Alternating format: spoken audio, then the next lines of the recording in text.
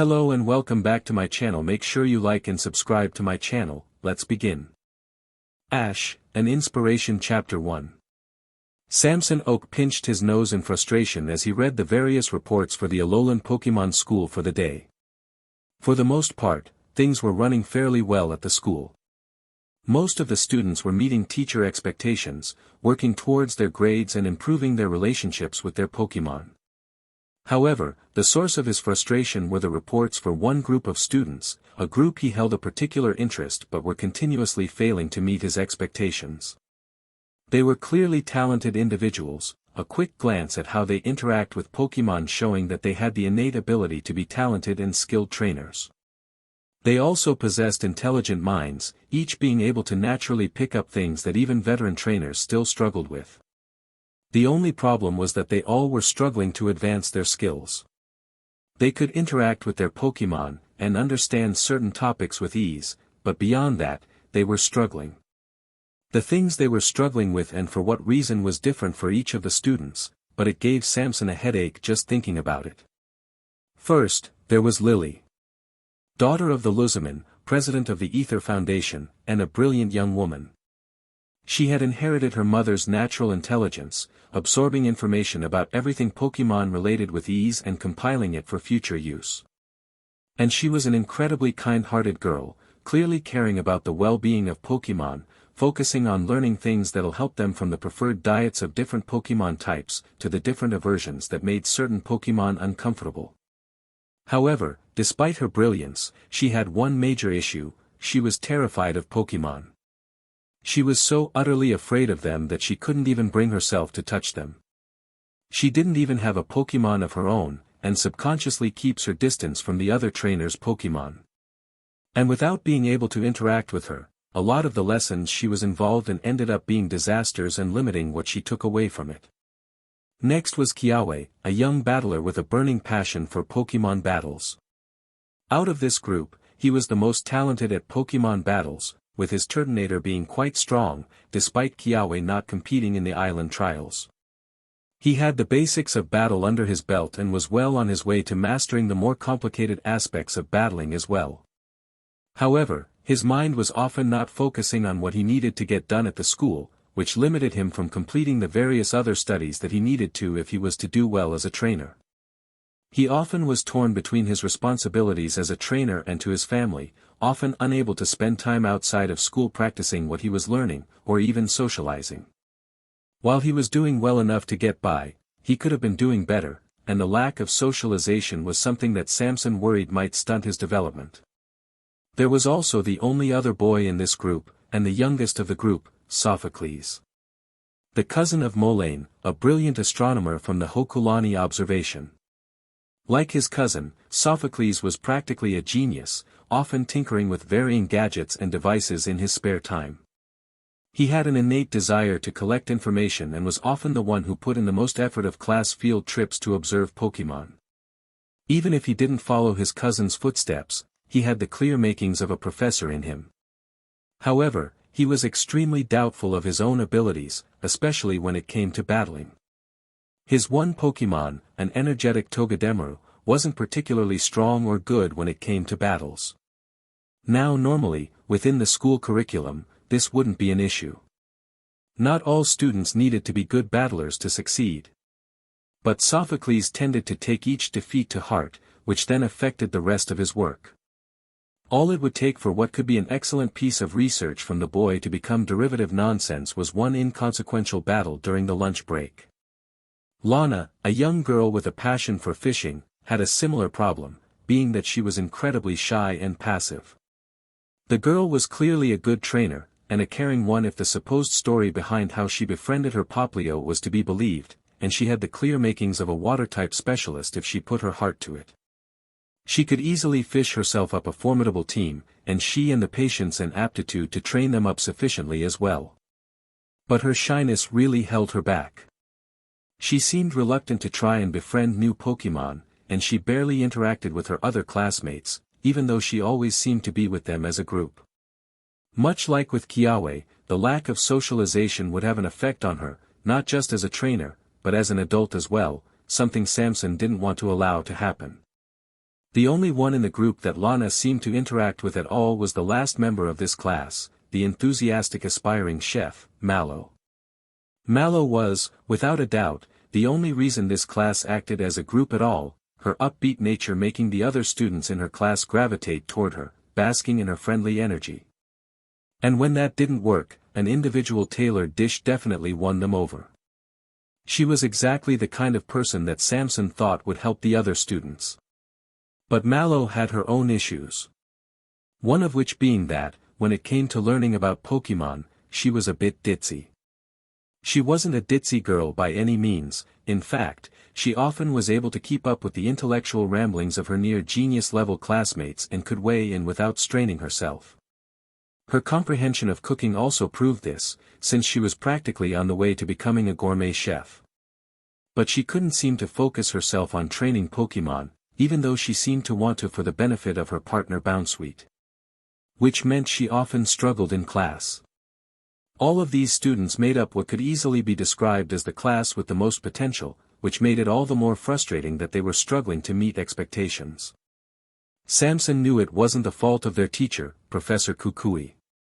Not only was he a brilliant professor, but his battling skills made him one of the strongest trainers in Alola, which he capitalized on with his masked royal persona. He was more than capable of teaching these gifted kids how to be the best trainers. They could be, but for some reason, they couldn't even meet the basic standards. Which led to the phone call Samson was having now. "I don't get it, Sammy," he said as he glossed over Kukui's reports of what activities had been done in class today. "These kids are so talented, they should be acing everything we throw at them. But yet, all I'm getting are bad grade sheets, bad reports, and lots of complaints. I don't know what to do." His cousin, Samuel Oak, audibly hummed down the phone, and Samson could easily picture him scratching his chin. He hadn't wanted to call his cousin, but he had no other options. These kids were talented for him to sit idly by as their education, and chances in life, suffered. All of these kids have the potential to be trial captains, and I'd hate for them to squander their potential. So please tell me you have an idea of what to do. Because I'm clean out. This professor, Oak said down the phone after a few moments, with a questioning tone. "How old is he exactly?" Samson glared at his phone for a moment, muttering, "What?" silently before answering. He's in his late 20s. 29 if I remember correctly." "Why?" Professor Oak hummed again, though it was a different kind of hum, the kind that Samson recognized meant he had an idea. "And these students, what are their ages?" "They range from 13 to 16, with Sophocles being the youngest and Kiawe the oldest." "Why does that matter?" Samson asked, though this time he was less incredulous about the question. "Because I think the issue here is that they don't have a role model their own age." Oak supplied, sounding fairly confident in his answer. Though Samson wasn't as confident, but still willing to hear him out. "Explain." "I have no doubt that the professor is a capable teacher, but he is still an adult to these teens.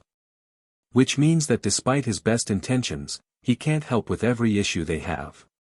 "Well, what do you suggest then?" "Because I can't just tell Kukui that he can't do anything, it'll break his heart." "Of course not, I'm not suggesting that at all. Instead, they need someone their own age to inspire them, to push them to make the most of their potential. Most adolescents find support in their own age group to help with their mental development, though it sounds like your group of students is lacking a key component, a driving force. If you were to get someone who could push them and bring the best out of them, they'll reach their goals in no time." Samson took a moment to think about this, as he thought about the group and his other students. While Kukui's class certainly had the potential to be the best students in the school, they were lacking exactly what Oak had described, someone who knew where they were going. If they had someone who knew what they wanted and worked towards it tirelessly, it might spark the others to do the same. Samson wasn't sure if it would work or not, but it certainly had merit to it. "All right, that could work." Samson began, as he stood up and started to pace around his desk.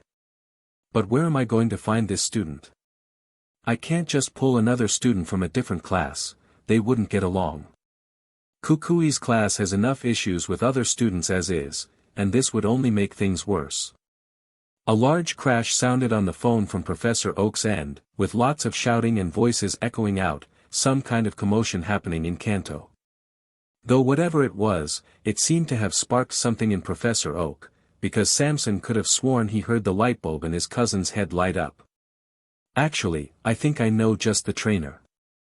Ash sighed as he dusted himself, a sorry-looking Gibble sitting glumly on a desk with both Pikachu and Bulbasaur shaking their heads at the small dragon.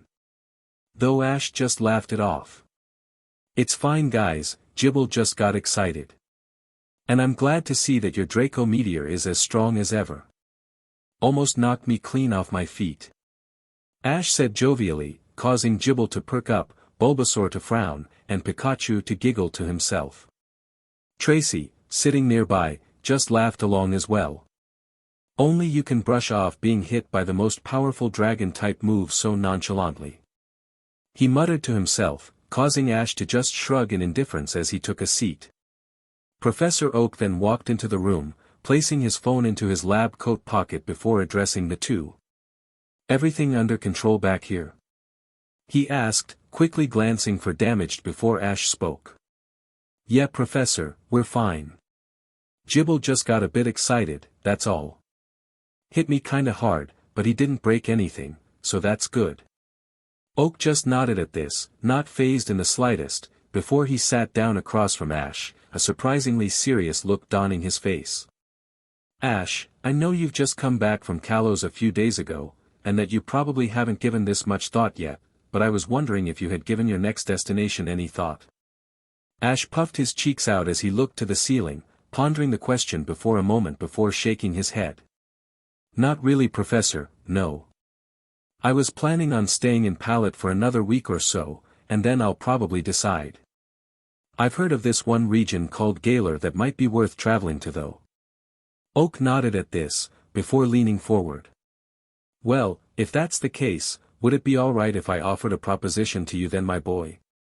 Oak asked, catching Ash by surprise, though he still nodded out of curiosity. My cousin, Samson Oak, runs a school in Alola, and he's got some students that are struggling. They're very talented kids, but they need someone to help them out, and I think I know just the person. Gary. Ash supplied suddenly, catching Oak off guard. No. Brock. No. Clement. No. Oak paused to throw his head in his hands, before he pointed at Ash. I was talking about you.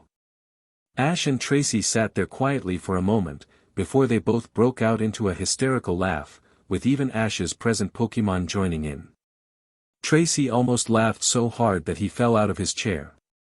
Clearing his eyes of some joyful tears, Ash began replying. Sorry Professor, but are you asking me to go and teach? I ain't exactly the smartest person out there, Gary will back me up with that. Ash said, composing himself as he spoke. But Oak just smiled at him kindly. You're too harsh on yourself Ash. You may not be the smartest when it comes to traditional academics, but you're hardly stupid. Your expertise with Pokemon rivals mine, as I've never seen a trainer raise Pokemon quite as effectively as you. Take Gibble here, Oak said while gesturing to the land shark, with your training, he's managed to learn Draco Meteor. That's a move that even his fully evolved form would struggle to learn, and yet he's not only learned it, but managed to create a battle style around it. That is not something just any trainer can do. Tracy at this point had stopped laughing, and was now listening intently, immensely intrigued by what Oak was saying. Though Ash seemed reluctant. I'm not sure Professor. I might be a good trainer, but I don't know if I can really help others. I'm happy to try, but it may be a waste of time. Now hold on Ash, Tracy interjected, waving a hand objectively, I think I agree with the Professor. You may not be what I consider a teacher, but you are definitely a good influence on other trainers. You've traveled, what, 6 regions? And in every region, you've managed to meet people who didn't seem that special and pushed them into becoming better. From the conversations I've had with them when they pop round for visits, I can say that May, Dawn, Serena, Clement, Syllan, Max, and Bonnie would outright credit you with them doing better. And although the others might not admit it as readily, I'm sure Misty, Brock, Iris, and Gary would say the same. And that's just your close friends, the amount of people you've helped do better just goes on and on. Arceus, you even managed to get me this job. The professor might be onto something. Ash sat there in shocked silence, while Oak just smiled warmly, before carrying on. Ash, you are an exception trainer. Your league record is impressive for your age, and your Pokémon are a true reflection of your skills. And you seem to bring out the best in people. If you go and help this class, even for a short PRD, I'm sure you can push them to do better. Ash didn't respond at first, sitting in silence as he thought it through. While he was thinking, Pikachu bounded from the table to Ash's shoulder, shaking him briefly before giving him a thumbs up. With determination in his eyes, Ash nodded at Pikachu, before turning toward Professor Oak. Okay, I'm in. A week later, after spending some more time with his mom and his Pokémon, Ash found himself traveling to the far-flung region of Alola. After an ungodly long flight, he stepped off the plane and began stretching out, with Pikachu doing the same. He was in a new outfit, with long shorts that went just past his knees, held up with a belt that had enough slots for a full team of 6. 4 of the slots were filled, one being the rarely used ball of Pikachu. And for a shirt, he was wearing a blue and white striped t-shirt, with his bag slung over his back. Basking in the sun for a moment, something Pikachu was relishing in, Ash opened his eyes, and nodded to himself. Well Pikachu, we're here. He started, as Pikachu began clenching his paw seriously, ready for the task that lay before them. Let's go be a good inspiration. Ash, an Inspiration Chapter 2. Ash smiled a massive grin as he walked through Hawali City, spinning round constantly as he walked through the city streets, as he marveled at the city and the Pokémon in it. All around him were Pokémon he had never seen before, trainers he had never battled before, and a whole region to learn about. But for once, Ash had to quell that thought, as he wasn't here to travel and explore, but to help others become better trainers. Professor Oak had entrusted him to help some other trainers, students at a school in this region, and they had to come first. Maybe I can convince the teacher to do some field trips, that way I can help the students and get to see Alola. Ash thought to himself, before he was knocked off his feet, having bumped into someone. The person in question, having managed to stay on his feet, stared down at Ash with disdain, as they brushed their clothing with the back of their hand. Watch where you're going, the person said snidely as Ash began picking himself up, don't you know how I am? Ash, after having dusted himself off and picking up Pikachu, who was now glaring at the other person, took in the appearance of the person he'd bumped into.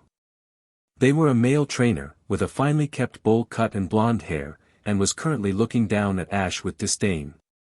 He was wearing a short-sleeved polo shirt, and long golfer trousers, and had an expensive-looking pair of sunglasses on his head. Sorry mate, didn't see you there. And no, I don't. Ash said, suddenly noticing that the guy was part of a large group, numbering at around 6 members, not including him. They were all wearing similarly expensive gear and clothing, and were all muttering, as the guy scoffed at Ash's remark. Of course you don't look nearly sophisticated enough to be at my social level. I can't believe I'm even wasting time on someone as irrelevant as you, so I'll be leaving now. And with a sway of his head which caused his bowl cut to swish, which Ash almost snickered at, he began walking away, his troop following quickly behind. Ash raised an eyebrow at the group, before shrugging it off and checking Pikachu for injuries. Ash had met all kinds of people in his travels, especially rude ones. This person was just another in a long list that Ash had no doubt will continue to get longer. As Ash checked Pikachu over, getting a nuzzle for his efforts, his eyes widened slightly. Wait. Do you know where the trainer school is? Several hours later, after getting lost in Hawali City multiple times, and even ending up going the completely wrong direction on the island, which he only found out when he had asked a very friendly passerby for directions, Ash was now on the right road leading to the trainer school. The sun, which had been beating down on Ash relentless throughout the day, was finally beginning to set, casting the island in a beautiful hue of orange, one which made the island look warm and inviting, and Ash felt like he could certainly enjoy spending an extended PRD here. How could he not when it was so gorgeous? As he turned around a corner on the dirt track he was walking down, his destination finally came into view, a multi-story building at the end of the world, with multiple circular rooms with panel-less windows and lots of open spaces for Pokémon battling and other activities. Seeing the facility in person for the first time, Ash let out a big grin, a slow nod breaking out as he appraised the place. Even now, later on in the day with most of the students being gone, it still looked like a great location to be, a place where he could easily have fun and engage in battles. Already, the ideas of what he might do with the trainers here were rushing through his head, and he could feel the giddiness bubbling up. His good mood instantly dropped when he heard the sounds of distressed screaming, and before Ash could mentally question what was causing it, his body was already moving, running toward the sound. Running through the gates of the school, Ash soon found himself on a desperate scene that made his blood boil. On the floor was a roughed-up-looking dark-skinned boy, who had black and red hair and was covered in cuts and scratches. Shielding him was a short blue-haired girl, with another green-haired girl standing further in front, with a lone Pokémon against an entire group, all with several strong-looking Pokémon at their beck and call. Ash didn't need to see anything more, his hand already darting to his belt and picking one of his Pokeballs from it, pulling his arm back as he did. "Alright guys, let's go," he shouted, throwing the ball into the air as Pikachu hopped onto his arm, using the momentum of the throw to launch himself into the air, landing on his paws with sparks coming out his cheeks just as the Pokeball popped open. Out of the ball came the large and imposing Crocodile, who landed with a heavy thump and a fierce growl, before he flicked open his sunglasses to place on his snout.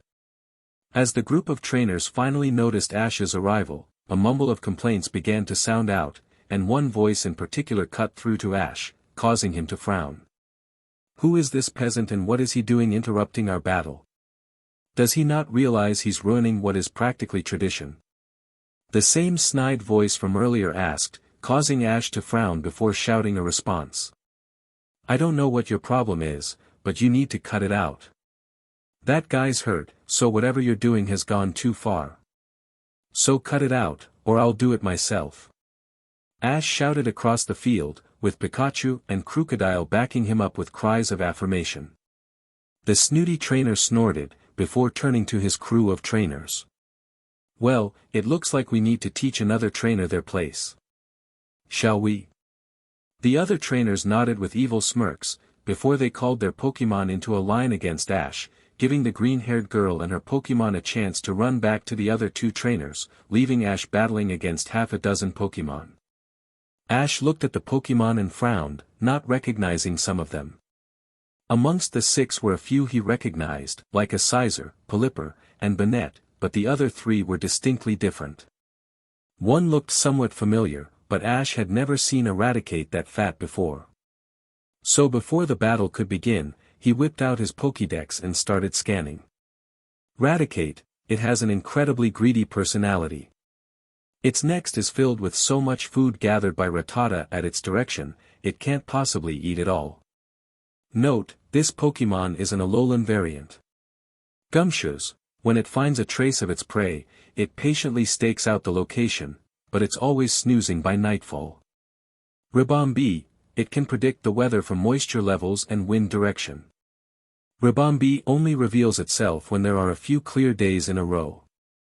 Looking at his dex, and then up at his Pokémon, Ash just smirked. These Pokémon certainly looked interesting, but they didn't look that strong, or at the very least these ones didn't. So, with a confident smirk adorning his face, he reached up to his cap and spun it round. "Game on. Pikachu, use Thunderbolt." Kukui signed as he finished writing another report for the day, his temples throbbing slightly as he placed his pen down. He hated filling out these reports, as they always made him feel like trash. He had to fill out a daily report detailing how his students did in the activities for that day, and whether or not they were meeting the school's expectations. The only problem was that the activities the school wanted him to do with his students weren't bringing out their potential. It was always one issue or another, with the activities not being suitable for his students or just stressing them out to the point where they couldn't perform. So every day he was basically forced to write negative reviews of his students, pointing out their flaws and issues for a board which didn't really care about the individual, just the results. The only exception was good ol Samson, who did genuinely care for the students.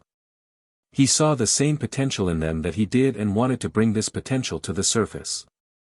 But while he did try his best to help the kids, he had hit similar roadblocks to Kukui, being unable to find an effective way to fix the problem, which left Kukui to continue filling out these soul-crushing reports. An explosion rocked the building, knocking over Kukui's drink and prompting him to leap out of his chair. This wasn't the first time that such explosions had happened after school hours, but it usually meant the same thing, and that sent chills down Kukui's spine. His students were being bullied again. The students from one of the better performing classes had decided that the students in his class were a waste of space and took every opportunity to remind them of this by crushing them in one-sided Pokemon battles. At first, Kiawe had been able to protect his classmates, his natural skill at battling and his decently strong Pokemon giving him enough of an edge. Unfortunately, Kiawe wasn't always there to protect his fellow classmates, and recently the other class had taken to ganging up whenever Kiawe was there. Kiawe was talented, but he didn't have the experience to come out on top against those kinds of odds. So with as much pace as he could muster, Kukui sprinted out of the classroom, his lab coat trailing behind him as he ran, darting through the corridor. As he ran through the school to the sound of the explosion, he pulled out one of his Pokeballs, ready to call upon it to break up the battle if he was able to. Though as he approached the stairs, he caught a glimpse of the battle in progress, and found himself being shocked by what he saw. He wasn't surprised to see that it was the same group of students that were battling. Kukui would have bet his non-existent pension money on it. What he was surprised to see was that they weren't battling his students. They were battling some other trainer.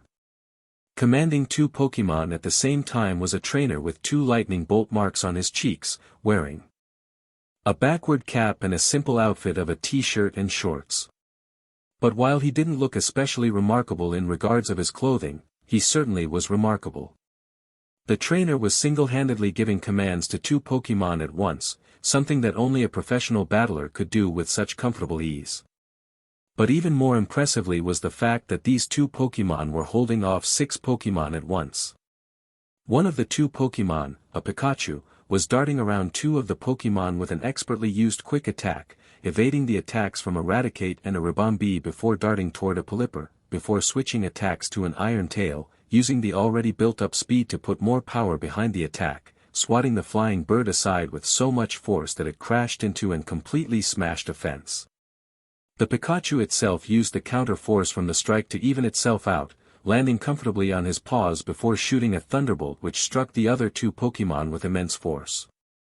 The other Pokemon was a towering crocodile, a Pokemon that Kukui hadn't seen in years. Whoever this trainer was, they clearly weren't from Alola. The crocodile was an absolute powerhouse, as it swiped away a Gumshoos and Banette with an expertly executed Dragon Claw, before launching itself forward to catch Scizor's charging superpower within its powerful jaws, stopping the attack dead as the ground type into the air before throwing it heavily onto the ground. As Kukui watched the battle unfold, he found his gaze drifting back toward the trainer who was coordinating his Pokemon and found himself marveling at how comfortable the trainer looked.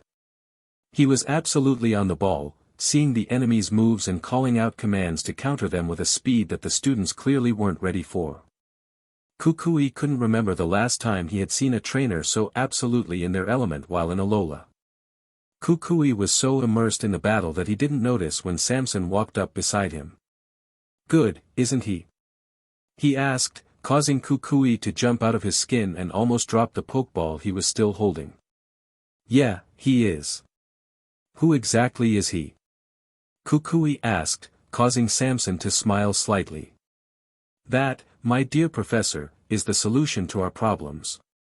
Ash smiled as Crocodile knocked aside the last standing Pokemon, leaving nothing but half a dozen unconscious battlers in front of their shocked trainers.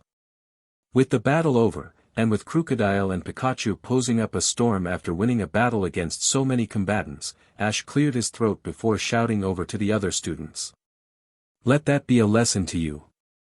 Don't let me catch you harassing these lot again, or I'll have to teach you another lesson.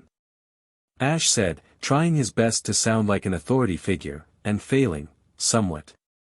He could easily tell that his voice wasn't exactly one that sounded imposing or made people listen, but his showcase of skill and power was enough to get his point across, as the group of trainers quickly recalled their Pokémon and ran off without a word, having nothing to retort with against the skilled battler. After recalling Crocodile and thanking him for an excellent battle, Ash went over to check on the trainers that were being picked on. The two girls were currently checking on the cut-up trainer, who was wincing immensely as they touched him, causing them to panic and begin apologizing profusely. Seeing the cuts, Ash flung his backpack over his arm and began reaching into it, and by the time he had managed to walk over, he pulled out a small tub and a roll of bandages. "Hey," he offered while kneeling down, "these will help. Put the ointment on first to soothe it and then wrap the bandages round it. It really does help, trust me."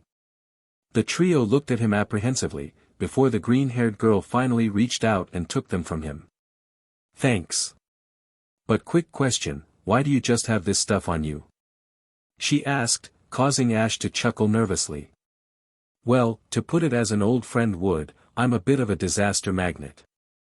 The amount of injuries I've had on my travels, it just became easier to keep some of this stuff on hand. So when I say it helps, I'm speaking from experience." The blue-haired girl giggled at this, causing the other two to stare at her in shock as her eyes widened in surprise. But fortunately for her, Ash didn't notice, and before he could ask what they were all staring at, a voice broke the conversation. "Mr. Ketchum. I'm glad to see you're already being proactive, that's exactly what we like to see."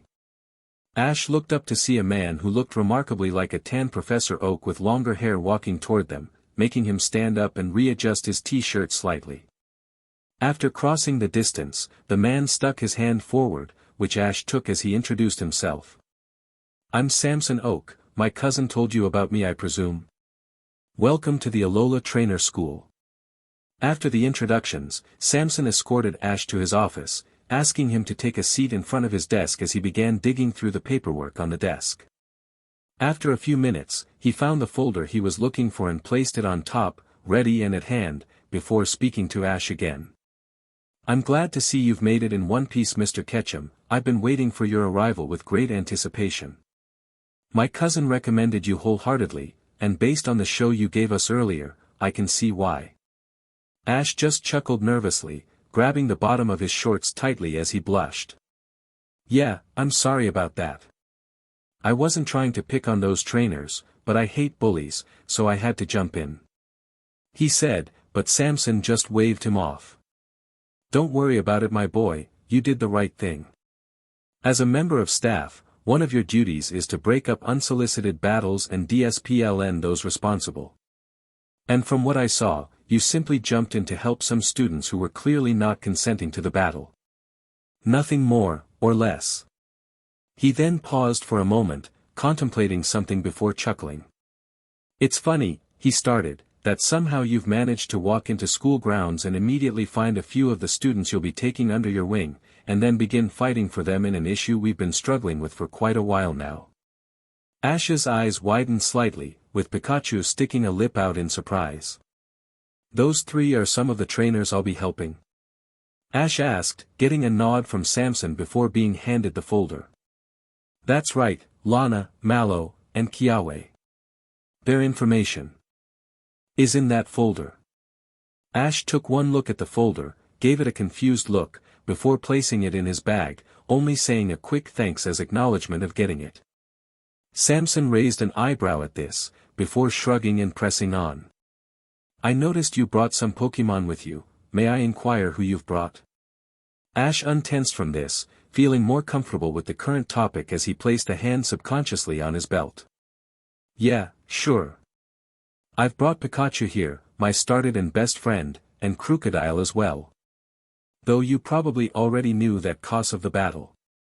I've also brought my Kingler and Infernape. I was tempted to bring more of my team, but I decided to stay with those four for now," Ash said, getting a whistle of appreciation from Samson. "Nice. An interesting lineup. What made you bring those Pokemon in particular? From what I understand from my cousin, you've got a wide selection to choose from, one that even our resident professor would be jealous of. Ash just shrugged, leaning back on his chair. I honestly didn't give it too much thought. I knew I wanted to bring more than Pikachu with me this time since I wasn't going to be just traveling. I always bring Pikachu wherever I go, and I chose these three because I felt like they'd enjoy it. And Professor Oak said I can swap out my team whenever I want, so I plan of just doing that so that I can show the other trainers my Pokemon throughout the school year. I thought it'd be something cool to help encourage them to catch and befriend more Pokemon. And the empty slots? You can carry 6 at a time, you know. I know that, but I thought that, even if I'm not traveling, I might meet some Pokemon who I might want to catch, so I left some slots open. Don't want to freak them out by having them be transported all the way to Kanto. Samson nodded at this, making a mental note of Ash's reasoning in his head for later. With that done, Samson leant forward, speaking with a much more serious tone. Now, would you like me to run you through what you'll be expected to do while at this school? He asked, getting a quick, yes please, from Ash. While here, you'll be assisting Professor Kukui in the teaching of 5 students on everything Pokemon related, not just battling. I want to make that explicitly clear. We may call this the trainer school, but we don't just educate battlers. It's our job to help them not only find their own path in life, but to teach them on how to best interact and live with Pokemon. So things like how to train them, feed them, and raise them will all be topics you'll have to cover. Ash nodded, with a serious glint in his eyes, all while Pikachu was jotting down notes on a notepad that he had pulled from Ash's backpack. Pausing only for a second to double-take at the sight, Samson pressed on. Just so you're aware, the reason why you've been brought in is because, unlike Professor Kukui, you fall within their age group. You are 15, correct? He asked. Yeah, 15. Turning 16 in 2 months. Ash answered, Samson nodding before carrying on. Right, so you are the ideal age to interact with these trainers. They're all around that age, either being just older or just younger. While Professor Kukui is a capable teacher, my cousin has rightfully pointed out that he is still an adult. He can't help them like a peer can, which will be your job. So while you will be expected to teach them and pass on whatever knowledge you can, we also want you to genuinely befriend them. Be the friend that Kukui can't be. I can do that. Ash said, but Samson could tell he was just thinking aloud, so didn't comment on it. Instead, he just smiled. Welcome to the team, he said, walking round the table and patting him on the back. So would you like to meet the trainers in question? He asked, getting an energetic yes from the Kanto trainer. But as they walked out of the office, neither of them noticed a pair of blue eyes with yellow markings looking in from the window, completely focused on Ash before darting away, leaving no evidence of ever being there. Ash, an Inspiration Chapter 3. As Ash followed Professor Oak's more tanned cousin through the corridors of the school, he felt something akin to nervousness, as he slowly came to a rather sudden realization: he was now a teacher. The idea of being a teacher itself wasn't all that intimidating to Ash, nor was it something new to him. He had played the role of mentor multiple times now, guiding his friends along their path as they went on their adventures. So he knew he could do it, and he probably had enough experience at hand now to feel comfortable doing it. But there was something about being officially labeled a teacher which was setting Ash on edge, the seriousness of the role suddenly much more real. He knew he could do the tasks required, but now that he was being out under the spotlight to do it for others, people he barely knew, it began to affect his morale, making him more and more nervous as he walked. Ash began thumbing Infernape's Pokeball as he walked, as Pikachu began nuzzling him, sensing his discomfort and doing his best to address it. Ash hadn't felt these kinds of nerves in years, reminding him of the first time he ever participated in a major league. The size of the crowds there, the intensity of the competition, and all the pressure of trying to win and achieve his goals, and all of it drumming down on him at the same time, causing his nerves to shoot sky high. Even though he had lost that league, one thing that Ash took away that had proven to be one of the most valuable things he had ever learnt was how to deal with that nervous energy. How to turn it into something positive, how to use it to drive his efforts and push him beyond his limits. It was something he passed on to his Pokémon as well, giving them the skills needed to give it their all when it really mattered. And now he was putting that skill to good use as he paced slowly to the class, filled with the people who he'd be passing his skills on to for the foreseeable future. Maybe he should do a lesson to teach them how to deal with nerves. That might make a good lesson, maybe. Soon, Samson stepped in front of a door and peered into it quickly, smiling as he saw the people inside. He then spun round to Ash, before gesturing to said door. "Well, here we are, your class. Good luck, Mr. Ketchum." With a slight gulp, and a quick breath to compose himself, Ash nodded. With a quick pat of Pikachu's fur, he took the step toward the class. Time for him to become a teacher. As he opened the door, the inhabitants of the classroom all turned their focus to him, and Ash began to make note of the faces. The first ones to stand out were the three he recognized as the ones he had helped earlier, as they sat around one table. First was the dark-skinned boy, who now had several gauzes and plasters covering his mostly exposed body, who was sitting on the table, eyeing Ash up intensely, almost as if he was sizing him up.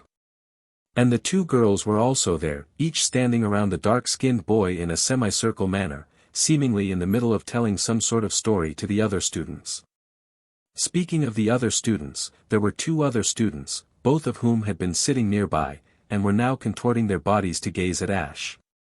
One of them, a short chubbier boy with blonde hair, was sitting backwards in his seat, arms crossed as he listened in, though now he was looking right at Ash, though his attention seemed to be more on Pikachu than Ash.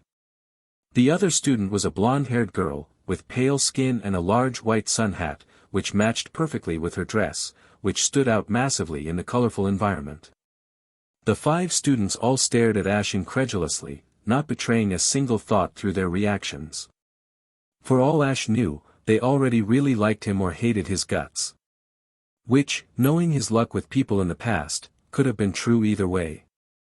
The only other person in the room, an older man with sun-kissed skin and nothing on save for a pair of shorts and an untied lab coat, which did nothing to cover his torso, finally stepped forward, his attention on the students and not Ash.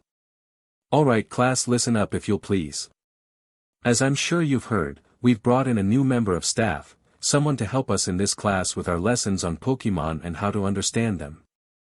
And this is the one in question." He finished, throwing a hand over to gesture at Ash, who simply chuckled nervously and waved, unsure of what to say or do in this situation. Fortunately, Samson picked up the conversation for him. "This here is Ash Ketchum, a talented trainer from the region of Kanto. He was recommended by my cousin, the distinguished and acclaimed Professor Oak, who some of you may be familiar with." As he mentioned Professor Oak, Ash noticed the blonde girl and boy's eyes light up, slightly sparkling as admiration began to seep through their stoic and stony glares. He's been to multiple regions over the years and is a regular participator in the competitions of those regions with an exceptionally impressive record to boot for someone his age. Though I'll spare you the details for now, since I imagine Ash himself might want to speak about them, or you can ask him yourself if you please. And as some of you have already seen, he is a magnificent battler. This caused a slight stir amongst the students, as they began to murmur and mutter between themselves, with the 2 new students Ash hadn't seen yet looking at their friends with confused expressions as they pointed at Ash, with the ones Ash had previously helped affirming their question and muttering something that Ash couldn't quite make out. Though more importantly, Samson continued, cutting the chatter short with a tone that Ash imagined many teachers had, his specialty is with Pokémon bonding. This boy can befriend even the wildest Pokémon, and has raised several Pokémon, one that would be considered by the standards of most others to be weak and of low potential, into healthy, happy, and powerful Pokémon. A skill which he will be passing on to you over the course of the next term.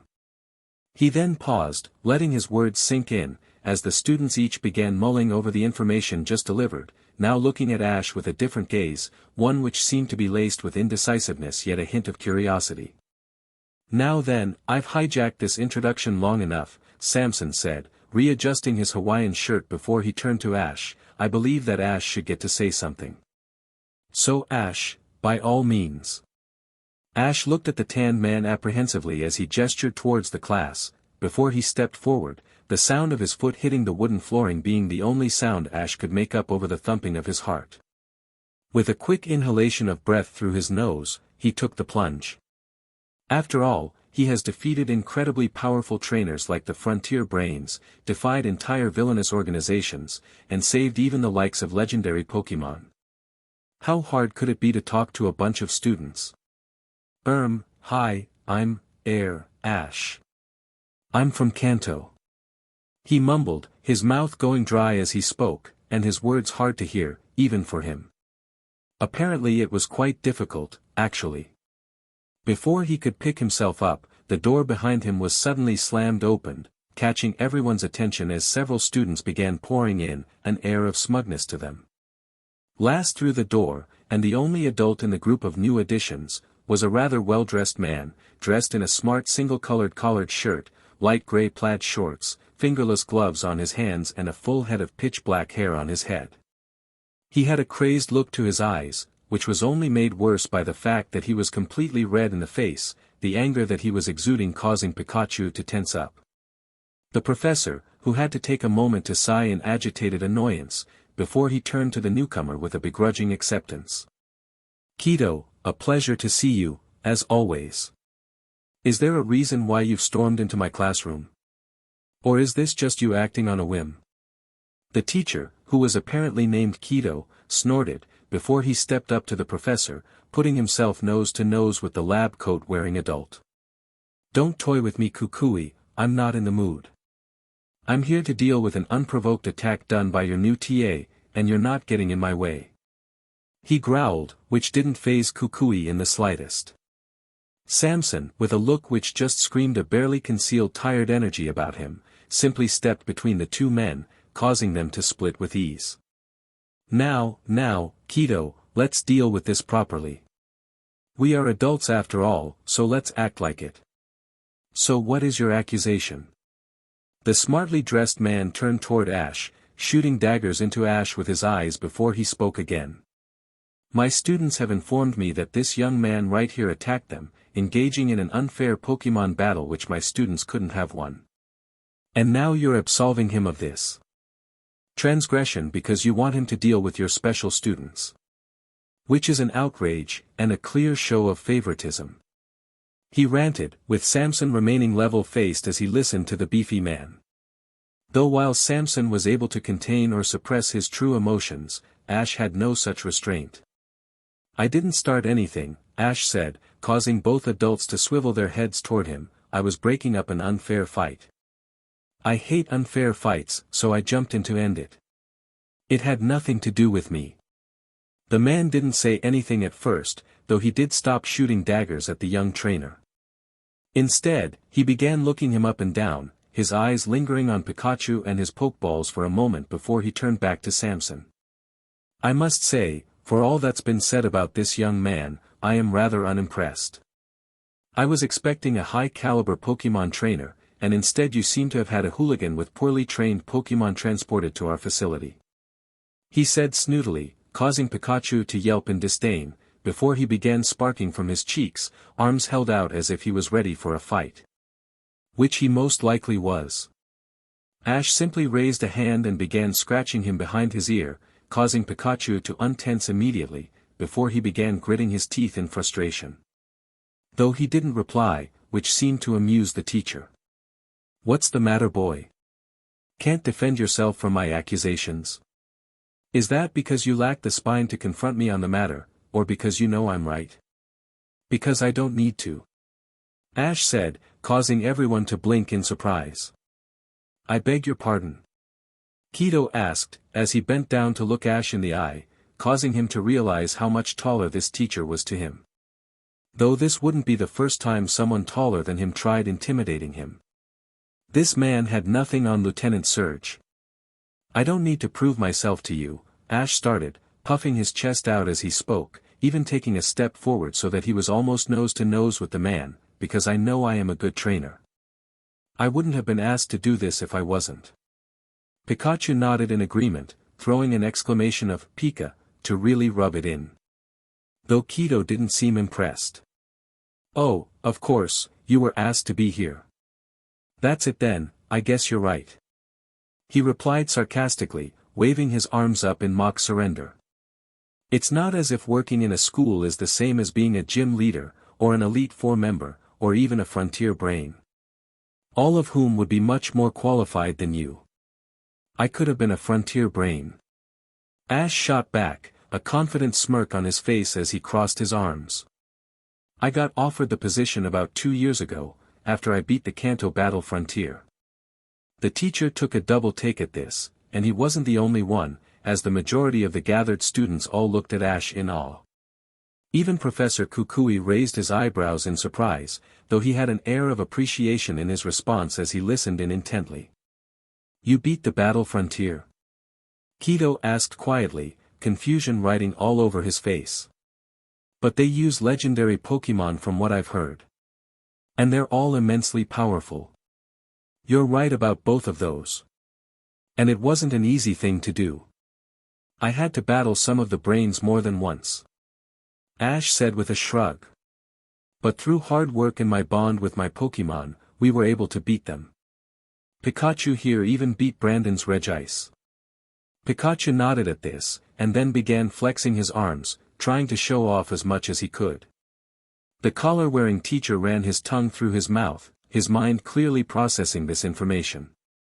After a moment, he nodded to himself, and spoke while readjusting his shirt.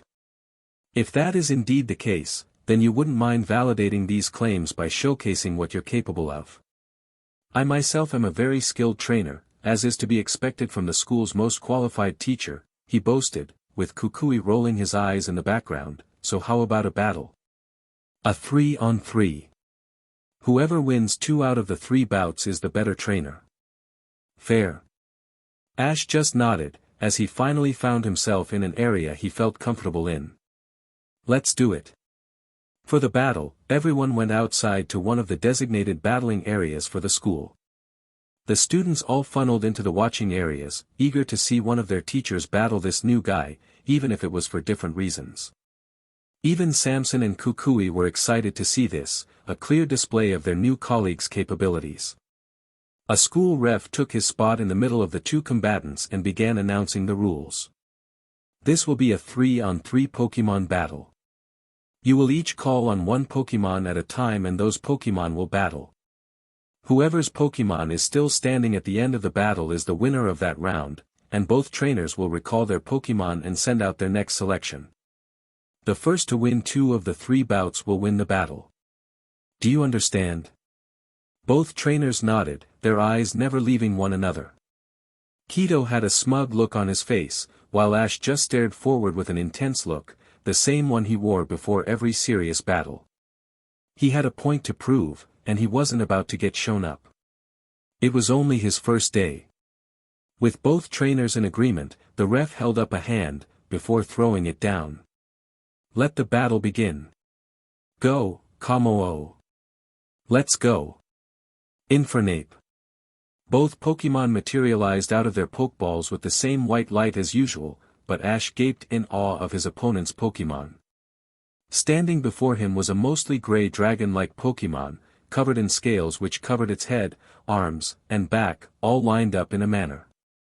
The scales on its head seemed to have the appearance of some form of headdress, and it had sharp claws on its hands and feet, which were shown prominently when the Pokemon roared at Ash, claws flexing out in challenge. Infernape simply snorted, bouncing from foot to foot as Ash pulled out his Pokédex. Jangmo-o, its rigid scales function as offense and defense.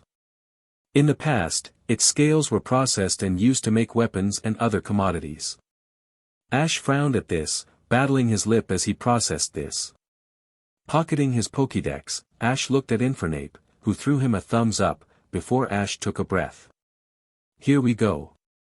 Ash thought before he shouted his first command. Alright, start with a Mach Punch. He replied, as Kido placed his hands in his pocket. Use clanging scales. Infernape launched himself forward, arm thrown back to charge up. The Mach Punch as Jangmo-o folded its arms together, before unfolding them and roaring, creating a blue shockwave that echoed out toward Infernape as a single wave. The wave crashed into Infernape, interrupting his attack and undulating his fur while also throwing him back. The crowd of students oh-oh-oh'd in response, some of them physically cringing as Ash's eyes widened. Infernape recovered quickly, catching himself on one paw and flipping himself back onto his feet, using the motion to gain some distance. The Jangmo-o crossed its arms, clearly unimpressed. Ash frowned as he looked at the dragon type, as he weighed up his options. The attack seemed to be a wave-like attack, which meant charging it head-on would just result in Infernape getting hit again. He either needed to find a wave to break through the attack, or find a way around it. I must say, I'm unimpressed. Perhaps the Kanto battle frontier isn't as difficult as it's made out to be. Kido shouted, though Ash just smirked. He'd already figured out a way around the move. Infernape, use Flame Wheel. Full speed. Infernape nodded, throwing himself forward into a spiral, his body igniting as he began rolling toward the dragon type at high speeds. Kido simply snorted, as he rolled his eyes. Unimpressive. Jangmo-o, again. Jangmo-o began charging up the attack again, with Ash watching the motions carefully. Just as it was about to uncross its arms to launch the attack, Ash yelled out another command. Quick, change to dig. Ash shouted, causing Kido's eyes to widen. Infernape snapped out of the attack, leaping forward and punching into the ground, his body following through to disappear into the ground below, allowing the blue shockwave to pass by. Jangmo-o began looking around frantically, trying to find any sign of Infernape. Kido tried doing the same, but he was having no luck. Instead, his eyes were just darting around aimlessly. After a few seconds, Infernape appeared from right under Jangmo-o's feet, planting his fist right into the dragon type's jaw, sending it flying through the air with his head thrown back. As the dragon type dropped to the ground with a clang of its scales, Ash yelled out one more attack. Quick, use flamethrower before it can recover. He yelled, with Infernape gathering fire in its mouth and taking a deep breath in. With all the might he can muster, he spat out a stream of fire, which hit the dragon type with full force, roasting it with an endless stream. After a long moment, Infernape finally let up, revealing that the dragon type was unconscious. The first round went to Ash. Kukui whistled in appreciation as the ref announced that Ash had won the first round, with Kido recalling his Pokémon with an angry scowl. Not a bad display, right Kukui? Samson asked, with Kukui nodding. Though Kiawe was frowning as he watched Ash thank Infernape for his efforts, something Kukui noticed, leaning forward so he can speak to the young man. What's the matter, Kiawe? You seem annoyed. Not annoyed, Kiawe countered, but confused. Mr. Kido's Jangmo-o is really powerful, knocking out a lot of Pokémon in one hit. I'm just wondering how Ash's Pokémon was able to beat it. Kukui nodded, as he looked at the Infernape, who was hugging Ash as he was praised for his efforts. It's simple really, it's because it usually wins in one hit. Kido has trained his Jangmo-o to be incredibly offensive, which isn't a bad strategy for a dragon fighting type. But that also meant that this Jangmo-o was lacking any defenses, so as soon as Ash found a way around his attack, he just had to get some hits in. Which he must have figured out after seeing that first attack. Kukui explained, with Kiawe just mulling on those words. But how did he survive that first attack? Most Pokémon wouldn't have survived that. Because Ash clearly trains his Pokémon to be able to take a hit. From a quick analysis, he seems to prefer speed in his strategy, but also balances out his training. Something only a competent trainer would think to do. He said, though it was more for himself this time than Kiawe. As he finished his train of thought, he turned his attention back to the battle, as the two combatants called out their next Pokémon. Kingler, let's go. Delmise, time to battle. Delmise, swinging its massive anchor, it can KO Wylord in a single blow. What appears to be green seaweed is actually its body. Ash frowned as he placed his Pokédex away, as he looked at the ghost and grass type as it hovered there, staring at Kingler emotionlessly. Though Kingler was unfazed, instead just flexing his massive claw in response, ready for battle. This Pokemon apparently was immensely strong, if the Pokédex entry was anything to go by. While it wasn't always the best indicator of what a Pokemon could do, the fact that such a piece of trivia became a part of its recognized explanation worried Ash. But fortunately, Ash had a plan, and Kingler was the perfect Pokemon to execute this plan. All he had to do was wait for the perfect moment. Easier said than done. A fact that made doubt ever so slightly begin to creep into his mind as the ref shouted out. Begin. Shadow Ball, hit them hard. Kido shouted, with the anchor Pokemon charging up the attack without complaint. As the Ghost-type attack shot out, Ash responded in kind. Use Crab Hammer, smack it away. Kingler did just that, smacking the orb to the side and causing it to explode harmlessly in the distance. Though Kido was being far more aggressive in this round and continued to press the attack. Now, follow up with Heavy Slam. Dhelmise threw itself forward, spinning round in the air like a boomerang as it closed in on Kingler.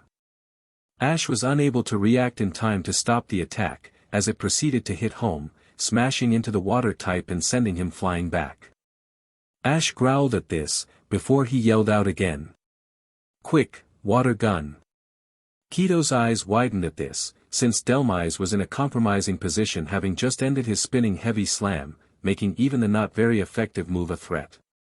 So, with a strong hint of panic to his voice, he shouted out another command. Phantom Force. Get out of there. A thin line of ghostly energy suddenly appeared under Dhelmise, who dropped into it with speed, narrowly missing the stream of water as it shot through the space where it once was. Now completely gone from their sight, Kingler began eyeing around him cautiously, trying to guess where he would come out. Something that Ash was also in the midst of doing. It dropped downward into the portal. Ash thought to himself, trying to push this train of thought as quickly as possible. It's a Pokemon which was once an anchor. Anchors drop down. Which means the place that'll make the most sense is. Quick! Ash yelled suddenly, causing multiple people in the audience to jump. Use Vice Grip above you, but use your small claw. Many people in the audience, as well as Kingler and Kido, were taken aback by this order. But Kingler, having long been exposed to Ash's bizarre yet effective tactics, did as commanded, throwing his small claw into the air, looking for a target to clamp onto. To everyone's, save Ash's, surprise, Dhelmise's ghostly portal opened up above Kingler, who then proceeded to drop out of it at great speed. But thanks to Ash's command, instead of hitting Kingler head-on, it instead landed in Kingler's small claw, which was channeling normal-type energy. The two attacks clashed, but due to the typings involved, normal and ghost, the attacks cancelled each other out, leaving only basic physics to take its toll. Due to the motion it had built up, Dhelmise was able to drag down Kingler's claw all the way to the ground, but Kingler retained his grip all the same, instead pulling back and causing Dhelmise to tilt, and for part of the wheel that made up its body to dig into the dirt below. Which was when Ash allowed a massive smile to break out on his face. Now was the moment. Now! Crab Hammer. Kingler, with his large claw till free, and Dhelmise still tightly held by his other claw, was free to pull back his claw for a full swing, putting all his power into the attack as it glowed with energy. Unable to defend against the attack, Dhelmise was hit square in the center of its body, and sent flying back as Kingler relinquished his grip, allowing Dhelmise go if only to allow the effects of his attack to fully take hold. Dhelmise flew back all the way across the battlefield, hitting the ground hard and digging up a trail of dirt as it continued to travel across the sandy floor. It eventually came to a stop at Kido's feet, who was staring with a gaping mouth. His second Pokemon had just been knocked out. He had lost. Something which was hammered home as the ref shouted out the same thing he had just realized. Dhelmise is unable to battle. With that victory, Ash has won 2 out of 3 bouts, and is now the victor of the battle. He yelled, with a few members of the crowd, most notably the students that Ash would be tutoring, applauding his efforts. Ash just sighed in relief, as he began walking over to Kingler to thank him for his efforts. He hadn't made a fool of himself, and it felt like a weight had been lifted off his shoulders. Now they knew in no uncertain terms that he was a capable trainer, something Ash worried he couldn't express with his words. So with that out of the way, all that was left was to try and pass this knowledge to those students. As well as to begin hopefully befriending them, something Ash really wanted to do. Maybe he should start with finishing his introduction. That might be a good idea. In the distance, watching from the shadows of the trees, Tapu Koko silently contemplated this new trainer. He seemed to have been touched by destiny, in one way or another. Something which was so clear to see for the legendary that he had been able to sense this trainer's presence from before he even set foot on the island, still in the air within one of the human's metal birds. And now, this trainer seemed to be becoming a mentor of sorts for 5 young trainers. Trainers who had been under the watchful eyes of the Tapus for years, as they observed these humans grow from childhood to their early adolescence, watching and waiting while they turned into adults. The Tapus had long been responsible for assigning the roles of Alola throughout the centuries, especially when it came to the trials. Not just anyone could be trusted to becoming a trial captain, and with the task of guiding others through Alola's most sacred traditions. And now this trainer seemed to be getting involved in their futures. Something which Tapu Koko suspected might not be a totally bad outcome. It seemed that fate, or Arceus, was playing a hand in these trainers' fate that the Tapus could not fathom. So they would wait and see how this played out. And if need be, depending on how he acted, they would either deal with the boy or test him. They all had a role to play after all. As Tapu Koko ran these thoughts through his mind, he paused as he sensed another presence nearby, one who was also watching the boy with apt interest. He turned his head to gaze further down the tree line, and was mildly surprised, and amused, to see another watching on.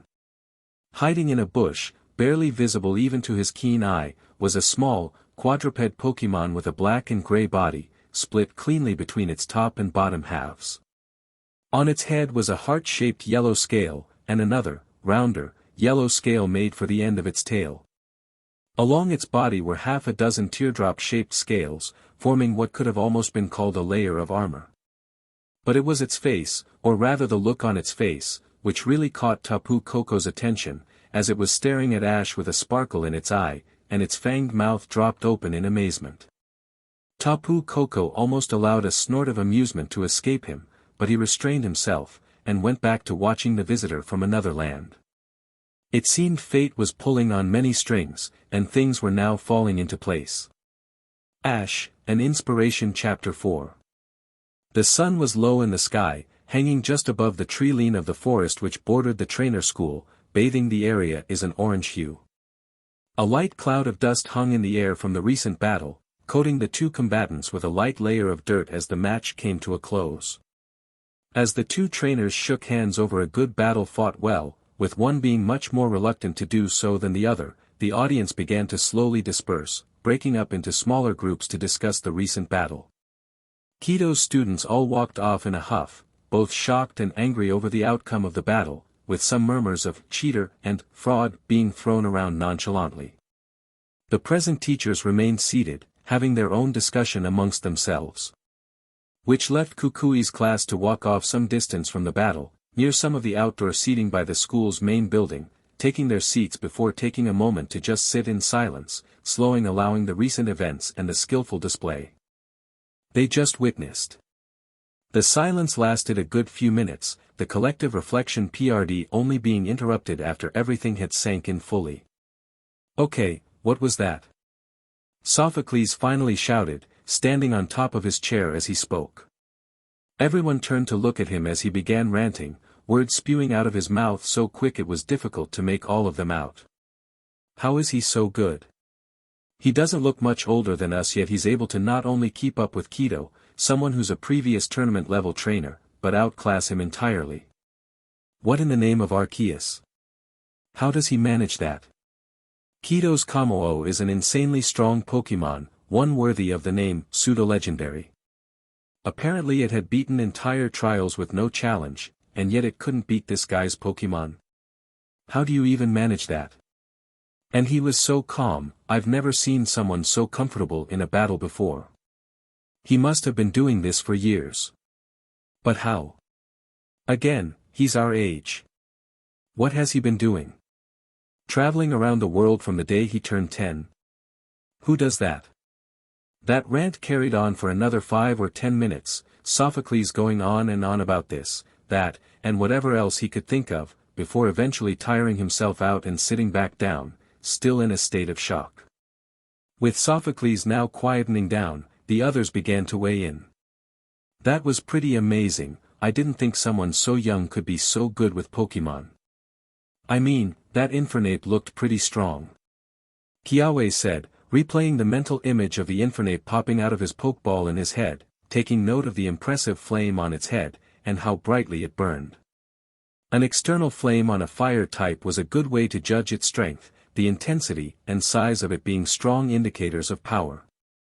And the fact that it wasn't flickering or spilling over off his head meant that it was in control of its strength. Any self-respecting fire-type specialist would be immensely proud of such of a Pokemon, and based on the other 3 Pokemon Kiawe had seen the teen use, he wasn't a fire-type specialist. Which made the Pokemon in question all the more impressive. Lana was having similar thoughts, as she spent her thoughts thinking about the Kingler she just saw. From what she knew about the species, which wasn't as much as some of the more common water types in Alola, the Kingler was an impressive size, larger than average and very strong. What Lana found most impressive though was the fact that it could use its smaller claw in battle. Most Kingler typically relied on their larger claw for battle, their smaller one having little use. The smaller claw was typically meant for finer motor functions, like feeding or interacting with another Pokemon. To be able to use that claw in a battle, even if only for a moment, was something Lana had never seen before. And he seems nice. Lily said, wringing her hands together tightly, looking down at the ground nervously. He did help you Kiawe when those kids were bullying you. And he bandaged you up. That's pretty kind. He's funny too. Lana added, drawing her focus back to the conversation, causing Mallow to roll her eyes at her. Just because he made you laugh once doesn't mean he's funny. Mallow sighed, rubbing her hand to her temple. And just because he can fight battles really well, or nice, or whatever, doesn't mean he can help us. She said, frustration evident in her tone. What do you mean, help us? With what? Kiawe asked, causing Mallow to tense up, drawing everyone's attention to her. Mallow? Lily squeaked, causing Mallow to drop her head. I overheard Professor Kukui and Mr. Oak talking. She started, her voice much quieter than usual. And we're not doing great. We're not meeting their standards, and the school has noticed. They said that if we can't improve our school records then we're going to fail. If we fail, then we're gonna drop out. Silence took over the group, as a feeling of dread settled over them, the consequences of failing school making themselves known for each of the individuals. For Kiawe, that meant being stuck on his family's farm his whole life. While he loved the farm, and was happy to help out, he didn't want to spend his life working on it. He wanted to be a battler, travel the world, get to meet new people and Pokemon, maybe even find his place in the world. Now, all of that seemed like a pipe dream, dashed away into nothing. Now he would only know the farm he was born on. For Lily, it meant staying under her mother's thumb. It meant never having her own life outside of the one picked out for her, never being her own person. Just trapped in her room, stripped of her individuality. Without an education, Sophocles knew he couldn't follow in his cousin's footsteps. The observatory he worked out at required a high education to work there, a higher education that he couldn't acquire without first graduating from trainer school. If he flunked out, Sophocles didn't know what he'd do. For Mallow, it meant never being able to start her own restaurant. Never being a top chef. She couldn't work in her family diner forever, and without at least a decent level of education, she'd be stuck. No one would hire a chef who flunked out of trainer school, much less let them start their own establishment. Her dreams would never be realized. For Lana, it meant never being able to see and understand the great wonders of the sea and being trapped on dry land. She couldn't be a fishing master without being a proper trainer, the world wouldn't let her. If she couldn't be a fishing master, she couldn't find Kyogre. What would she do with herself if she couldn't chase her dreams? The mood turned very somber as the group fell into a deep trance, the very real possibility of everything they've ever wanted ceasing to be a viable option scaring them to their very souls. It's hopeless. Kiawe muttered, his head in his hands as he slumped over, defeated. Though after a few minutes, a spark of hope made itself known through the quiet mumble of Lily's voice. Well, isn't that why Ash is here? To help us get through trainer school. Everyone turned toward her, hooked and curious as to what she'd say. What do you mean? Lana asked. Well, he's here to help Professor Kukui teach us, right? To help us pass. Mr. Oak seemed very confident when introducing Ash, so maybe he can actually help us. Right? A few murmurs began to sound out, the slightest sliver of hope beginning to form in their hearts at her words. They were mostly unsure, with worry still being the most omnipresent emotion that they had swirling around their heads. But despite that, a part of them couldn't help but feel emboldened. There was hope. Okay. Kiawe started, sitting up straight and puffing his chest out. If he's our best chance of graduating, then we'll give him a chance. Hopefully he can deliver, Arceus knows I want him to deliver. But let's not get our hopes up. I mean, when you really look at it, he's just another kid. Just like us. Kukui was sitting in shock, his mouth still dangling open as he watched Ash and Kido shake hands. He also couldn't help but find immense satisfaction in the disgruntled look on Kido's face as he shook the younger man's hand. As he sat there, still in awe of what he just saw, he could practically feel the waves of smug energy radiating off his boss sitting next to him, who was practically vibrating with excitement. My cousin has pulled through big time. He almost squealed, his knees shaking in jittery excitement. He then turned to Kukui, taking immense pleasure in the shock on the professor's face before nudging him. So. As a professional trainer, Mr. Royal Mask, he began, making sure to whisper when he mentioned Kukui's wrestler-like alter ego, how would you rate young Mr. Ketchum's battling skills? Kukui shook his head, replaying the battle in his mind vividly, taking note over every move, every strategy, every facial expression that Ash had pulled during the battle. It was shocking, since Kukui would have assumed that someone as young as this boy would be capable of.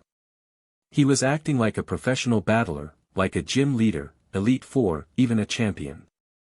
He wasn't perfect, not by any sense of the word. But DMN was he on the way. So Kukui just exhaled heavily, shaking his head and chuckling to himself. He's good. Very good. Watching him battle leaves me itching for one myself. I wonder what kind of team he'd pull together to fight me. If these are but a small selection of his Pokémon, I'm curious to see more. He certainly has earned his stripes as a trainer. Samson nodded to himself, a smile plastered on his face. And your thoughts of him as a teacher? I don't know. Kukui replied. He certainly has the right skills, so if he can pass them on then that would be great. But just because he has the knowledge that these kids need, doesn't mean he's the best at passing them on. Only time will tell on that front. Samson hummed in agreement, seeing the logic in Kukui's words. Pure skill did not translate into teaching ability after all, so Kukui having his reservations about Ash being a capable teacher, despite seeing his battling abilities, made total sense to the older man. True, but if my cousin's word is to be believed, then he has some experience teaching other trainers. He even gave me a list of trainers who will quite happily credit their success, even if only in part, to Ash and his teachings. That sounds like some decent credentials to me. Kukui pursed his lips, before shrugging nonchalantly. Well, we'll certainly find out as time goes on. I certainly hope he's up to the job. Last thing I want is to bring those kids' hopes up before having to watch them crash and burn. Not if I can help it. After Ash shook hands with Kido, he walked slightly away from the battlefield and prompted Pikachu to hop off his shoulder. Once Pikachu was firmly on the ground, Ash called out all of his present Pokémon, creating a small semicircle. Alright everyone, you've all done great today. Feel free to take 5 while I quickly go talk to Mr. Oak. Ash said, with his Pokémon all expressing their enthusiasm at this. After walking away, Infernape began stretching out his muscles. Ooh boy, that was an interesting battle. I ain't ever seen a Pokémon like that before, but let me tell ya, it can hit hard. He said, his voice slightly strained as he did a tricep stretch, with Pikachu nodding. Yeah, that attack had one hell of a shockwave. Made my teeth hurt. He provided, while Crocodile seated himself down, his gaze locked onto Kido, who was walking off in a strop. The trainer certainly doesn't look like much. I can't imagine he had any Pokémon that could prove a challenge for me. He boasted, adjusting his sunglasses as he did. Much to everyone's displeasure, which they displayed with a collective groan. Get over yourself, Crocodile, that guy was a tough trainer. Not tough enough, sure. But if you went in with that mindset, all you'd do is embarrass yourself and, more importantly, embarrass Ash in front of his new students. Pikachu said, punching Crocodile lightly on the leg, earning himself a frown from the large ground type. Speaking of Ash's new students, Kingler interrupted, pointing his small claw at the group of students who had distanced themselves from everyone else, sitting around a table and having their own private discussion. Is that them over there? Yeah, that's them all right. Pikachu said, climbing up Crocodile's shoulder to properly point them out for the others. What do you lot think? We're basically taking them under our wing after all. Anything that stands out to you lot? Infernape hummed to himself, before he crossed his arms. They don't look like much. Bunch of rookies if you ask me. 'Cept that one with the red and black hair, he looks pretty decent. I reckon he has a fire type. Any takers? Crocodile just snorted. Are you just saying that 'cause he has red in his hair? 'Cause that don't mean anything and you know it. If we were going to base their Pokémon off their hair, then the blue-haired one has a water type, the green-haired one has a grass type, and the 2 blonde ones has electric types. It ain't ever that simple. No, I'm with Infernape. Kingler interjected, tapping his chin with his small claw. There's been plenty of trainers who have hair that match their preferred type. Could easily be the situation here. What about Misty? Crocodile argued. Her hair is red as it comes, and what's her preferred type? Water types. I don't think she's ever had a fire type. So there. But what about Clement? Not only does he have blonde hair to go with his electric types, but he also has the rubber jumpsuit to go with it. And think of all the gym leaders we've met over the years. How many have had physically traits that remind you of their preferred type? I'd wager more of them do than don't. Infernape countered, waggling his finger as he spoke, before turning toward Pikachu. Oi, where do you stand on this? Think their Pokémon match their appearance?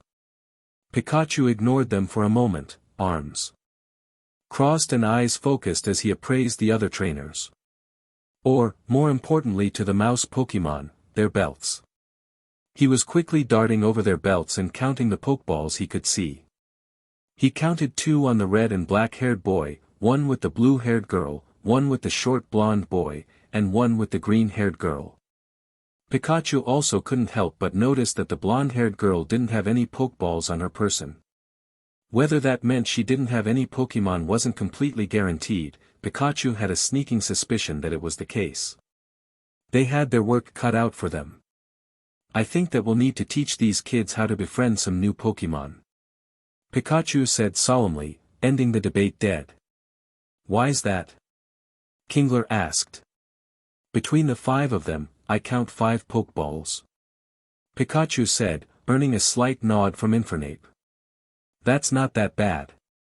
1 each. Everyone's gotta start somewhere, right? Why do you think it's such an issue that we'll need to teach them that? Because one of them has 2. Ah. Infernape said, running his hand across his chin. Okay then, befriending Pokémon. I'll add it to the agenda. Anything else? I imagine there's a lot of things we'll need to add to that list. But first things first, if I know anything about Ash, and I'd like to think I do, we'll need to befriend them first.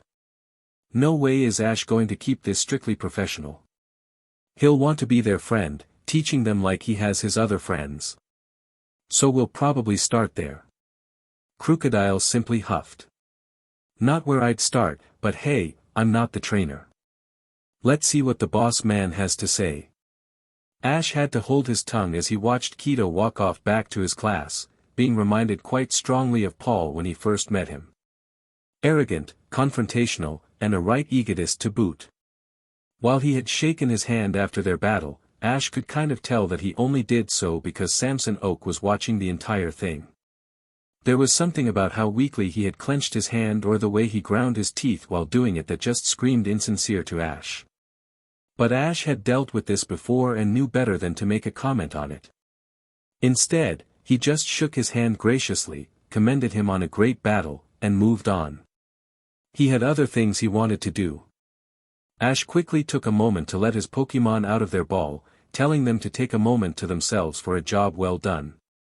They had worked hard today, with all of them participating in one of the 2 battles Ash had found themselves in today, and all of them had managed to do a great job and come away with wins. Something which not made Ash immensely proud of them, but helped reassure his doubts about being a teacher. If he can teach and raise such strong Pokémon, then he can make it as a teacher. With that out of the way, Ash walked over to the other present teachers, who were in the midst of their own conversation, eager to do this properly. He had kind of fumbled it earlier, and it was made even worse when Kido had introduced himself to the scene. While he may have messed up his first impression, Ash was nothing but a fan of second chances, so he was taking one right now. Taking a quick breath to steel himself, Ash stepped over the barrier for the stands, and coughed slightly to catch the teacher's attention. Once they turned their heads toward him, Ash started speaking. Hey, sorry to interrupt, but I wanted to quickly introduce myself. Properly. My name's Ash, but you already knew that. I look forward to helping you in the future and I hope we can work together to help the others be the best trainers they can be. I don't know if I'm the best for the job in all honesty, but I'll do my best. I promise you that. To finish off the introduction, Ash moved his hand forward, waiting anxiously for Professor Kukui to throw out his own hand. The professor in question looked at Ash quizzically, before a massive smile broke out on his face, taking Ash's hand enthusiastically. I'm glad. I can tell we're gonna get along great. I look forward to seeing what you bring to the table. Ash smiled back, a big cheesy grin before he turned his attention to the students off by the school. After looking at the group who were in the middle. Sorry, but if you'll excuse me, I need to introduce myself to my students. I kinda messed it up the first time. Kukui and Samson chuckled at this, with Kukui flashing an apologetic grin at this, before Ash walked over to the students. Taking a deep breath, Ash waved at the group once he got close enough, quickly catching their attention before he cleared his throat. Hey guys, I just wanted to quickly reintroduce myself. I kinda messed it up earlier, so I'm going to try again. I'm Ash, Ash Ketchum. I'm 15 years old and I'm from Kanto. I know I'm meant to be here to be your teacher, but I hope we can be good friends going forward. The group appraised Ash for a moment, sharing anxious looks with one another, with Mallow eventually stepping forward while clearing her throat. Well, hi Mr. Ketchum, I'm Mallow. It's nice to meet you. She said formally, making sure to stand up straight. Though she almost fell over from shock when Ash just laughed slightly, as he rubbed the back of his head. Please don't call me that, it sounds weird. I mean, we're like the same age. I wouldn't call you Miss Mallow, it sounds off. We're teenagers, so we don't need to be that formal. Just call me Ash. Mallow, as well as the rest of the gathered students, blinked in shocked, thrown off by the nonchalant nature of the boy in front of them. Before they could really digest this, Ash spotted their Pokeballs, and was instantly captivated. So, what kind of Pokemon do you all have? Ash, an Inspiration Chapter 5. The group of Alolan students shared a look at each other, slightly taken aback by the sudden shift in conversation by their new teacher. Why does that matter? Lana asked, her hand hovering protectively over her Pokeball while Ash just gave off a goofy smile. Well, we're Pokemon trainers, right? We wouldn't be able to call ourselves that without our Pokemon. And in my experience, you can tell a lot about a person from their Pokemon, especially if it's their starter. That, and it's always fun to meet new Pokemon. Here, let me demonstrate. He then turned on the spot, facing to his group of present Pokemon. Oi Pikachu, can I borrow you for a sec? He yelled, hands cupped over his mouth so that the mouse Pokemon could hear him. The yellow Pokemon then quickly bounded over to Ash, running up his leg and clambering onto his shoulder. This is Pikachu, my very first Pokemon. We've been through a lot during the last 5 and a bit years, and he's my best friend. Pikachu cooed in response, rubbing his cheek against Ash's affectionately. The group stared at the two for a moment, with Mallow awkwardly saying, hello, to Pikachu and Sophocles' eyes sparking at the sight of the electric type. Though Kiawe wasn't that impressed, eyeing up the electric type with a challenging glare before glancing over at Ash's other Pokemon, briefly noting what types there were before turning his attention back to Ash. Though Ash didn't notice this, as he was giving Pikachu a light scratch behind the ears, as he began noting things about him. Pikachu here loves being scratched behind the ear, it's his favorite spot for sure. He also has an obsession for ketchup, which he loves almost as much as battling. And speaking of battling, he's one of my best. He tends to rely more on speed and power, which is also my preferred battling style, making us an excellent duo in battles. As Ash kept talking affectionately about Pikachu, Mallow found herself being more and more captivated by the electric type, eventually leaning in but hesitating to actually pet Pikachu. But Ash noticed her and shifted his shoulder to catch Pikachu's attention. Go say hi Pikachu, there are students now. He said, which Pikachu nodded to and hopped over to Mallow's outstretched hand, scurrying across it before he settled on her shoulder, as she froze up momentarily. But after he had settled, she eased up and began petting him. That seemed to please Ash, and he turned his attention back to the others. You see, meeting Pokemon can be really fun. So what Pokemon do you all have? Mallow was the first to relent, using her free hand to pull her lone Pokeball from her belt and call out her one Pokemon. With a flash of light, a small grass type appeared between the two, which chirped happily as it did. It looked like a ripe fruit, with 4 leaf-like shapes on her head with a single stem in the middle of them. As it looked around at everyone, Ash was hit with a floral scent, reminding him of a freshly made fruit salad. And then he broke out into a massive grin. Hello there, he said softly, kneeling down and stretching out a hand slowly, which the grass type slowly edged toward. Once it saw that Ash wasn't going to make any sudden moves, it leaned into his hand, enjoying itself as Ash gently cupped its cheek. What's your name?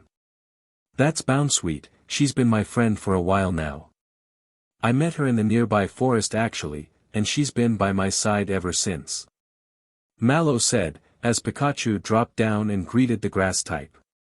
This seemed to ease everyone else up, and Lana was the next to pull out her Pokeball and call out her Pokemon. Out of her ball came a Pokemon that looked somewhat like a blue seal, with a long snout dotted with whiskers and a pink nose, and a light blue ruff which sat around its neck. This is Poplio, who I rescued some time back. I decided to look after her and she eventually became my partner. Sophocles was next, excitingly throwing his Pokeball into the air. And from the ball came what could only be described as a white round ball of a Pokemon. The back of the Pokemon was covered in a slightly darker gray fur, with small yellow triangle spikes dotted across it. This is my precious Togedemaru, and I've had her ever since I was a little kid. Kiawe was the last to reveal his Pokemon, and even then he did it reluctantly after he realized everyone had turned their attention to him in anticipation. Though he couldn't help but feel slightly proud of himself as he pulled both his Pokeballs off of his belt and threw them in the air. The first one contained a Pokemon that had a massive turtle shell, but instead of being rounded it was jagged, and completely covered in massive black spikes. It had a black star located on the center of its body, with a yellow outline around it. And the other one was, a bit more familiar to Ash's eye. A Charizard! He exclaimed excitedly, didn't expect to see one of them here. This comment made Kiawe swell with pride, as he puffed his chest out. Yeah, this Charizard I got from my grandfather. He's incredibly strong and a great flyer, able to get me from my family farm on Akala Island to this school on time every day. He said with his chest, as Ash began assessing the Charizard's wings. I can tell, he looks really strong, he assessed while walking round, before briefly stopping at his tail, noting the size of the Charizard's flame. But I'm gonna take a guess and say that he hasn't been in a lot of proper battles, right? Everyone looked at him in shock, causing him to look around dumbly. Why is everyone looking at me? How can you tell that? There's no way you can just know that. Kiawe said, earning himself a shrug from Ash. For most Pokemon you'd be right, but some Pokemon have signs that show how strong they are. For a Pikachu you need to check their electric sacs and how much electricity they can store. Kinglers show their strength through size, so a bigger Kingler is more likely to be stronger. And a Charizard who has won a lot of battles have a stronger tail flame.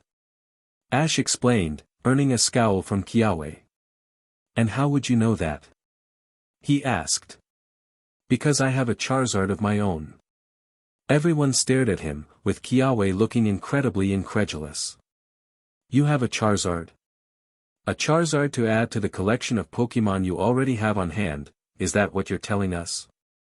Yeah. Why, is that weird?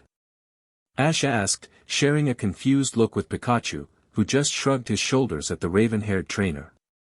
Well, Lana interjected, clearly feeling a bit anxious as she spoke, it's just that you've got 2 starter Pokemon. While it's not impossible to hear of, apparently it's quite rare. Ash blinked at this, before he looked at Pikachu again, who was trying to bite his lip in an attempt to not burst out laughing. Oh, that makes sense I guess. But I actually have quite a few starters, most of which I caught in the wild. Kiawe crossed his arms at this, while everyone else just stared in mild shock.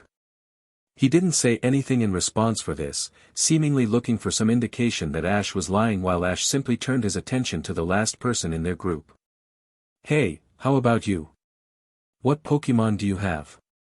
He asked Lily, causing the blonde to freeze up and everyone to share concerned side-eyes with each other. She then began pushing her index fingers together anxiously. Well, I don't actually have any Pokemon. I'm sort of afraid of Pokemon. She then paused while tensing up, eyes shut in anticipation. But after a few seconds, she opened them up again, and was shocked to see Ash shooting her a sympathetic look. You're not laughing at me? She asked hesitantly, earning a slight head tilt from Ash and Pikachu. Why would I laugh at you? He asked seriously, there's nothing funny about that. In fact, I knew a boy who had a similar fear. Tori, his name was. Nice kid. Though we were able to help him get over that fear, so if you'll allow me, I'll try and help you too. Ash offered, outstretching his hand. Lily stared at it, mouth slightly agape and her body unsure of how to act. Everyone else present didn't say anything either, as they were equally shocked by Ash's calm and considerate attitude. But before Lily could say anything, whether to accept Ash's offer or to keep to herself, they were interrupted by the arrival of Kukui, who had an apologetic look on his face. I'm sorry to interrupt, but I was wondering if I could speak with Ash alone. I know you're probably trying to get to know your new teacher, but I'm afraid I need to arrange a few things with him regarding class. And besides, it's getting late, your parents will all be worrying if you wait around much longer, so we can pick this up tomorrow. Everyone nodded at this, all looking a little bit disappointed, but none of them were willing to challenge their teacher. So they all departed, each heading home to end what was surely a memorable day as they began their going-home rituals. Lily pulled out her phone to contact her family butler so that he could pick her up. Mallow and Lana began walking home along the dirt path together, linking arms as they began gossip to each other about the day's events. Sophocles went to the bus stop near the school grounds, Togedemaru waddling alongside him, and Kiawe returned his Turtonator while he hopped onto the back of Charizard, who took off with a mighty flap of his wings.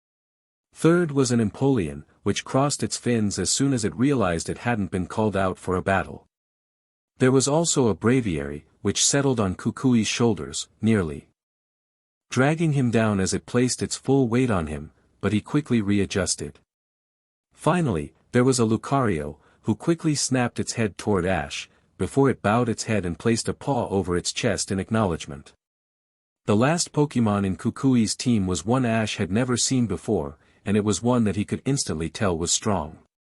Standing taller than even Kukui and covered in muscles, Ash could tell it was a physical fighter. And based on the red and black stripes that seemed to cover its entire body, Ash assumed it was at the very least a fire type, and possibly a dark type. Kukui just waved his hands out at his team, presenting them to Ash. "Here's my main team of Pokemon in all their glory. What do you think?" Ash was staring at the Pokemon with a sparkle in his eyes, marveling the strong Pokemon. "They look great, Professor. Maybe we can have a battle at some point to see just how strong they really are," he asked, which caught the attention of Kukui's Pokemon, but Kukui laughed it off. "Maybe in the future," he dismissed, "but for now I've got an important question for you. Where exactly are you staying for the duration of your time in Alola?" At this, Ash's Pokemon shot their trainer a knowing look which read somewhere between amusement and disbelief, while Ash's face just dropped. "I hadn't thought about that," he yelled while clutching his head in his hands, which caused Kukui to break out into a knee-slapping laughter, tears streaming freely as he laughed away. "Samson said you'd have probably forgot. In his words, you're great with Pokemon, bad at life. He said as he wiped away the tears in his eyes.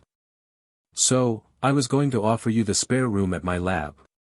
It's where I stay most of the time, and your room is isolated from the rest of the house, including my main lab, so you'll be able to have time to yourself.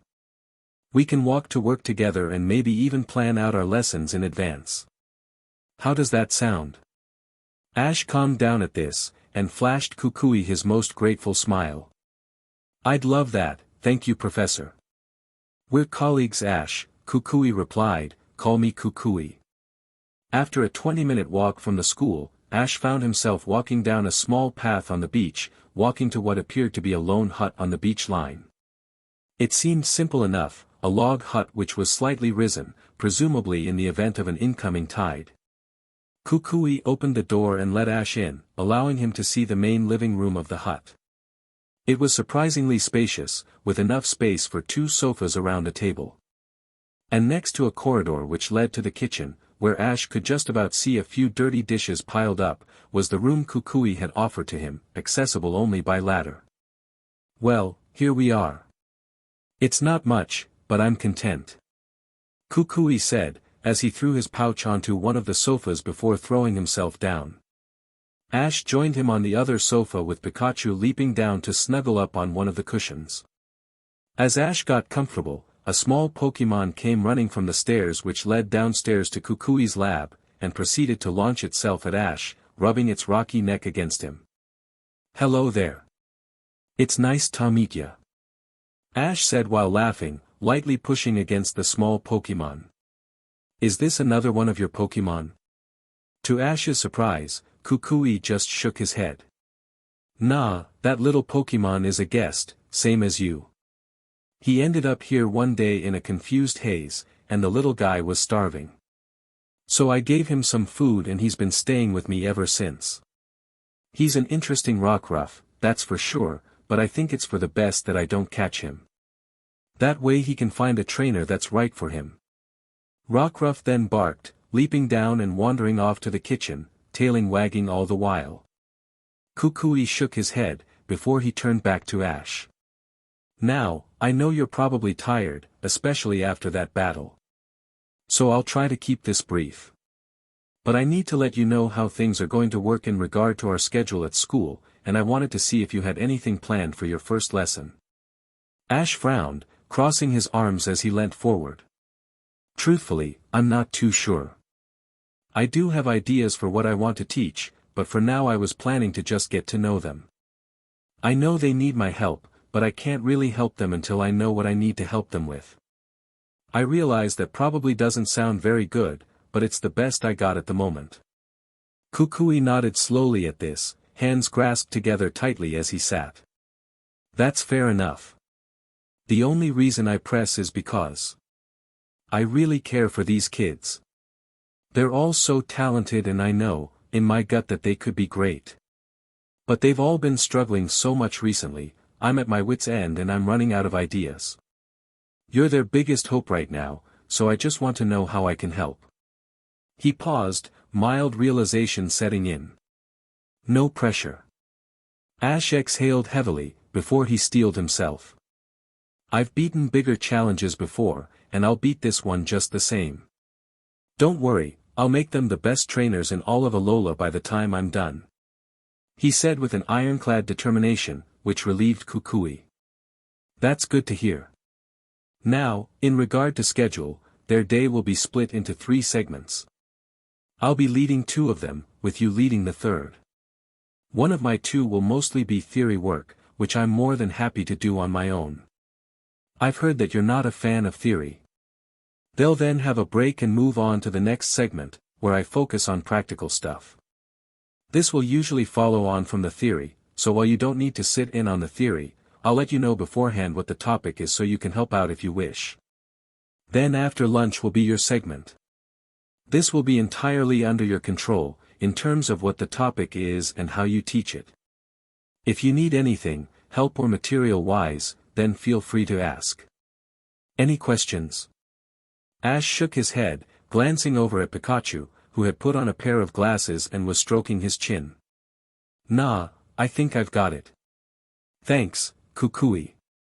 Ash then yawned, an action which Pikachu followed up with a yawn of his own. I think I'm gonna head to bed now, good night.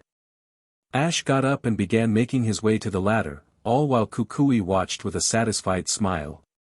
Night Ash. He said, pushing himself up and slogging his way to his own bed. And while he did that, he failed to notice a figure at his window, which flew away as he made his way to the stairs, disappearing into the night.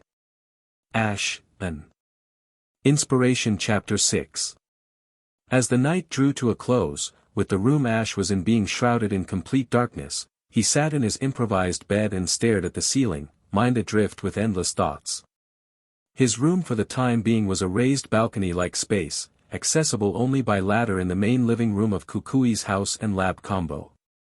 It had a sofa bed which unfolded out into the small space which allowed Ash to sleep peacefully up there, and compared to the many rough conditions he had slept in while traveling on the road, it was very luxurious for his back.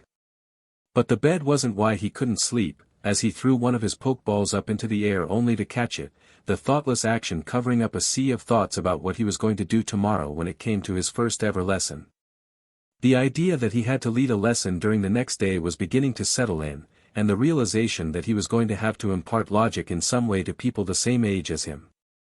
If the growing clamminess of his hands were any indication, he was feeling nervous.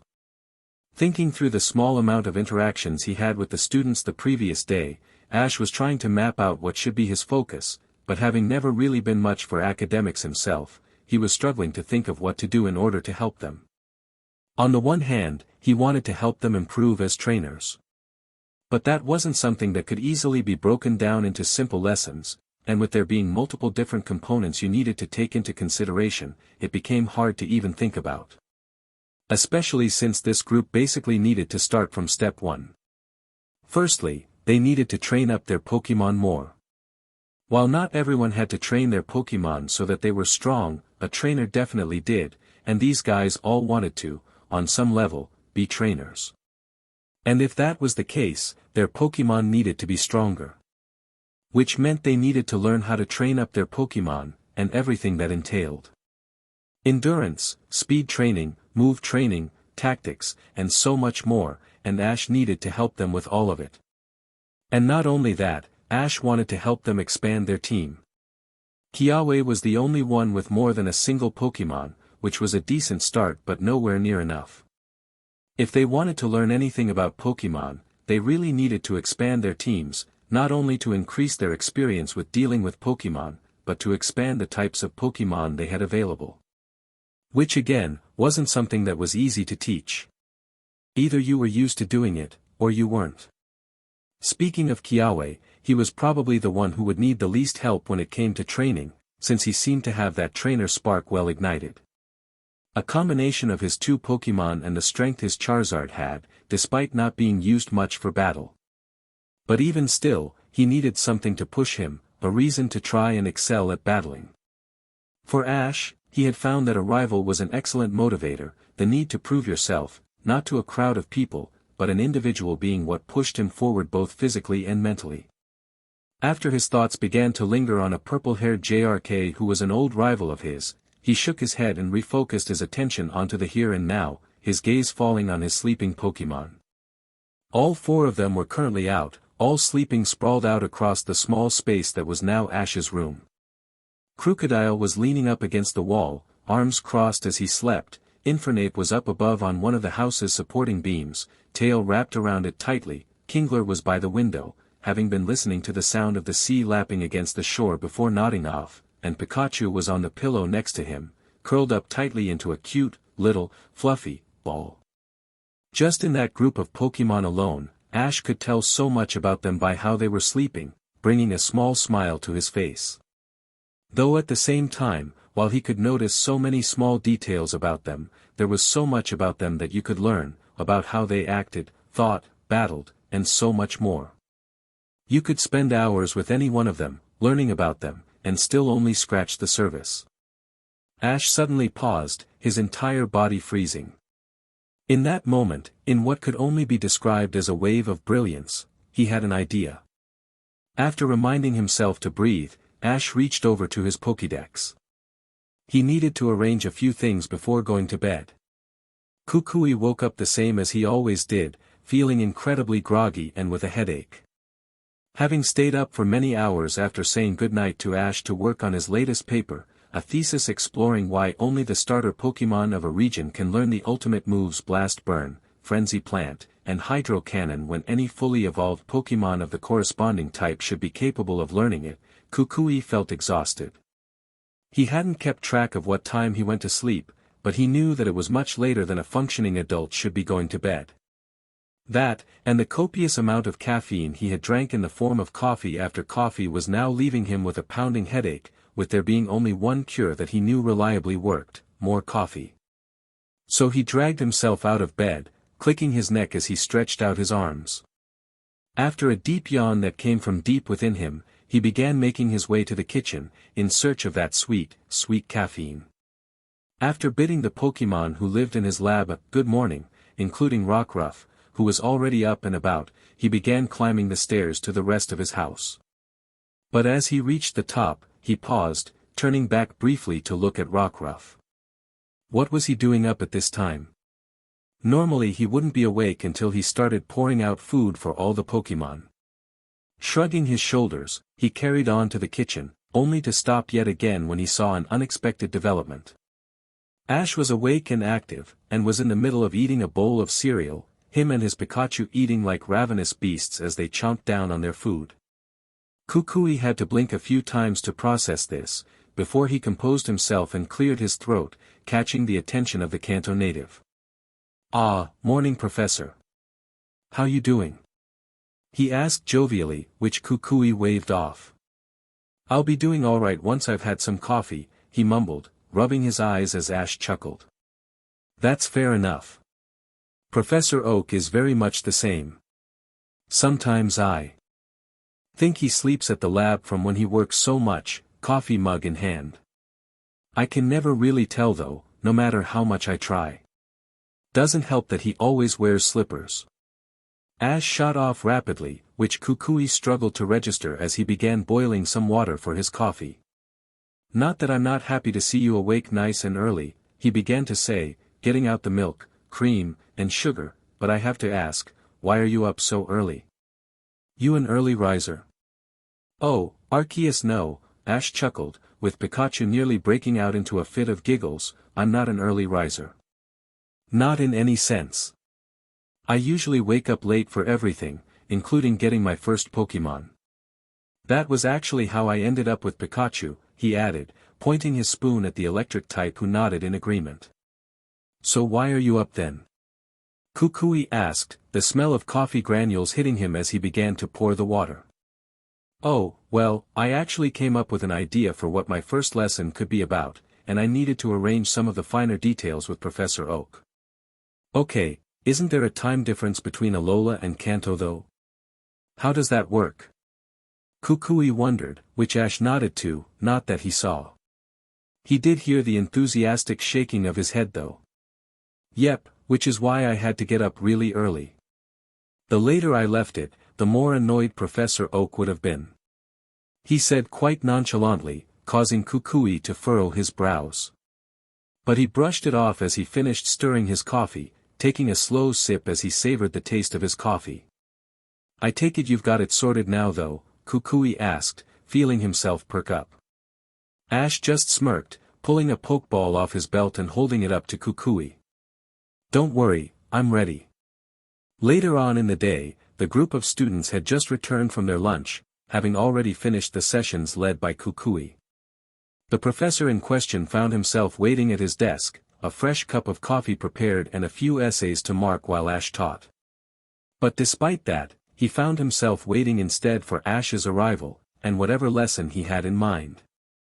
The anticipation was killing him, eager to see how the young man's mind worked. As the students poured back in, taking their places at their usual desks, the anticipation was clearly something that was also gripping the hearts of his students, as they stared at the door anxiously, waiting for Ash to show up. Kukui found himself feeling surprised, given how confident Ash was that morning that he was ready. Maybe he wasn't as confident as he first thought, or maybe there was something else going on. Either way, Kukui found himself sighing in disappointment. He had put such high hopes into the boy, only for it to be yanked away from. Sorry. Sorry. A voice then yelled out, catching their attention as it started to get louder and louder. After a few seconds, Ash burst through the door, slightly out of breath as he waved his hand. Sorry for being late. I was setting something up. He explained, before being joined by Pikachu, who looked just as tired as Ash. Everyone shared a confused look, before Ash straightened himself out, and threw a thumb over his shoulder. Now, for today's lesson, I'll need you to join me outside. As the class entered the open space where the Pokemon battlefields were, they were surprised to see a number of structures there which weren't before. There were 5 sets of 3 different structures, each one seemingly designed to test something. One of them was a target attached to a post, with a line being marked on the floor about 10 meters away, the targets basically being at the tree line in the distance.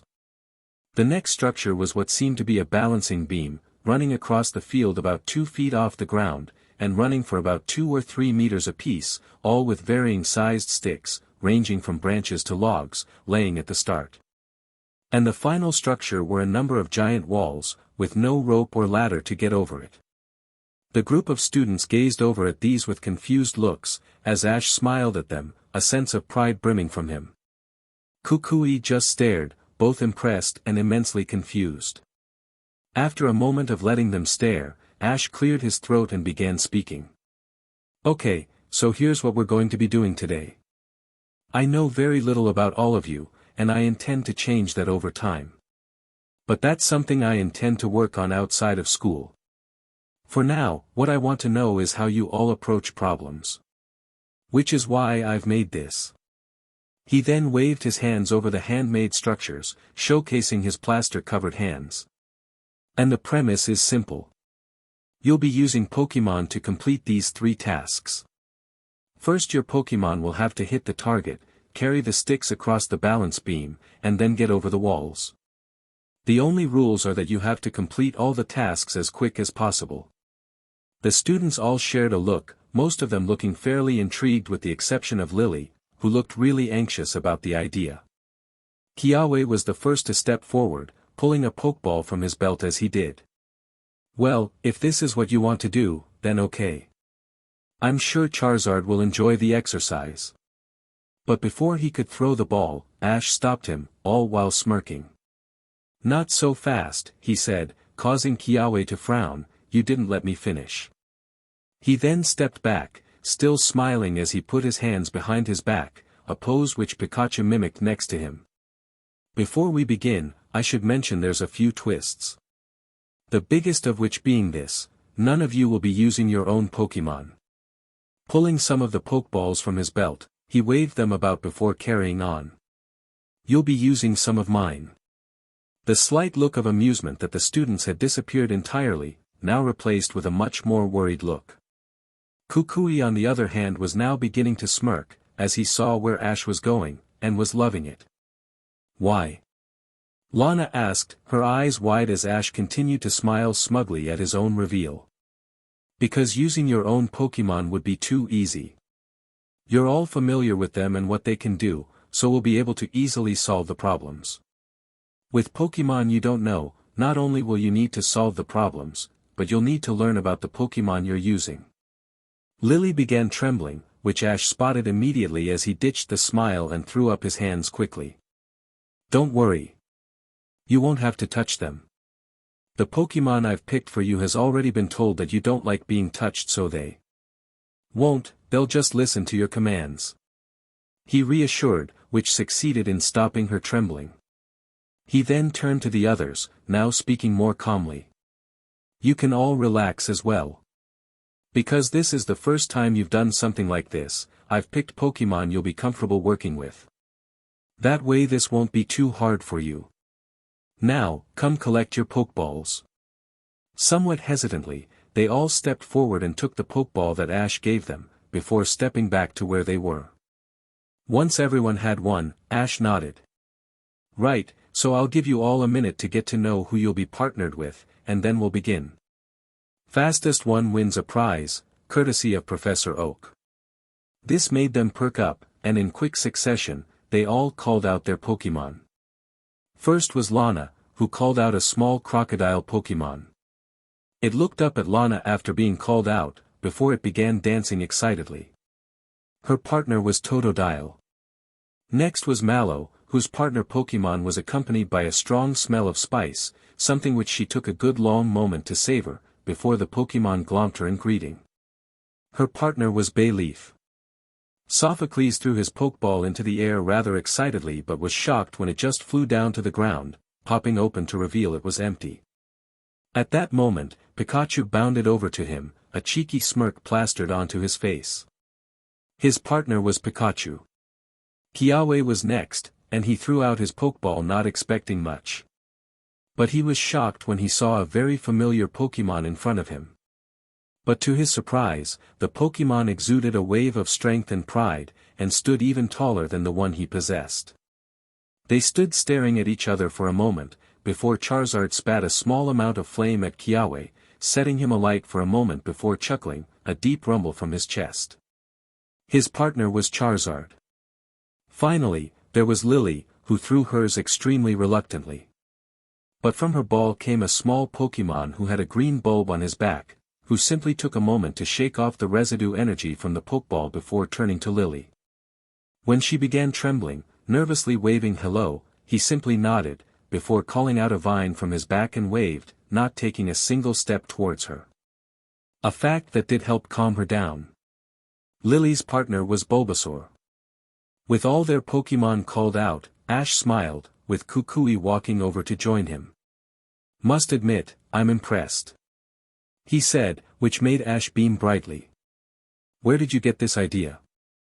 It's actually something I've done myself, Ash admitted, shrugging his shoulders. Back in Sinnoh. It was really fun and a great challenge, which is exactly what I wanted for this. Hopefully this will show me enough to get an idea of what lessons I can do in the future, while also being something they'll enjoy. A win-win. Kukui nodded, feeling very pleased. The idea was sound. The challenge was a combination of problem-solving and adapting on the go. They had to adapt to the new Pokemon they were presented with, trying to learn what skills they had, which then tied into the problem-solving, using this newfound knowledge to complete the challenges. Overall, a pretty sound test of skill. Not only that, he liked the added touch of the Pokemon chosen. They all were somewhat appropriate for the trainer they were given to, making it easier for them to start off with. Lana, Sophocles, and Mallow had Pokemon who were the same type as their own ones, making it somewhat easier for them to work with. Kiawe had what seemed like the easiest Pokemon, being literally the same as one of his own. But Kukui suspected that Ash had thought of this, with there being something that will make it harder.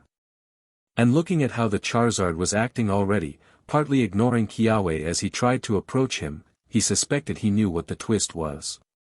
Lily's was an interesting choice, but then again, she didn't have much experience with any Pokemon. So going with a literal starter wasn't a bad idea.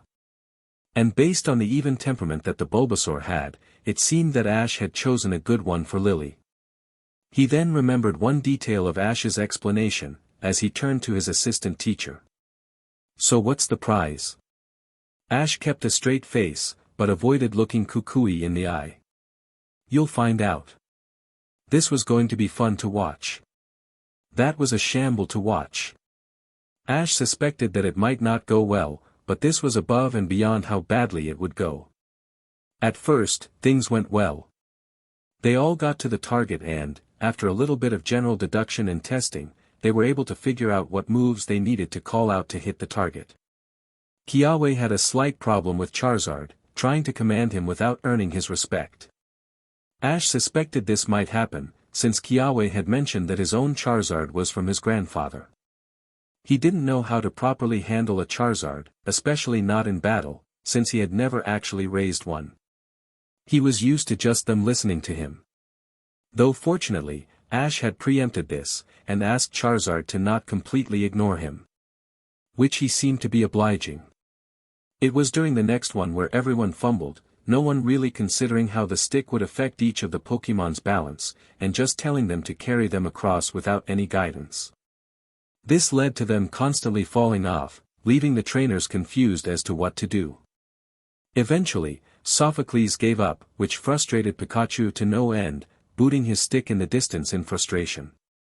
After a good half hour, the remaining trainers managed to get to the final challenge, the wall. Kiawe thought he had the easy win, quickly commanding Charizard to fly over. Though, to Kiawe's dismay and Ash's amusement, Charizard promptly ignored him, proceeding to lay down and take a nap. Kiawe tried to force Charizard to move, with little success. The others didn't fare much better, all not being able to figure out a way over the wall. Lana tried to be cheeky and told Totodile to walk around it, at which point Ash intervened and said that wasn't allowed. Much to Lana's annoyance. For a moment, Ash worried that no one was going to make it, that no one was going to succeed and that would mark the end of his first ever lesson with failure. But to his surprise, and great joy, there was a surprise winner. Lily. Remembering the vines that Bulbasaur had used to wave at her in greeting, Lily had told Bulbasaur to hoist himself up, which he did with ease. Despite having gotten to it last, she was able to claim the victory. Something which made her jump with joy. Ash couldn't help but feel warm inside as he saw her celebrate her victory, with Bulbasaur looking proud for his part. She even remembered to thank him for his contribution, an important thing that Ash was glad to see.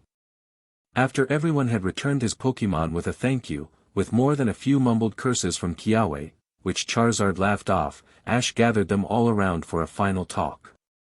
That was great. He started, earning a few glares from the tired trainers. I know it may not feel like it, but you've all made great progress today. How? Mallow said with a strong deadpan. Most of us failed. And that's something you can learn from. Ash countered quickly, catching her off guard. Let me teach you the most important thing I've learned from my years of battling and participating in leagues: you can learn from your failures. If you only dwell on them, you'll end up just feeling sorry for yourself. Which, let me tell you from experience, isn't fun. It can really eat at you if you think that way. He paused for a moment to quickly breathe, his mind flashing back to his recent league defeat.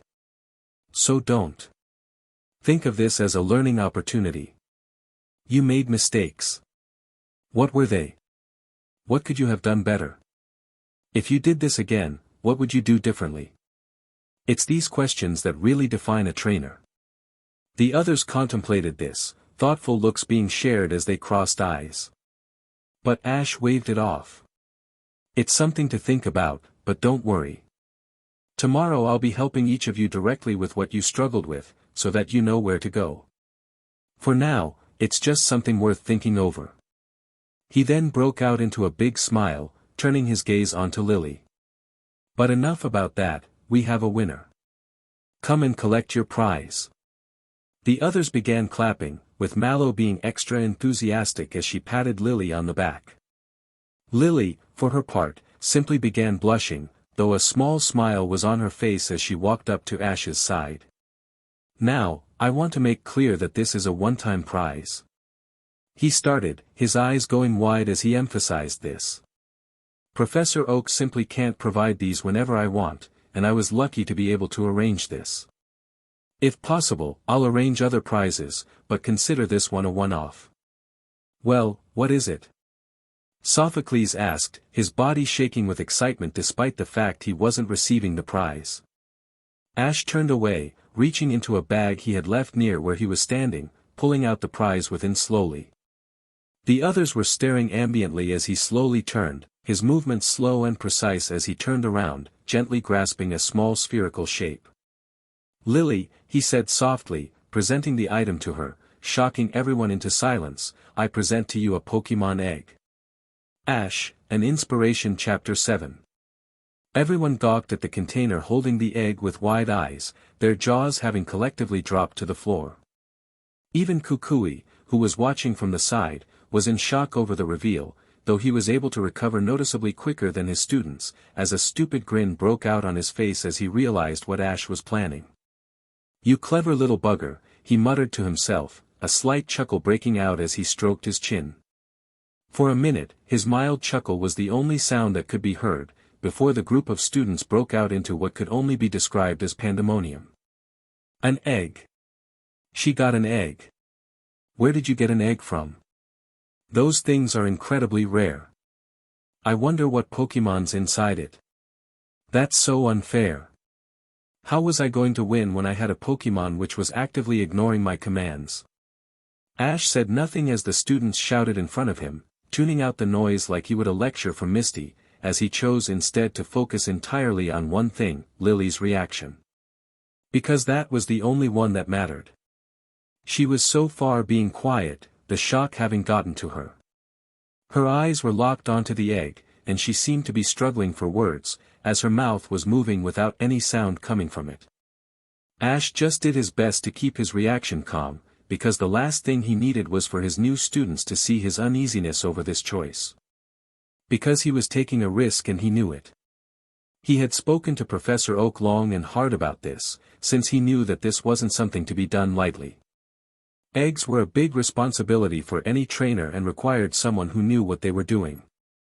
Professor Oak had almost shot the idea down as soon as he said it, but Ash was nothing if not persuasive. Because it wasn't about who actually won the egg, or at least at the moment it wasn't. No, the point was what the egg would do for the group. Ash couldn't help but notice that this group, who were apparently being ostracized by the rest of the school if their interactions with that other class was any indication, weren't really that close. They seemed to be pleasant toward each other and could get along easily enough with one another, but Ash wasn't sure that they even considered each other friends. Just classmates. Which wasn't good enough. They were a group, a unit, a team. And an important part of a strong team is the sense of teamwork and friendship which bound it together. These five could easily become friends, with the ties that would bind them together already forming. Ash just needed to encourage and nurture these ties, allowing them to become strong enough to truly form. Because how could they raise a team of Pokemon if they couldn't even be part of a group of friends? And this egg was the perfect way to ensure that. Despite only having interacted them for a day, Ash could tell they all deeply cared about Pokemon above all else. Which meant that they would all know the importance behind raising an egg properly, and how hard it could be to do alone. Something that Ash planned to take advantage of. No matter who won, the others would step up to help, making the egg feel like a group effort. Even though only one of them would gain a Pokemon, they all would become closer friends because of the experience. Which was also why Ash was secretly glad that Lily was the one who won the egg. Out of all the trainers in this group, Lily was simultaneously the one who knew the most about Pokemon and the one who needed the most help. Ash could tell just by looking at her that she did a lot of reading, probably enough to outdo even Brock and Clement. Which meant she knew lots of stuff about raising and looking after Pokemon, probably more than himself. But reading it from a book and actually doing it were two completely different things, which is where Lily would need the help. Fortunately, the others seemed to be already gearing up to help, as Mallow was now talking to Lily and offering to help her carry it if she weren't comfortable to. It was already working. Content that this was already working, Ash chose this moment to finally speak. "So, what do you think of your prize, Lily?" Lily's attention snapped to him suddenly, her eyes wide and filled with doubt and insecurity. Ash could tell she was working up the courage to ask him to give it to someone else and decided to cut her off before she could. "Don't worry if you're having any doubts, you won't be doing this alone." Lily looked at him curiously, as did her classmates, now also hooked on his words. This is surprisingly easy, Ash thought to himself. While this egg is yours, I fully expect all of you to help here. Clearly I don't need to tell any of you the importance of looking after an egg, and since none of you have ever hatched one before, I was expecting all of you to be willing to help out the victor no matter what. Call it a group project, and I will be watching closely. The group was silent at first, as Ash gestured to Lily to take the egg. He could tell that she was hesitant to take it, so decided to coax her a little more. "I know you don't like touching Pokemon, but you don't need to at the moment. Just take the canister, and we can work up to that," he said softly, which seemed to be what pushed her over the edge. With shaky hands, she reached forward and grabbed the canister holding the egg, taking it with both hands from Ash. Now out of his hands, Ash was finally able to give the egg a proper look, having been rushing when he received it earlier that day. The egg was almost entirely white, looking like it was completely frozen and cold to the touch. All there was that broke up the clean whiteness of the shell were several small floral patterns, 5-point flowers that dotted around the egg. If Ash didn't already know what was in the egg, he would have been clueless about what kind of Pokemon would hatch out of it. Almost instantly the others were helping, providing helpful facts that they knew about eggs so that she handled it properly. "You should hold it from the bottom, you'll have better grip that way," Lana supplied, holding it for a moment while Lily readjusted her hands. "Hold it close to your body, the body heat is good for it," Kiawe provided, which Lily nodded to as she pulled the canister close to her stomach. Sophocles observed the canister for a moment, before he noticed a plug socket in the bottom, pointing it out to Lily. "This looks like a heater at the bottom, you must be able to plug it in overnight, so you don't need to hold it while you sleep. Let me see if I have a plug that fits this in my bag. And you should eat something as well, this is a big task and you can't do it on an empty stomach. Let me cook something up for you, something with lots of vitamins.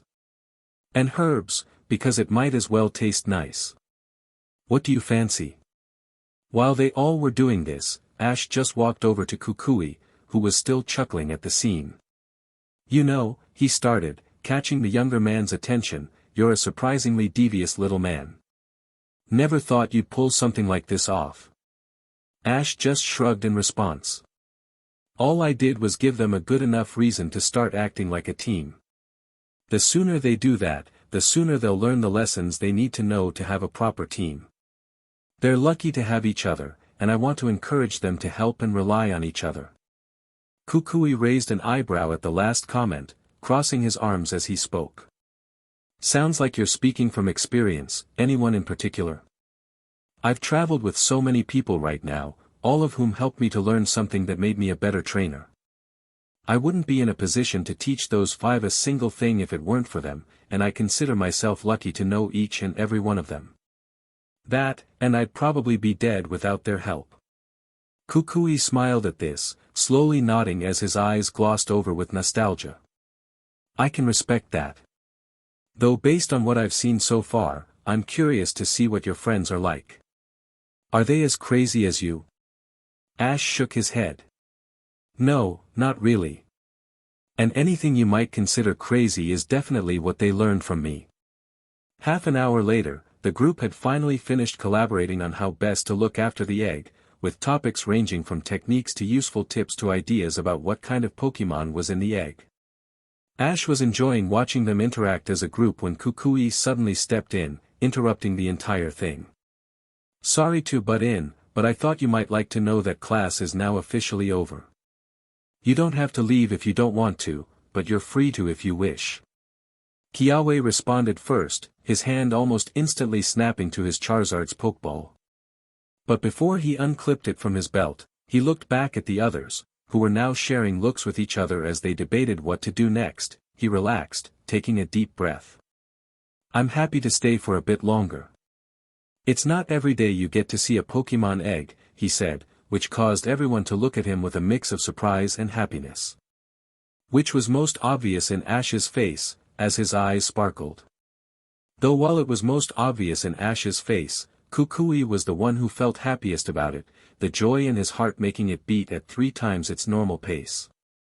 He had been trying for months to get Kiawe to willingly stay behind after school to interact with the others, but Kiawe would always insist that he needed to head back straight away. But Ash had done what he had failed to in a single day.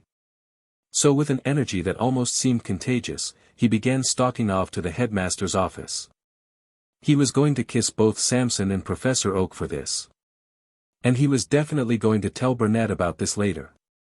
Though as he walked off, his back to the other students, he failed to notice a small group of thugs entering the school grounds, all of them wearing black vests with crosses on them. Ash was ecstatic that his plan was working, with Pikachu now perched on his shoulder looking just as pleased with himself. Though before they could both take the time to congratulate themselves on a plan done flawlessly, something happened which ruined this perfect moment. Because of course it did. Multiple shouts could suddenly be heard, coming from the edge of the field they had been training in. Turning to face this new noise, Ash was surprised to see a group of teenagers in vests and with bandanas covering their faces. They were bopping over to where his students were with a swagger that exuded confidence, causing Ash to tense up. He didn't like this. Especially since all the others were now staring in shock and horror at the new arrivals. "Yo, yo, yo. Would you look at hat? It's an egg, yo." One of them shouted, with the others nodding along. "Yeah, yeah, yeah. Yo, we should grab that for the boss. He'd love to get something as rare as an egg. And we can prove that we're really Guzma's boys. Ain't no one else getting him eggs like this, gee. And these kids ain't gonna be able to stop us. We dangerous out here, you hear me?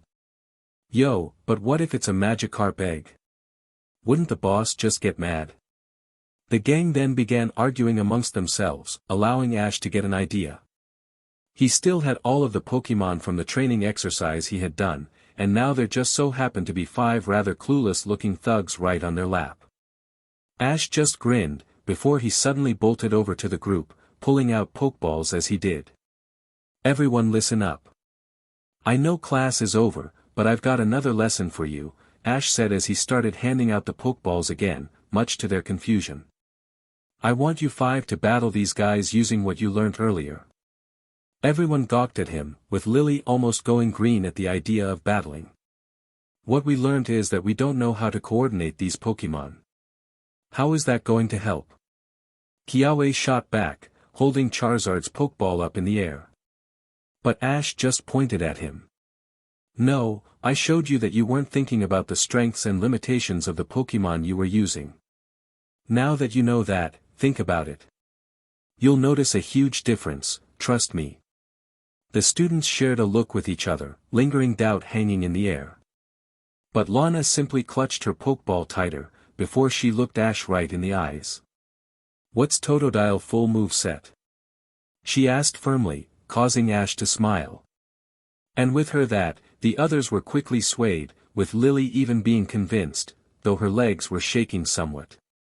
After telling them all the moves that their Pokemon knew, and taking the egg off Lily, the group of students lined up against the thugs, throwing their Pokeballs in the air. "Go Totodile. Let's go Bayleaf. Time to battle Charizard. Come on Pikachu. Please help Bulbasaur." The 5 Pokemon appeared in front of the trainers, all except Pikachu surprised to see themselves lined up against a bunch of teenagers in vests. Charizard rolled his eyes and went to lie down but stopped when Kiawe began shouting at him. Charizard, I know you don't want to listen to me, and that's fine. But I need your help, because without it, these guys are gonna steal Lily's egg. Charizard raised an eyebrow at this, before he looked off toward Ash, who simply nodded.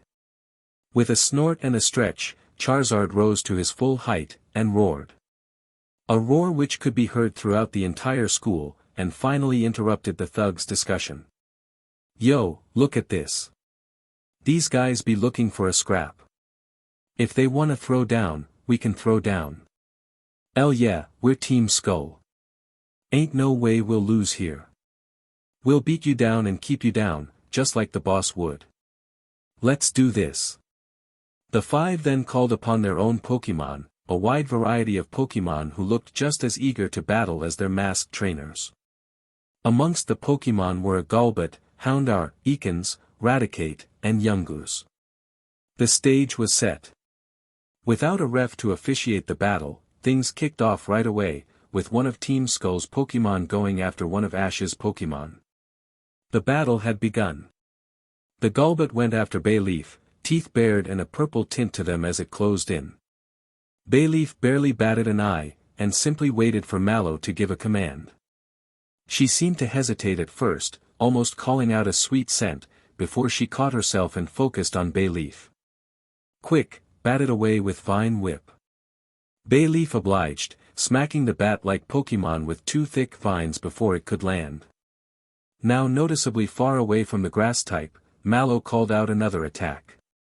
Now, hit with Razor Leaf, like when we were shooting that target. A torrent of leaves were quickly and easily produced, peppering the area that Golbat was in with endless sharp leaves.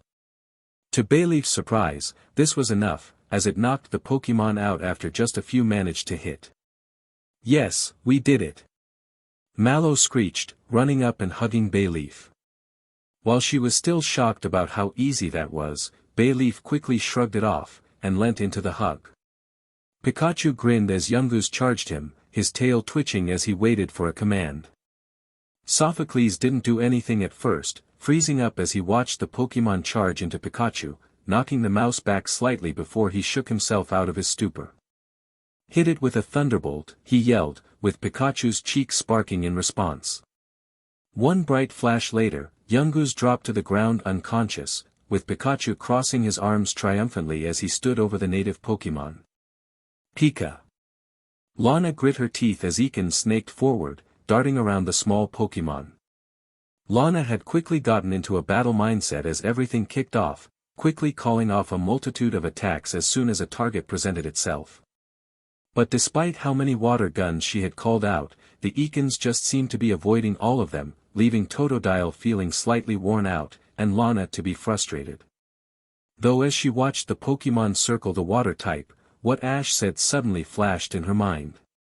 He said they needed to play to their Pokémon strengths, and this clearly wasn't Totodile's strong suit. He was more than capable of firing powerful water guns, but he just couldn't seem to hit the slippery opponent. But maybe he didn't need to. Totodile, wait for Ekans to attack, she commanded, getting a confused look from Totodile. But despite this, he complied, which Ekans took full advantage of. With Totodile no longer trying to hit it with a jet of water, it darted in and wrapped around him, trying to squeeze him for all his worth. Just like Lana suspected it would. Now, while it's close, use Bite. This got a grin from the toothy Pokémon, who sunk his teeth into the snake with ease. Howling in pain, Ekans uncoiled, freeing Totodile and freeing him for another attack. Quickly follow it up with Headbutt. Another command that Totodile was more than happy to oblige to, as he leapt up into the air, smacking his skull into Ekans and knocking it out instantly, Totodile's skull being too much for the serpent. Which left him free to dance all over their unconscious form. Lily wanted to scream as she watched the Houndour attack Bulbasaur. She wanted to fight, she really did. Not only did she want to prove that she was just as capable of being a trainer as the others, but she wanted to protect her egg. She might not be able to touch Pokemon, but that didn't mean she wanted bad things to happen to them. Especially not an unborn baby. But now that she was in the midst of battle, she found herself clamming up, which left Bulbasaur to take attack after attack because of her inaction. She was trembling, and the urge to drop down and curl up into a ball nearly took her, when a sudden bark caught her attention. Turning her eyes back to the battle, she saw that Bulbasaur had taken the initiative, wrapping up the Houndour with vines and suspending it high in the air. Taking a moment to compose himself, Bulbasaur threw the Pokemon back, which landed roughly but not rough enough to knock it back. But it gave Bulbasaur the time to shoot Lily a reassuring look, nodding at her before turning back to the fire type.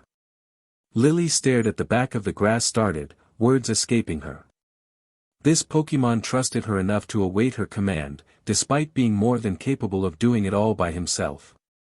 After having a moment to take a breather, she stood back up, determination etched onto her face. "Okay, Bulbasaur," she started, her voice clearly trembling but filled with a stubborn determination. "Regardless, hit it with a leech seed." Bulbasaur grunted in acknowledge, firing a few seeds which took hold quickly. The Houndour tried to shake them off, to no avail, though the time it spent trying to do this allowed Bulbasaur to successfully leech some energy from the dog Pokemon, healing some of the damage he took during Lily's brief stint. Feeling reassured by this move's success, Lily called out another move. "Now, use the power of the sun with a solar beam," she yelled, her high-pitched voice hitting a dangerously high pitch as she did. But it mattered little to Bulbasaur, who began to soak up the abundant rays of sunlight that were beating down onto them, charging energy. The Houndour seemed to notice this and began running over to the starter as fast as it could. But the leech seed was taking its toll, slowing the Houndour's run to a slow jog. By the time Houndour closed the distance, it was too late. One moment it was charging, the next it was unconscious. Which left Lily feeling a strange feeling of numbness and euphoria. "I won." Kiawe wanted to yell at the top of his voice at the display he was seeing in front of him. Charizard was trying to fight the Raticate all on his own, ignoring every command that Kiawe shouted out in favor of doing his own thing. But the Raticate was proving to be a slippery opponent, as it dodged every attack Charizard threw and leaving numerous craters around him. Charizard roared in frustration before he turned the action into a flamethrower, setting the area ablaze but failing to hit the rat Pokemon. Which was what finally broke Kiawe. "Charizard!" he yelled, catching the fire starter's attention. "You need to listen to me, or you're not going to beat this Pokemon. And I am not going to let Lily's egg be threatened because of a disobedient Pokemon like you." Charizard seemed surprised by this, before he grinned, a modicum of respect twinkling in his eye. He relented with a slight nod, which was more than enough. "Good, now you'll need to combo your moves. Force it into range. So use a Dragon Tail followed by a flamethrower." Charizard grunted, before he spun round with frightening speed, tearing up the ground with Dragon-type energy. The Raticate avoided this by leaping into the air, but was soon looking horrified as Charizard finished his spin, showcasing his fire-filled maw pointing right at it. Followed by an intense and almost unrelenting stream of fire. By the time Charizard finally stopped using flamethrower, the Alolan variant of Raticate was several shades darker. Ash couldn't help but feel proud as he watched the thugs break off into a run, tails hanging between their legs as they were chased off. Allowing his hand to unclench his last Pokeball, which he had just in case something happened and was waiting to step in, Ash felt like he had actually done something right. His students had listened to him and, despite a few missteps, were doing as he instructed, playing to their Pokemon's strength. They needed a lot of practice in terms of actual battles, especially since a big reason behind why they won being his own Pokemon being much stronger than their opponents, but it was a start. Especially since it meant that he could actually teach them, as that was something he could definitely help with. Once the battle was well and truly over, he watched with pride as the group broke out into conversation about the battle, each regaling over their own experience. Content with this, Ash let this play out for a few minutes, taking the time to thank all of his Pokemon for their help, before he collected their Pokeballs and returned them. Once that was done, he took one last look at the group.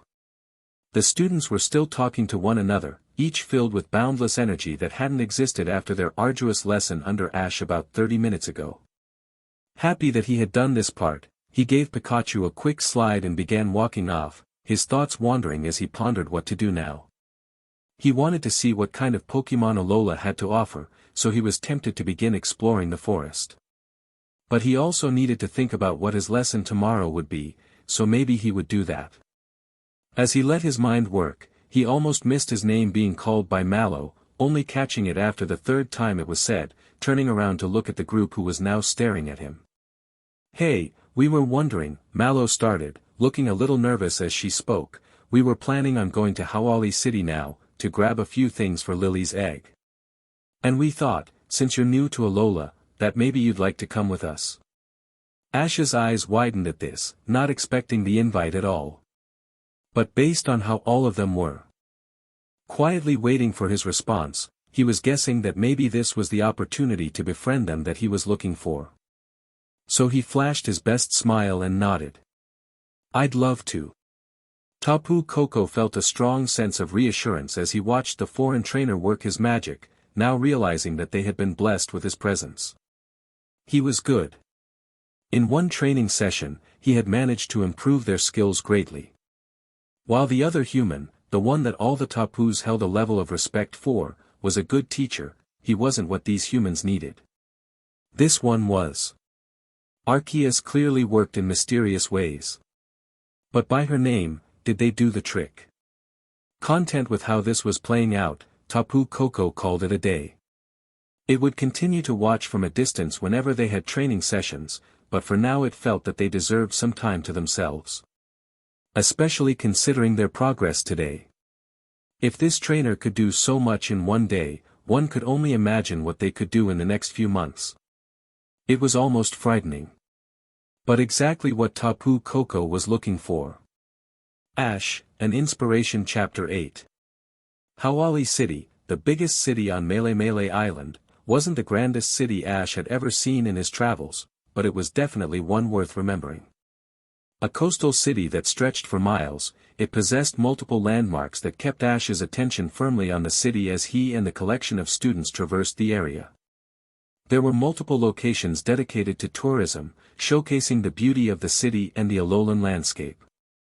Photo booths, merchandise stalls, and more were dotted everywhere, with every street at least containing one of each on every corner. Along the beaches there were multiple stands selling umbrellas, towels, and surfboards, all of which had queues that stretched out at least half a dozen people long.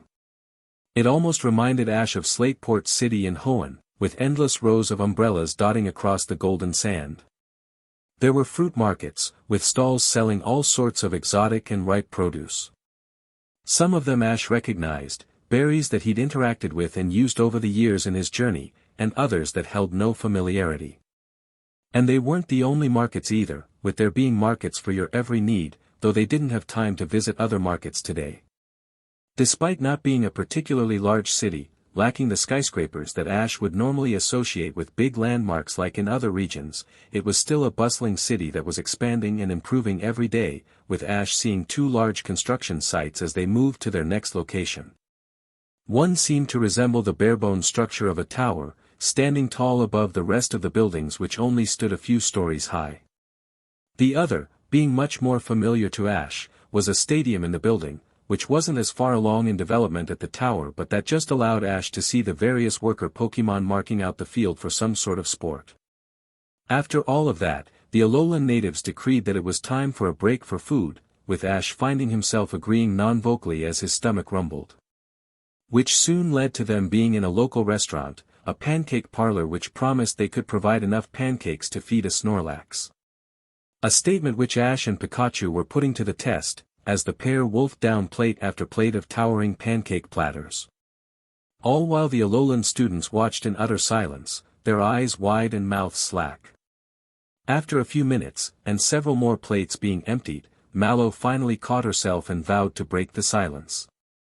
"So Ash," she started, earning a muffled confirmation of attention from the Kanto native, "you seem to have a lot of Pokemon. Must have been traveling for a while now, if their strength is any indication. How long have you been a trainer?" she asked, earning a number of approving nods from the others, as they leant in for Ash's answer. Ash paused for a moment, swallowing the mouthful of pancake in a massive gulp before he looked up to the ceiling, his mouth silently counting. More than 5 years now.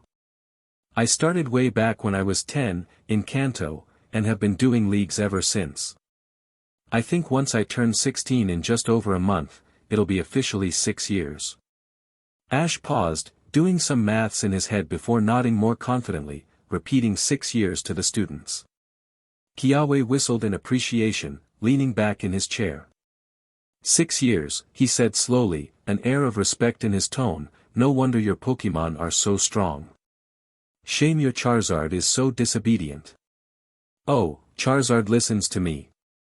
We had a bit of a disobedience problem a while back, but we've sorted it since then and he's now one of my strongest. He just doesn't like listening to people he don't respect. Kiawe blinked at this, shooting a glare off to the side where all of their collective Pokémon, barring Pikachu, were eating their own pancakes, and stared at the Kanto starter. Sensing the eyes on him, Charizard turned to look back Kiawe, and grinned a toothy grin, before chuckling to himself and returning to his pancakes. Seething and muttering insults under his breath, Kiawe returned his attention to the table, while Ash carried on. Me and Charizard go way back, all the way to Kanto. He was part of my first team of 6, and we had a fair few ups and downs. In the end, we've come out of all of that stronger than ever, both in terms of strength and our bond. I wouldn't change a thing. Charizard, who was listening in on the conversation, shot a thumbs up at Ash, before shooting a small ember of flame at him, which hit him square in the face and knocked him onto his side, which made the Alola students jump in surprise. He attacked you. Lily screamed, her voice becoming shrill and high-pitched, while Sophocles picked a plate up and held it to his face as an improvised shield. Mallow stared in shock while Lana shot glares at the fire type, all whilst Kiawe leapt over his chair and jumped between Ash and Charizard, arms spread out. The panic quickly dispersed when they heard Ash chuckle however, all heads turning to him as he pushed himself upright, face covered in a light layer of soot and his unkempt hair looking even more disheveled. Good shot Charizard, wasn't expecting that. Thought I was safe because we were inside, he said though his chuckles, while everyone stared at him in disbelief. Why are you laughing? Your Pokémon just attacked you, it's out of control, Kiawe said sternly, though Ash waved him off. Nah, it's fine. That's how Charizard shows affection, but normally it's a proper flamethrower he hits me with. So this wasn't so bad. More stares, with Lily in particular looking particularly shocked. Wait. Does that mean you allow it? Most trainers I know would release a Pokémon for doing that, and you just brush it off. Why? Lana asked, being surprisingly vocal compared to how she'd acted so far. Ash, in response, considered it, before he took on a more serious air and tone. Let me quickly explain something to you, since it could come in handy for you to know. Pokémon, no matter their species, will show their affections in all sorts of ways. Most Pokémon like doing it through physical interaction, hugs, rubbing, petting, etc. Others show their affection during battle, pushing themselves beyond their limits to prove their dedication. Those ways are pretty standard, you'll probably see, if not experience for yourself, this happen at some point in your lives, especially as trainers. Sometimes, they show their love for you in other ways. Ash paused for a moment, before pulling out his Pokeballs, placing them down before pointing at them sequentially, speaking as he went. Totodile, he's very energetic and loves to express himself. Mainly through dancing. When he does well in battle, he'll dance. When he's excited, he'll dance. When he's upset, he won't dance. You have to understand that, and work with that, in order to get the best out of him. Allowing him to dance is crucial to getting the best out of him, because if I tried to stop him from dancing, I'd be suppressing who he is. And his true strength. Bayleaf, affectionate. Very affectionate. Shows it by throwing herself at me. Was cute when she was a Chikorita. Became painful when she evolved. Though I'm not going to try and stop that. She's a very physical Pokemon, both in how she shows her affection to me and how she battles. Stopping her with one will affect the other. And out of all my Pokemon, I don't mind her doing it as much. She's not the biggest Pokemon I've got who does it. Bulbasaur, he's a bit tricky to read, especially compared to the rest of my Pokemon. While most of my Pokemon happily express their emotions at any given moment, Bulbasaur likes to keep them to himself, only really showing emotions when he can't help it. Unless he's just won an important battle, you won't see him jumping for joy anytime soon. But he does care, and he shows that through keeping order. In case you haven't noticed, my Pokemon are a bit chaotic. They're not troublemakers, but they can be a bit rowdy. One of the ways that Bulbasaur shows his affection is by keeping everyone in line, which is a big help. I can always travel knowing in the back of my mind that Bulbasaur is looking after everyone. Charizard, he's a tough guy. Through and through. Loves to battle and prove himself. It's part of his charm. But because of that, he doesn't like to show affection with a simple hug. He has to show his strength off while doing it. He only started doing it when he evolved at first, which he did because we didn't get along as well. But ever since we resolved our differences, and we vowed to get strong together, it became his way of showing me we're still good. And in case you're worried about me, don't be. I've survived way worse, and he doesn't do it to hurt. It's like a warm blanket, very warm. When he stopped at the last Pokeball, the one which Ash had the longest but had used the least, he looked up at his company, and paused to soak in their faces. They were all sitting quietly, listening intently as Ash explained his Pokemon's minute details and characteristics. And, something which Ash took a small amount of pride in, it looked like they were heavily considering what he was saying. For the most part, Ash could tell that they were thinking about their own Pokemon, trying to figure out in their own heads what subtle ways their Pokemon showed affection. Sophocles was smiling to himself, his hand clenching the bottom of his t-shirt and his eyes twinkling over some past memory. Lana and Mallow were both holding their Pokemon's respective Pokeballs, contemplating their pasts with their Pokemon. Kiawe's thought process seemed to be split, as he thought of his own Pokemon, but also about Ash's, the occasional and respectful glances at Charizard being a clear indication of this, almost as if he was desiring the strength and bond that Ash and Charizard shared. Though the one that Ash found most interesting was Lily, as she held her egg canister. He had thought at first that her Pokemon phobia would be a massive hurdle to overcome, one that Ash, truthfully, had no idea where to start.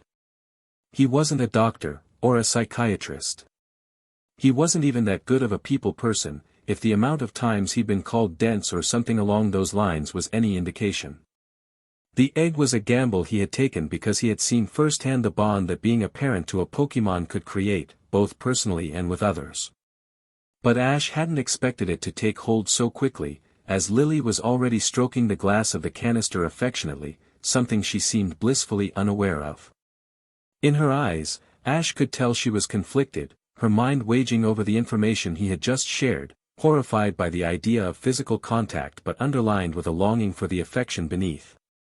He'd seen that same underlining longing in many people's eyes before, including two of his best friends.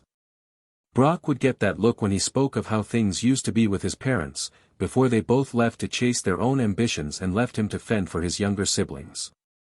Misty would get it when talking about her sisters, and how close they were before they were abandoned. Seeing it in Lily's eyes left Ash feeling a little sad, which only renewed his resolve to do a good job as her teacher. To not only help ease the pain that sat in her heart, but to ensure she could have a brighter and better future. So that all of them could. With a small nod to himself, he left them to their thoughts and took another mouthful of pancakes. Meanwhile, way over in Kanto, there were 3 individuals in a dark room, which was cold and damp and just generally unpleasant to be in. Yet despite that, they waited patiently, all crowding around a small screen, muttering amongst themselves as they did. I wonder where he's going to send us next. Do you think it'll be a big job? One that'll finally prove our worth to him? Maybe we'll get wrapped up with the twerps again, that's always fun. Eventually, the screen flickered to life, and the shrouded silhouette of a suited figure appeared.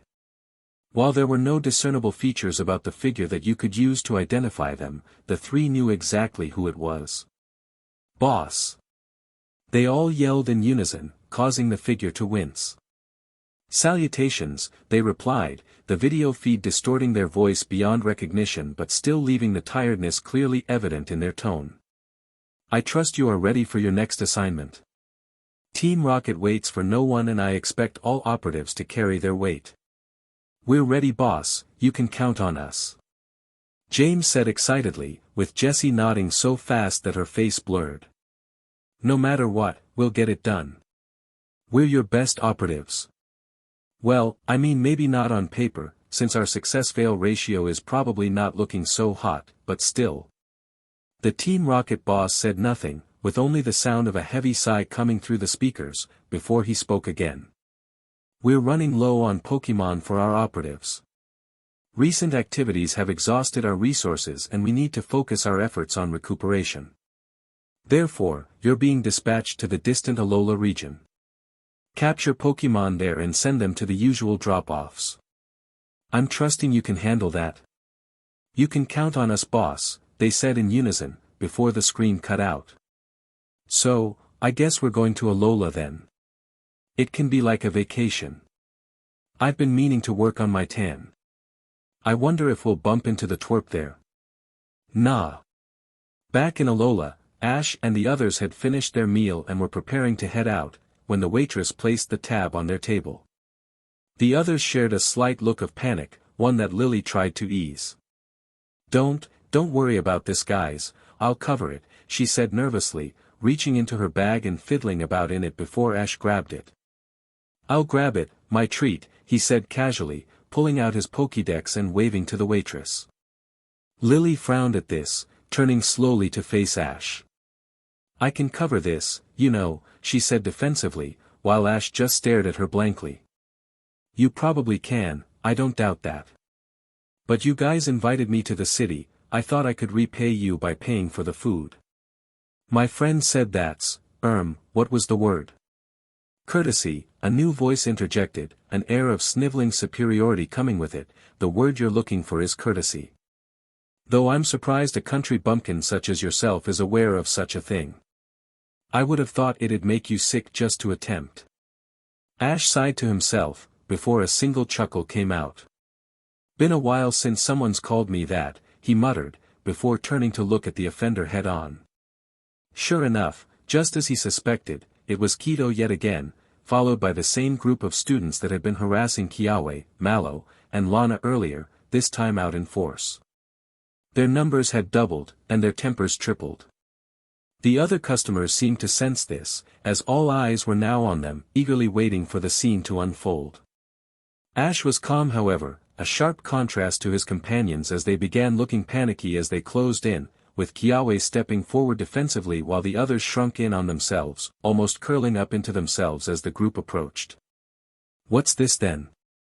A little get-together? Study session? Strange to be seeing a teacher with his students like this, wouldn't you say?" Kido said, getting closer and closer to Ash as he spoke. Ash didn't react, however, barely doing more than blink as he leaned in so that his nose was almost touching Ash's. "Nothing to say?" he asked, turning his head so that his ear was right in front of Ash. Though Ash just tilted his head slightly with a small smile. "Not really. Not to you at least. I'm just out here getting to know my students better. Nothing more to it. And besides, I'm not a teacher at the moment, I'm just another trainer." Kido snorted, sparing a glance over his shoulder at his companions. "Just another trainer," he says, earning some derisive laughs from the group before he turned back. "A fraud is what I say. I don't know how you managed to weasel a win against me, but I promise you it'll be the last victory you ever have in Alola. I swear it in the name of the ancient and noble Tapus." A few shocked gasps sounded out, causing Ash to stare around with a blank and confused look, turning to look at the others to gauge their reaction. It seemed to be along the same lines though, with Lana staring wide-eyed, Mallow covering her mouth with her hand, Kiawe looking like he was about to blow a blood vessel in his forehead, Lily quaking in her seat, and Sophocles placing one hand on the table in preparation to dive underneath it. Turning back to Kido, Ash pursed his lips, before sighing deeply. I don't know who the Tapus are, but if I were to have a guess. Probably legendaries. And you shouldn't use the legendaries' names like that, they don't like it. Some boisterous laughter came from the young man, as he crossed his arms. What, like you know anything about legendaries? Please, a country bumpkin like yourself should consider yourself lucky to even know what a legendary is, never mind enough to properly speak for them. What gives you the right to challenge my claim? Ash shrugged, before he bobbed his head around. I've had some experience with legendaries, he muttered quietly, though the comment went unheard. If you're so willing to offend the legendaries like you have, then I have no choice but to name you my rival.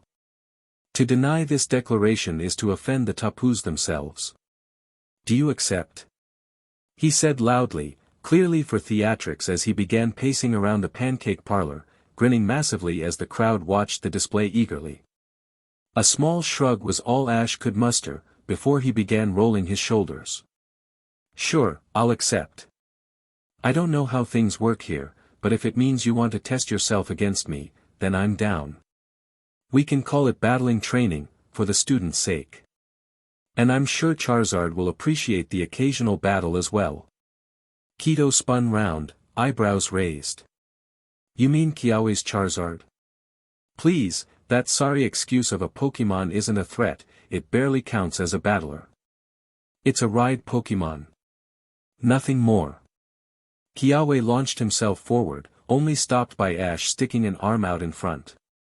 How dare you speak about my Charizard like that? I'll show you.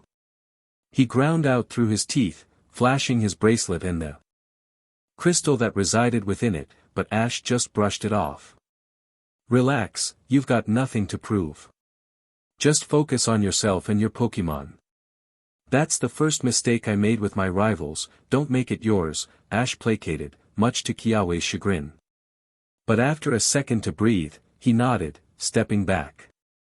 I see you've got your students on a tight leash. Maybe you'll actually be able to whip their Pokemon into shape. Ash just smiled, as he heard the slow thumping of heavy footsteps behind him, before a deep growl caught the teacher's attention, causing them to look over to where the Pokemon had been eating, and were now watching eagerly. I wasn't talking about Kiawe's Charizard, Ash said with a cheeky grin, before Charizard, his Charizard, roared at full strength, the shockwave from the roar alone nearly knocking Kido off his feet. While he scrambled back, Ash crossed his arms. Whenever you want to battle, and test yourself, you just have to ask. I'll always be happy to oblige. But this isn't the leagues, and they come first, Ash said while gesturing not only to his students but the ones behind Kido.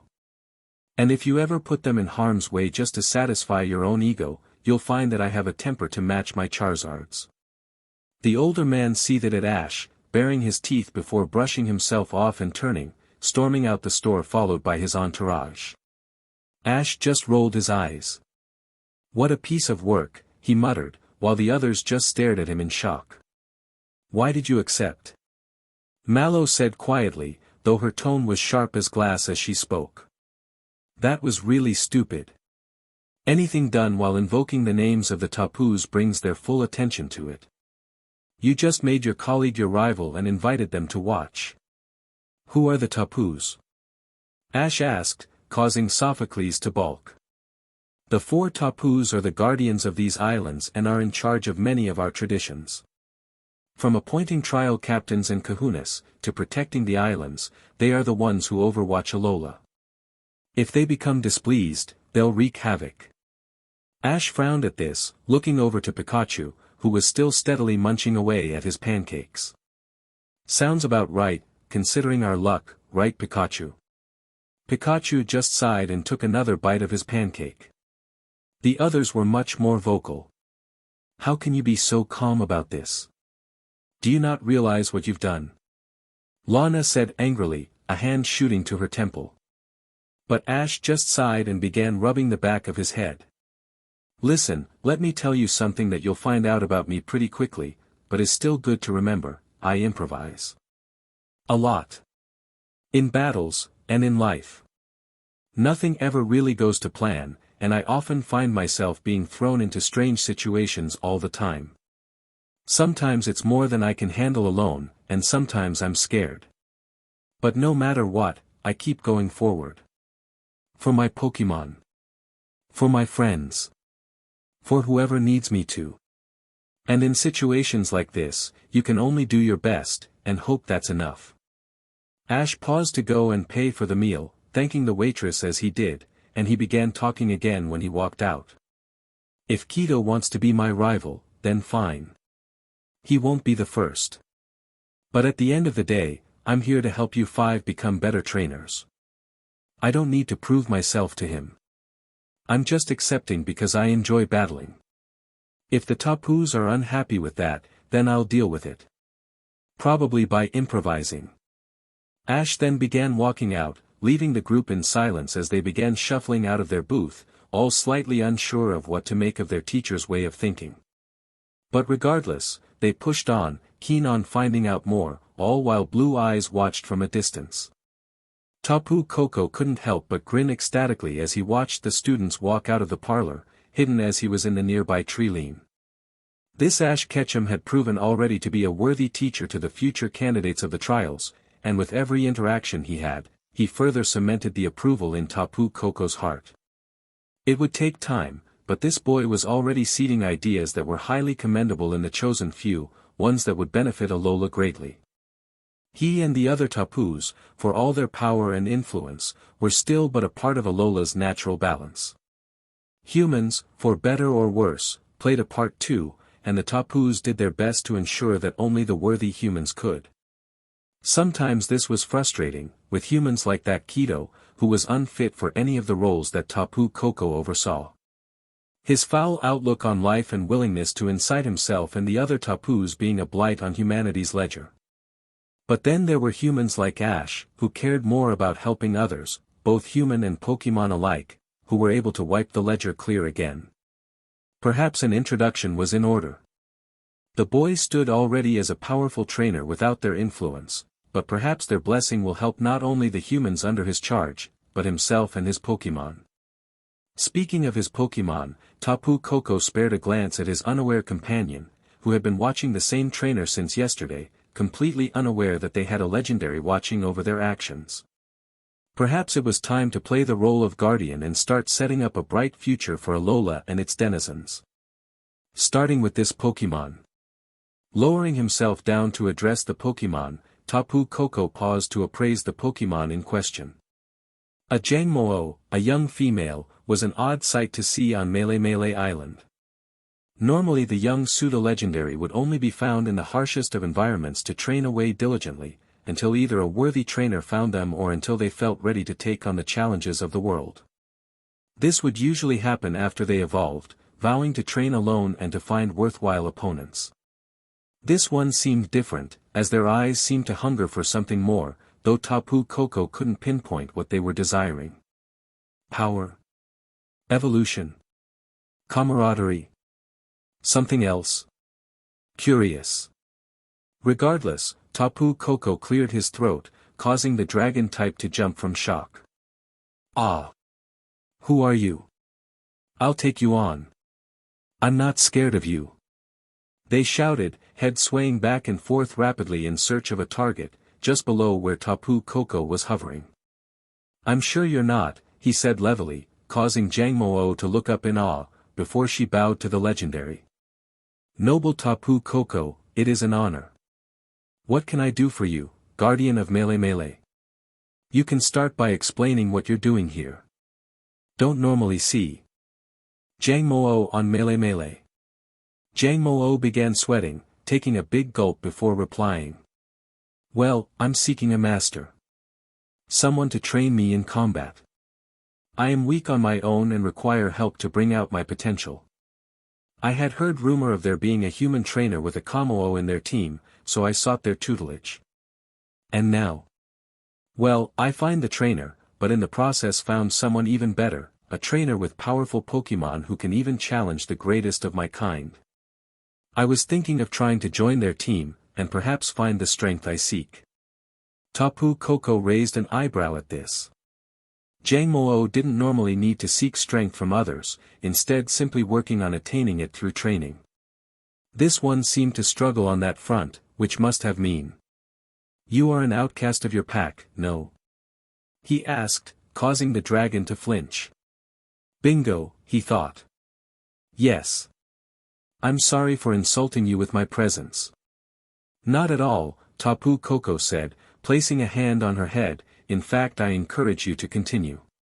That trainer seems very worthy, and I plan to test him soon.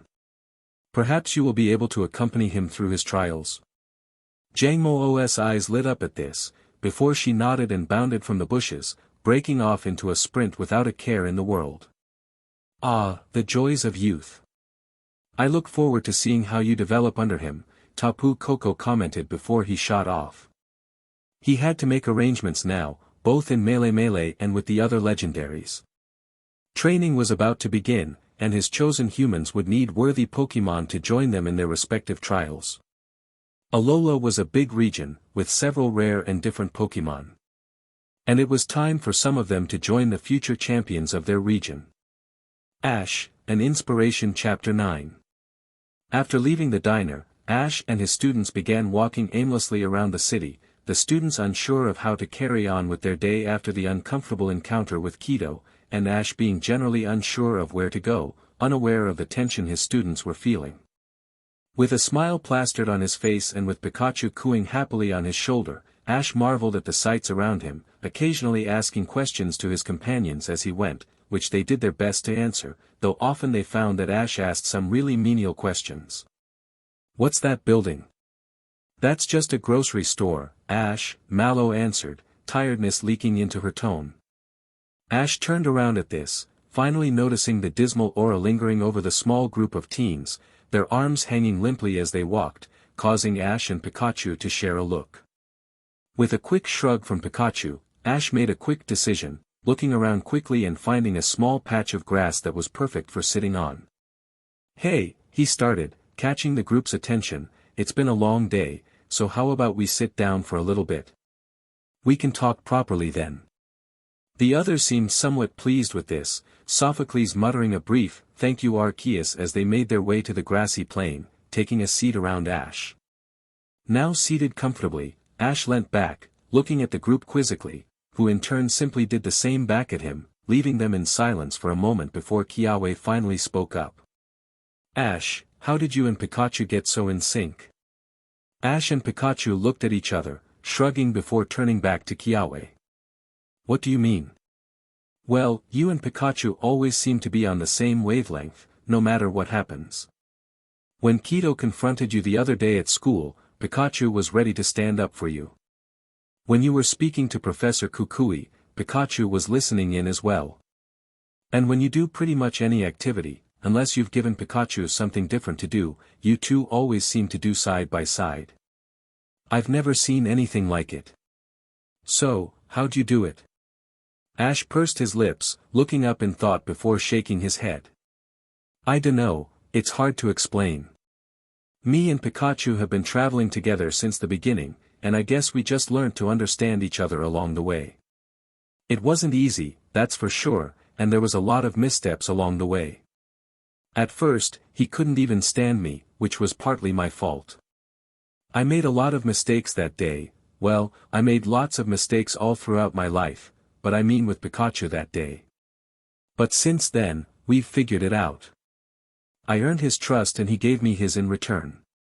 Now we just have each other's backs, for now and always. Ain't that right Pikachu? Pika Pika. The others smiled at this, watching unhappily as Ash began stroking Pikachu's ear, causing the mouse to coo affectionately and his left leg to begin twitching in time with the scratches. While this happened, Sophocles began gently patting Togedemaru, before he spoke up. How exactly do you manage to befriend your Pokémon so well? I've never seen anything like it. At first I thought it was just because you had a dedicated team, like most professional trainers do. My cousin has a team that he's very close with, he spends all his time with them. But he said that you can't really do that with more than your average 6-strong team, and you already seem to have more than 6 Pokemon but still manage to have strong bonds with them. How'd you do it? Ash just smiled in response, crossing his legs while he began to smirk. That one I can explain.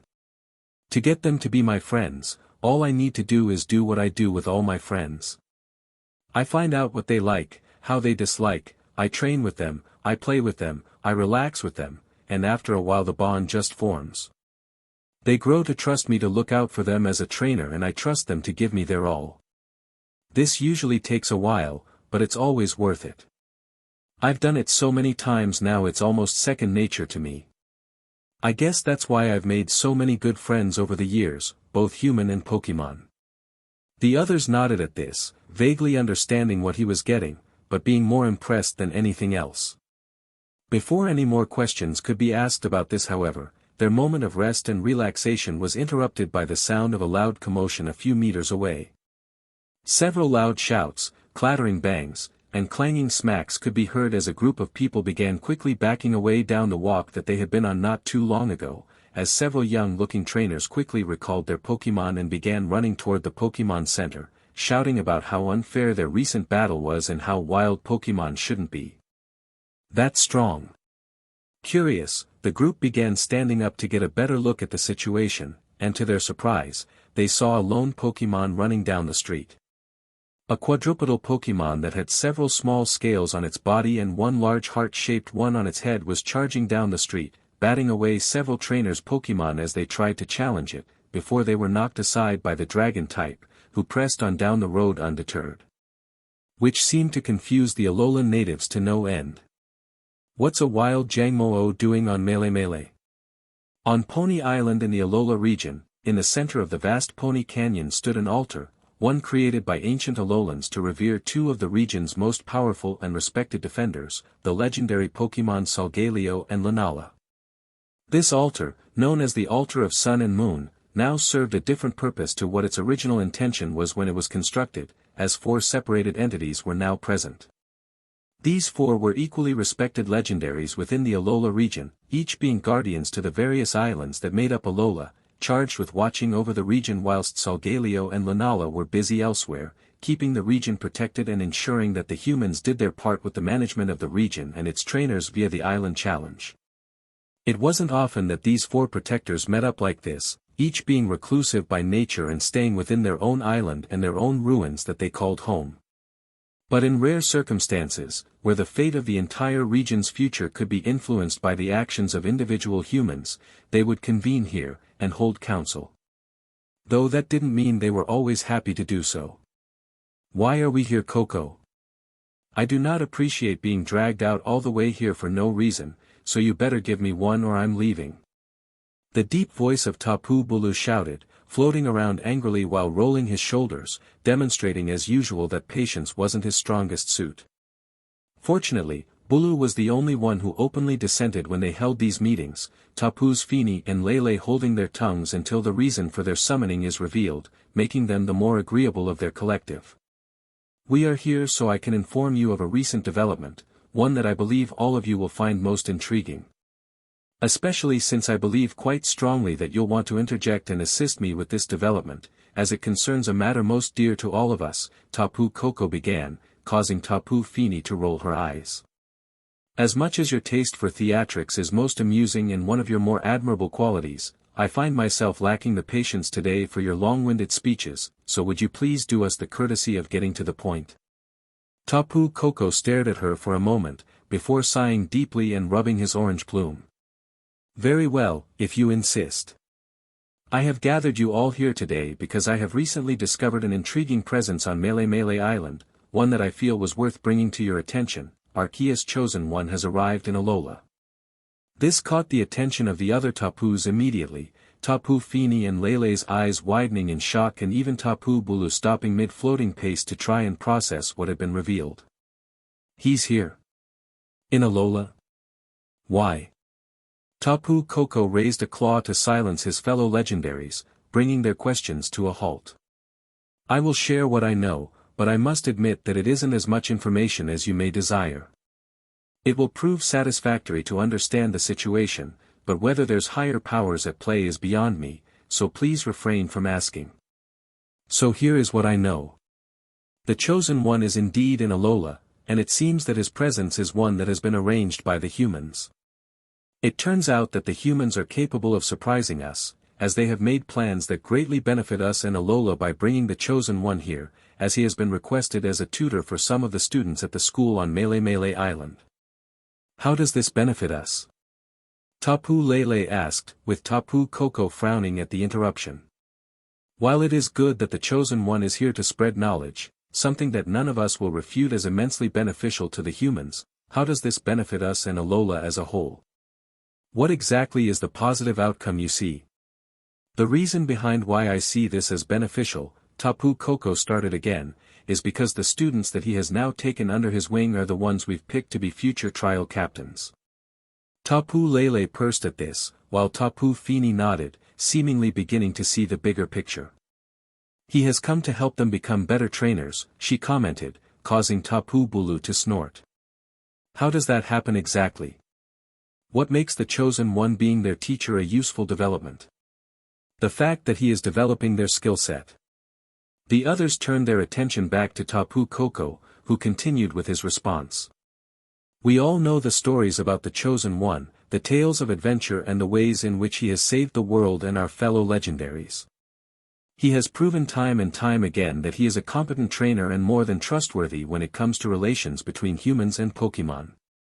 And now he's passing that knowledge on to our preordained champions of the future. Such developments, whether it be chance, the benevolence of humans, or the influence of something else entirely, can only serve to be the start of something greatly beneficial. And over the last few days, I've observed this firsthand, seeing the seeds of potential be planted and gently coaxed into growing. For this reason, I am happy to vouch for him and leave the young man to his given task, with your blessing. If you are so willing to vouch for him, Tapu Lele asked hesitantly, confusion leaking into her tone, then why have you summoned us? Surely you did not go to all this effort to give us a trivial update, even for one as impactful as this. What other motives do you have, Koko? My motives, Lele, are quite simple. With the arrival of the Chosen One and his involvement with our future captains, I feel that now is the time for us to become more involved ourselves. The future captains are now about to take massive strides in their training, and if that is the case, it would be most beneficial to start preparing their teams for the challenges to come. You want us to start preparing Pokemon for the captains?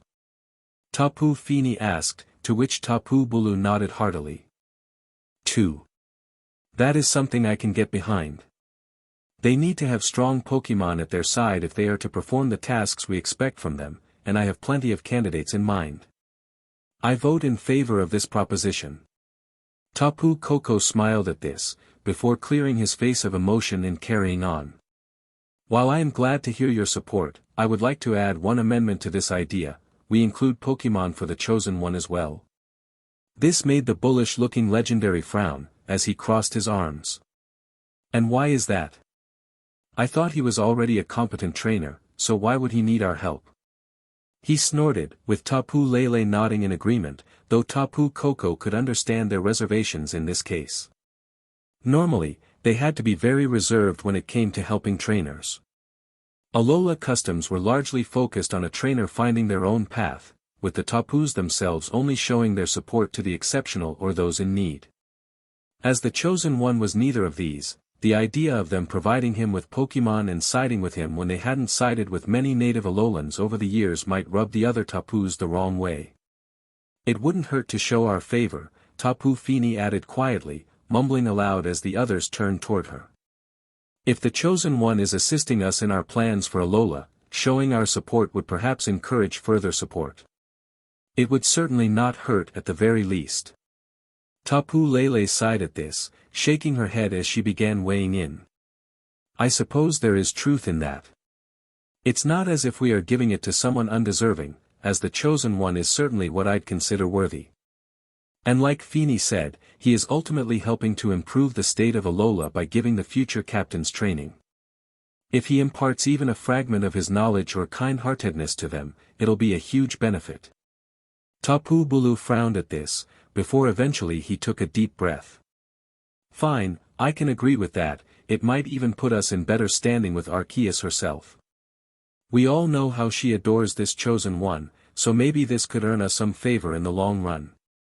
And besides, if we can get some Alolan Pokemon to become part of the chosen one's following of champions, it'll be good representation for our home. Something that I certainly want more of, especially if he travels to the larger regions. Then we are all agreed, Tapu Koko declared, puffing his chest out. Begin scouting for candidates to join the chosen one and the trial captains. Once you have some suitable Pokemon ready, we can begin guiding them down the path to their future encounters. For the future and benefit of Alola. For the future and benefit of Alola. They chanted in unison, before they all floated up into the air, darting off to their respective ruins to begin enacting their plan, each of them already forming ideas of what Pokemon they would draft into the service of the young humans in the Pokemon school, and how the future of Alola was looking bright indeed. Ash raised an eyebrow at the exclamation of his students as the Pokemon knocked aside another aspiring trainer's Pokemon to the side with a dragon tail before carrying on, seemingly heading toward their group at fast speeds. As the Pokemon began to close in, the gears in Ash's head began whirling away, processing the situation and thinking about what he could do.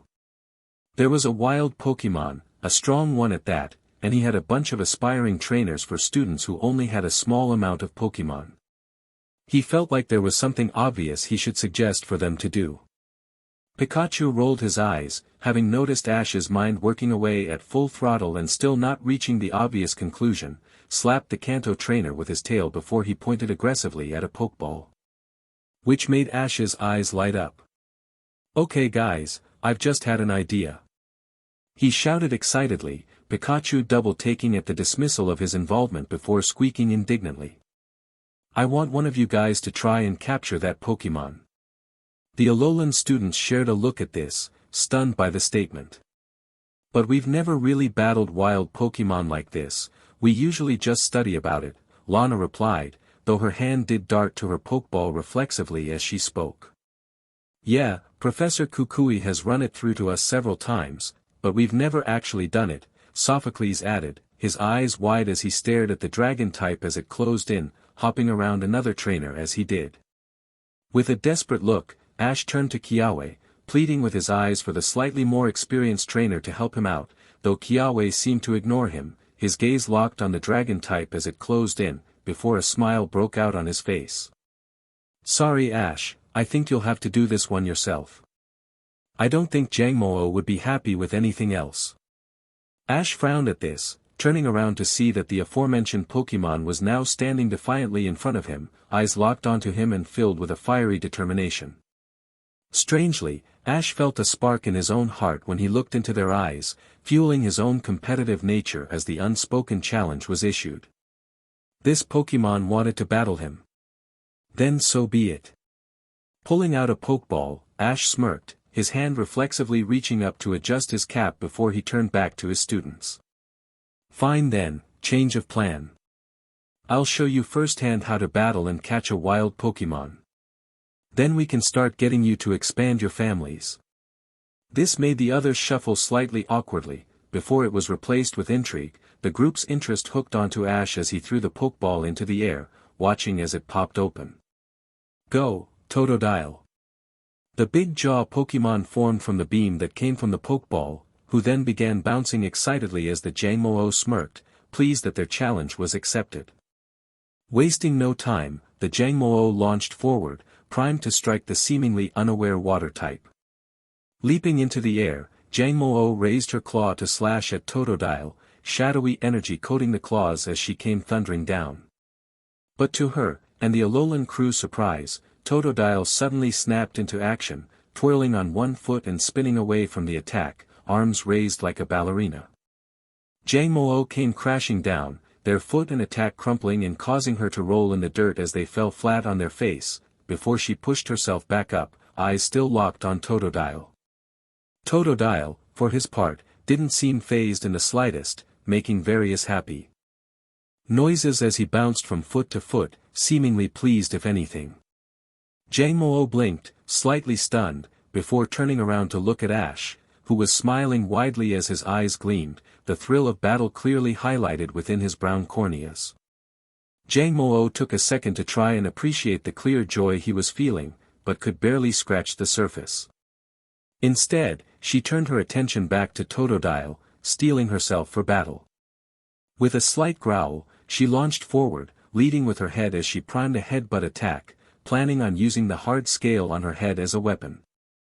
Totodile simply squealed happily, taking up a battle position as Ash shouted a command. "Quick, slow it down with water gun." The blue crocodile Pokemon obeyed quickly, firing a steady stream of water at the dragon type, hitting her head on and causing her to stumble. The momentum of her attack lessened greatly. She gritted her teeth though, trying her best to push through, only to realize how much of a mistake it was when she heard Ash shout another command. "Now, follow up with headbutt." Jangmo-o's eyes widened as the stream suddenly cut out, only for the blue head of her challenger appearing quickly in her view, hitting her with much more force than she had built up. Though her attack nullified the damage to an extent, she still screamed in pain as she recoiled, backing up from the attack. Though Ash and Totodile were relentless, as Ash quickly ordered Totodile to follow up with a bite, and before Jangmo-o could shake off the last attack she found her body in the tight grip of Totodile's powerful jaws. Thinking quickly, she began tensing her muscles, red energy coming off of her as she felt her attack and defensive abilities rapidly increase. Off in the distance, Kiawe frowned, seeing the red energy but not knowing what it represented. "What move is that? I don't think I've seen it before." "It's bulk up," Lily replied quickly, her eyes glued to the battle, where a Pokemon increases its attack and defense by flexing its muscles. Ash needs to be careful now. Ash, meanwhile, wasn't worried in the slightest, but instead was excited. This Pokemon was clearly quite skilled, having already demonstrated a full move set and quick thinking. He hadn't known what to expect from the wild Pokemon of this far-off region, but now he was getting to see firsthand what they could do. And it was making his heart race. He couldn't wait to catch this Pokemon. A small part of him was secretly grateful that the others had turned down the opportunity to catch this Pokemon, as all he wanted to do right now was add this plucky fighter to his team. Clenching his fist, Ash quickly formed up a counter-strategy. "Right, back up Totodile, get some space."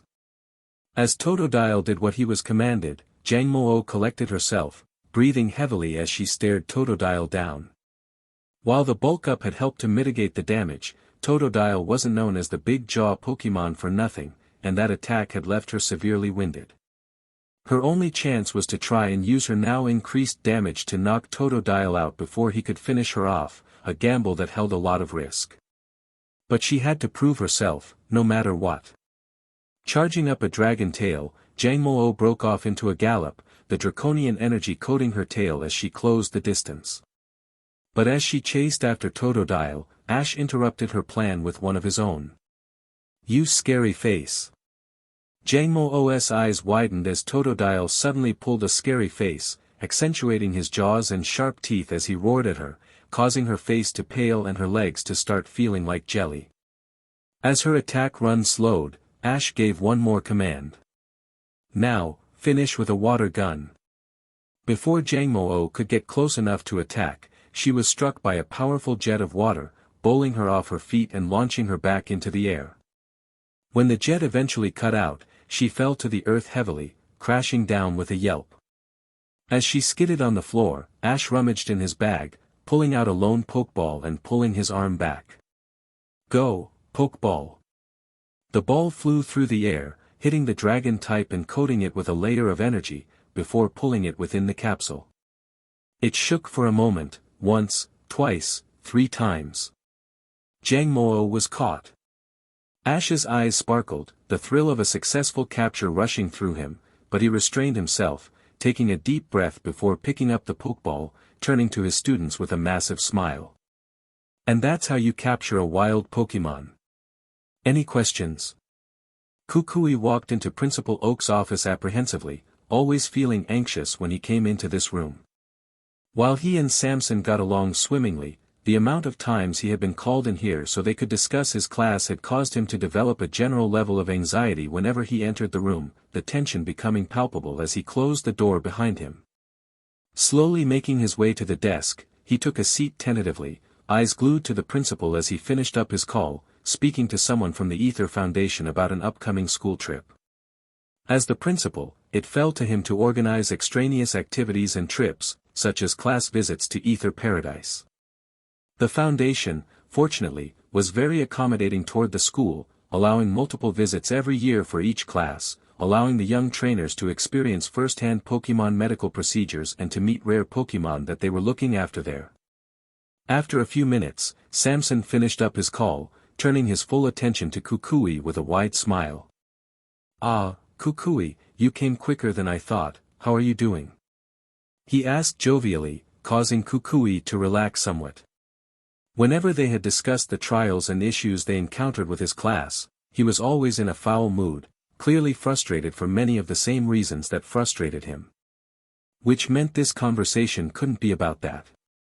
"I'm doing good, today has been an interesting day." "I have no doubt. How's Miss Burnett?" "She's doing well, busy but well. Her research takes up a lot of her time, but I'm glad she's able to make as much progress as she is. Always puts a smile on her face when she tells me about it." Samson nodded affectionately at this, glad that the couple were doing well. But he quickly composed himself as he moved on. "I'm glad. But back to the reason why I called you here, today was your first day with your new teaching assistant. While it's still early days yet, I'd like to know what your preliminary thoughts are of the young man. What exactly did his teaching entail?" Kukui smiled at this, one side of his mouth shooting up as his mind flashed back to the improvised obstacle course that the teenager had cobbled together, before he looked directly at Samson. "He's great. Very hands-on, and he seems to already have a great idea of what to do with the students. He's made more progress in one day than I have in the last month. I can definitely see why your cousin recommended him, he's certainly something else. Is that right?" he asked, to which Kukui nodded. "Definitely. For his first lesson, he practically built an entire obstacle course for the students from scratch. I didn't even know you could build something that quickly." Samson frowned at this for a moment, crossing his arms and leaning back into his chair. "He's making them do physical activities. While I don't oppose the idea, I fail to see how this would help them as trainers." "Ah, but that's where it was brilliant. It wasn't for them, it was a Pokemon obstacle course. And he gave them each one of his own Pokemon." Samson's eyes widened, understanding slowly filtering in as Kukui carried on. "He seems to have already figured out each of their personalities to the most minute detail, as he picked out Pokemon specifically for each of them, using Pokemon with personalities they weren't used to interacting with but giving them types that they're familiar with so they weren't overly alienated. It was, frankly, brilliant. To top it all off, he arranged a prize for the winner, which I feel he rigged." At the mention of the word rigged, Samson's frown returned, as he pointed at Kukui rather aggressively. "You mean favoritism? You know how I feel about teachers who neglect students in favor of another." "Kukui," he said, anger seeping into his tone before Kukui waved him off. No, it's not like that. If anything, it was done to fix a problem we've been stumped on for a while now. The prize was a Pokemon egg, and he rigged it so that Lily won the egg. And already she's showing signs of attachment to it, taking on the responsibility of caring for it immediately, which I think is Ash trying to help her overcome her phobia of Pokemon. If this works, he'll have made a breakthrough neither of us could think of. He's the real deal all right." Samson sighed, leaning back in his chair, as he allowed himself to relax. "Thank goodness, that's a relief. And I'll take your word for it. Lily and her childhood fear of Pokemon has been something that the best psychiatrists her mother could get have failed to address, so I'm skeptical of his ability to help her. But I'll happily accept being proven wrong in this situation, if he's up to the task. I also must ask, what future plans does our young faculty member have for tomorrow's lesson?" I have no idea, but I'm looking forward to it, Kukui said, a massive grin plastered on his face. Kukui got home much later that day, having a lot of paperwork to work through, both for the school and for his own research, the latter being the more time-consuming. He was taking a page from his girlfriend's book, and was balancing several research projects at the same time, one being focused on the variation of a move's power based on a Pokémon's upbringing, another on trying to create a template for ultimate move combinations, and also attempting to settle the debate on which move was better, Hyper Beam or Giga Impact. This all kept him busy, and it was starting to get dark by the time he got home, and he half expected to see his new colleague already at home, either relaxing after a long day or planning out his lesson for tomorrow.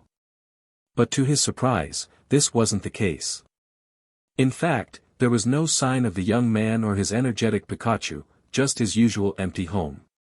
Wondering absently where he was, he went through his usual routine after getting home, feeding Rockruff and his team, checking on his research equipment, and starting to make himself some dinner before he tried to call Burnett.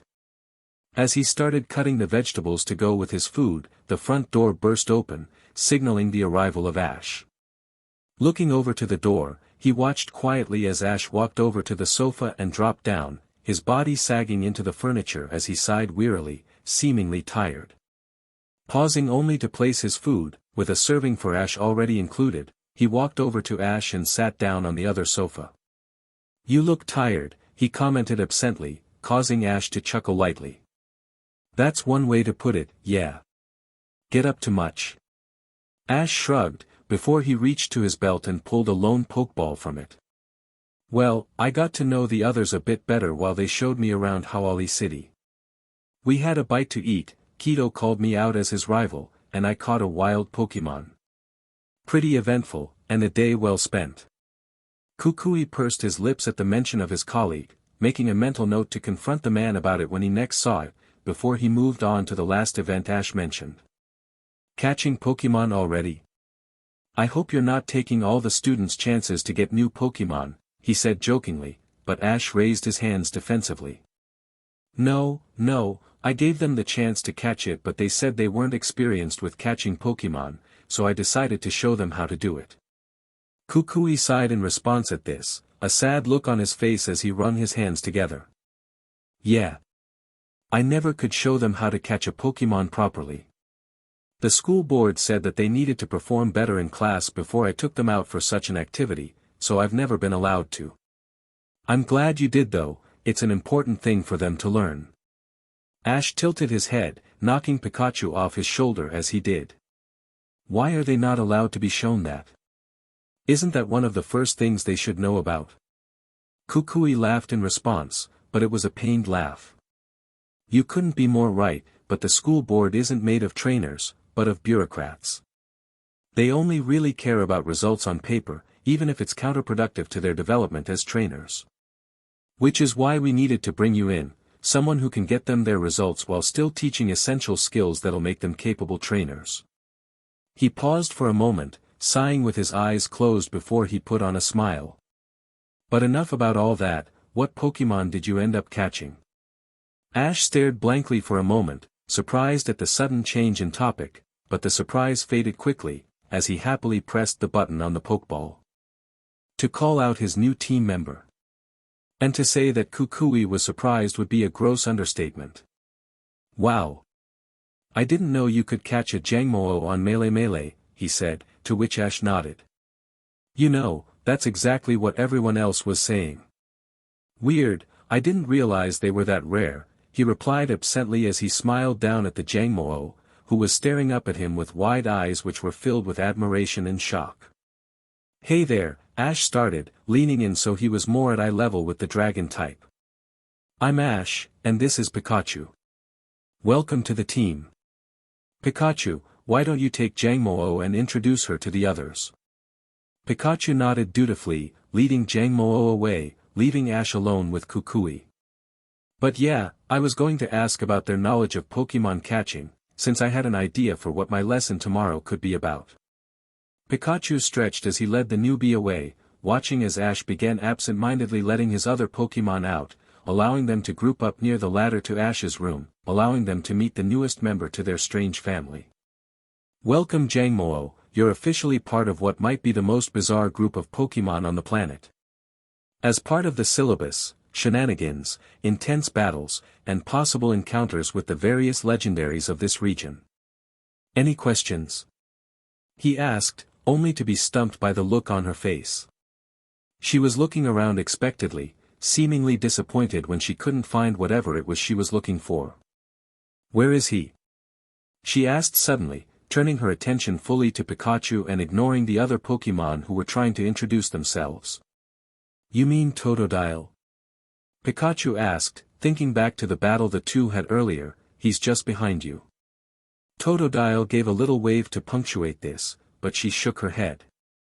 No, not him. The one who fought yesterday against my better, the Jangmo-o. Where is that Pokemon?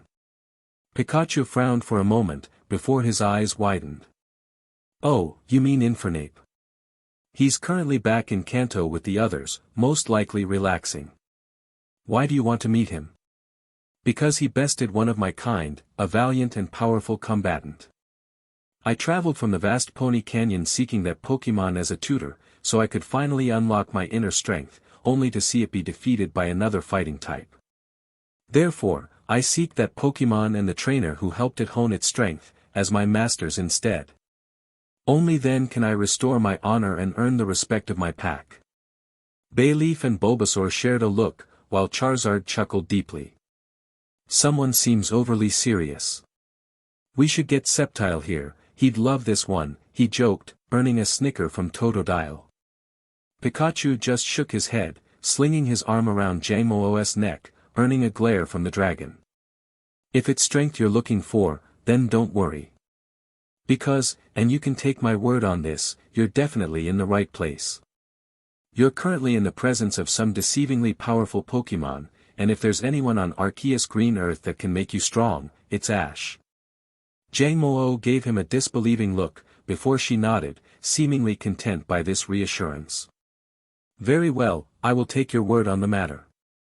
After all, I suppose it is the same trainer who trained the Pokemon who bested the Jangmo-o, so I am in the right place. I look forward to seeing what he is capable of. Ash, an Inspiration Chapter 10. Kukui smiled as he walked into the trainer school, feeling elated to go to work for the first time in weeks. It wasn't that he didn't enjoy being a teacher, it was something that he found a lot of gratification in, especially when things were going well with his students, and it served as a nice break from his hours and hours of extensive research. But with the stress he had been dealing with his current class, he had been finding it hard to find joy in his work, especially when his daily routine included watching them struggle despite their obvious talents. But that was changing, slowly but surely, and he couldn't help but allow himself to hope that things were looking up. His new teaching assistant, the trainer from Kanto Ash Ketchum, was already having a monumental effect on his class and their performance, so much so that it was already beginning to show. Even as he walked into his class, placing his lunch and documents on his desk while the students, who had beaten him to class that morning, chatted amongst themselves, he could tell that their issues were slowly on the mend. Lily had always had an issue with making physical contact with Pokemon, something which, according to her mother at least, had been a fact for many years now. She absolutely loved Pokemon, and it was abundantly obvious from how much effort she put into her classwork, but despite her best efforts, she could not so much as be in the general vicinity of a Pokemon without freaking out. At times Kukui had been forced to request that the other students keep their Pokemon in their Pokeballs when in class for her sake. But it seemed that she was beginning to get over her fear of Pokemon, or at least starting to. Ash's exercise yesterday, along with the subsequent prize, seemed to have instilled a small amount of confidence in her, and she was now making a point of carrying her new egg around with her at all times. She had yet to take it out of its incubator, but if the small stroking motions she was absent-mindedly making on the glass while speaking to the others were any indication, Kukui would bet that she would soon be able to overcome her fear. Kiawe had, in Kukui's humble opinion, the most potential to be a skilled battler. He had a natural talent when it came to battling, a strong bond with his Turtonator, and a clear goal of becoming a talented trainer like his grandfather before him. That detail especially stood out, since Kiawe had gone to great lengths for this goal, even participating in a grand trial to inherit his grandfather's Zering and accepting his Charizard into his team. But despite having such a strong start, he seemed to be stagnating at the moment, stuck in his routine of school and work, leaving no room for his pursuit of being a better trainer. Yet now he had something that Kukui hadn't seen in him since he first met the young man, a spark. A burning desire, a hunger, an urge to battle and become stronger. Ash's challenge yesterday seemed to have unearthed that old spark, reinvigorating it and leaving Kiawe with a strong desire to learn. He was even starting to socialize more, actually. Engaging in conversation and weighing in with a few short but curt comments, a stark improvement from before when he would just listen silently, watching with an expressionless face. Kiawe was currently talking to Sophocles, who also seemed to be filled with a vigor that normally didn't exist, especially this early in the morning.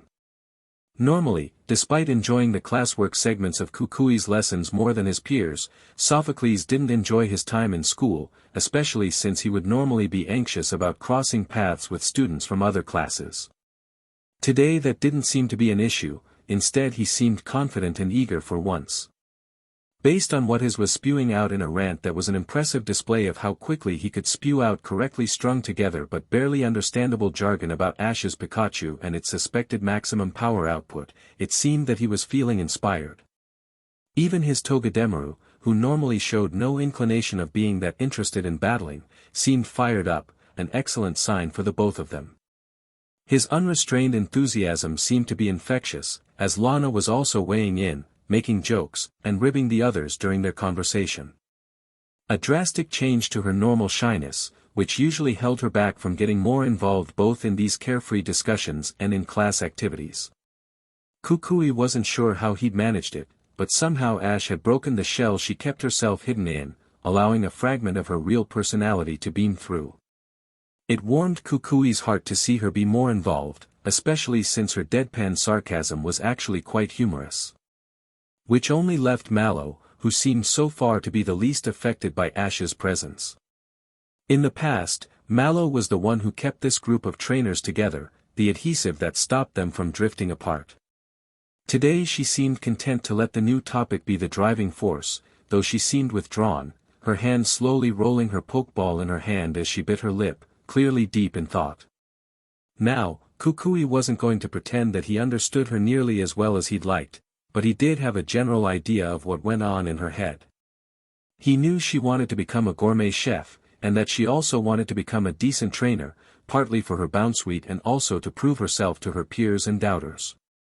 That was usually where her mind went when she turned all pensive, so whatever it was she was considering, it must have had something to do with that. While he wanted to ask, to see if he could help, he eventually decided to hold back, for the moment. While he wasn't a betting man, he'd wager that her thoughts were also linked to the new presence in their class, though Kukui didn't know how or why. Until he had a better idea of why, he'd leave it for them to resolve themselves. Ash was clearly capable of dealing with such things on his own, and chances are Mallow would speak to him about whatever was on her mind in their own time. Kukui could only hope that it would help her in the long run. Looking over his class once more, he couldn't help but feel content. There was still a long way to go, absolutely, but in a single day Ash had made more progress than he had in weeks. He'd been skeptical when Samson had told him that his cousin was sending a trainer to Alola to help him teach this class, worrying that their presence would only alienate his students further and be a detriment to their progress. But now he had full faith in his new assistant and his ability to help his students, more than happy to let him work his magic. "Alright class, let's cut the chatter, we've got things to do. Who wants to remind me what we were learning about yesterday?" he asked, kicking off his first lesson of the day. Ash sighed as he placed his pen down heavily, his attempt at placating his own frustrating as he resisted the urge to start chewing on it like a wild animal. Pikachu, who was sitting beside Ash on the sofa along with Jangmo-o, chuckled, before he bounded up Ash's arm so he could sit on his shoulder. Once there, he began nuzzling his cheek, causing Ash to smile as he gently began stroking behind Pikachu's ear. "Thanks Pikachu, I appreciate it. Who knew that being a teacher would include so much paperwork?" Pikachu paused his affectionate cooing to stare at Ash, while Jangmo-o shook her head at the teenager. "This is the trainer I've sworn myself to?" she asked out loud, causing Pikachu to snigger. "When it comes to battling, there's no better trainer than Ash. When it comes to other stuff, he tends to struggle." "Cut him some slack," Pikachu replied, causing Jangmo-o to raise an eyebrow. Their conversation was suddenly cut short by the sound of a ringing buzz, drawing all three of their attentions to the video phone installed in the wall just a couple of meters from where they were sitting. Curious, Ash walked up to the device, and gingerly answered the call, only to be surprised by the person on the other end of the connection. Or rather, people. "Brock? Misty?" Ash asked, his eyes going wide at the familiar faces. "Hey Ash, how are you doing?" Brock asked, while Misty sat with a wide grin. "We were just speaking to Professor Oak and he may or may not have mentioned that you've gotten yourself a new job." Ash grinned shyly at this, one of his hands scratching the back of his neck as his cheeks went red. Which only made Misty's grin grow even wider. "So it is true," she shouted excitedly, hands slamming onto her table as she closed in on the camera. "You've become a teacher. That's hilarious. How've things been so far? I hope you haven't messed up already." Ash frowned at Misty, before he allowed a challenging smirk to shine through his features. "I know I'm doing better as a teacher than you are as a gym leader. How many badges have you had to give out recently?" Brock just shook his head as Misty gasped in indignation, before they both began to go back and forth with ribbing insults and playful remarks, all while Brock fought to keep a smile off his face. It had been years since the three of them had traveled together, and they all were a fair bit older now, but as soon as they were together again, even virtually, it felt like no time had passed at all. He continued to allow the two to get their insults off their chest, eventually devolving into amiable laughter before Misty spoke again, this time with a much softer tone. "On a real note, I'm sure you're going to do fine, Ash. If there's one thing you can do right, other than luck your way through battles, it's helping others. I'm sure those students you've got will be certifiable masters by the time you're done with them." Ash blushed at this, before he gave a small nod. "Thanks Misty, I needed to hear that. I was just struggling to come up with an idea to help show them how to catch Pokémon without actually taking them to go catch Pokémon, so I was feeling a bit stressed out," he admitted, while Misty started frowning. "Why can't you just take them out to catch some Pokémon? Surely that's the best way to learn." "Most trainer schools don't work like that," Brock answered, drawing their attention to him. "You have to showcase you're capable of catching Pokémon in a controlled environment before you're allowed to actually go out into the wild and attempt it for real. Some places are more lax with that rule, like Kanto and Sinnoh, but from what I hear Alola is much stricter with this rule. I think they can try to catch Pokémon on their own, but it'd be dangerous for rookie trainers to do that. And until they're allowed to buy the school, Ash can't accompany them." "That's stupid. That's really stupid. How do you expect them to learn unless they have hands-on experience?" Misty ranted, while Ash crossed his arms. "Well, even though it's stupid, I have to do it. And I do have an idea, but I'm not sure how I'm going to make it work." "Why not use your own Pokémon to help?" "I'm sure they'd be happy to if you asked," Brock asked. Ash shook his head in response. "My idea would need more than a 6 Pokémon team, so I can't do that unless someone else is willing to let me use their Pokémon," Ash dismissed. Though to his surprise, both Brock and Misty were staring at him, confused looks etched onto their faces. "Ash, you have more than 6 Pokémon," Misty said, causing Ash to snort. "Yes Misty, I know that. But I'm only allowed 6 on a team." Misty and Brock looked at each on their respective screens, before Brock gave a crooked smile. "You know that, as a teacher, you're allowed to have more Pokémon on your person. Especially if it's for teaching purposes. You just can't use more than 6 in a battle." Ash's face went blank for a moment, all emotion draining from his face as he looked blankly forward, before he dropped his head on the desk in front of the computer screen and screamed into it. The laughter that followed echoed throughout the entire building. Kukui sipped his coffee as he read over the work handed in by his students before they went for lunch. It wasn't anything too complicated, just a quiz focusing on the topics they'd covered over the last few weeks.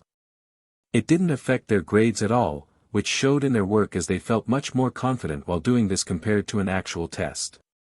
As Kukui finished grading another one of the quizzes, the door to his class burst open, revealing his newfound colleague as he dragged himself into the class, arms carrying multiple pokeballs as he desperately tried not to drop any. All Kukui could do was raise an eyebrow, watching curiously as he made his way to one of the tables and deposited the pokeballs onto it. Once he had done that, he slung his bag off of his back, which looked surprisingly full and bulgy, before he opened it up, pouring its contents onto the same table indiscriminately. Kukui just watched in bewilderment as dozens upon dozens of pokeballs began pouring out from his bag. Once his bag was completely empty, he nodded happily to himself. "That should be enough," he muttered, before turning to Kukui and giving him a wave.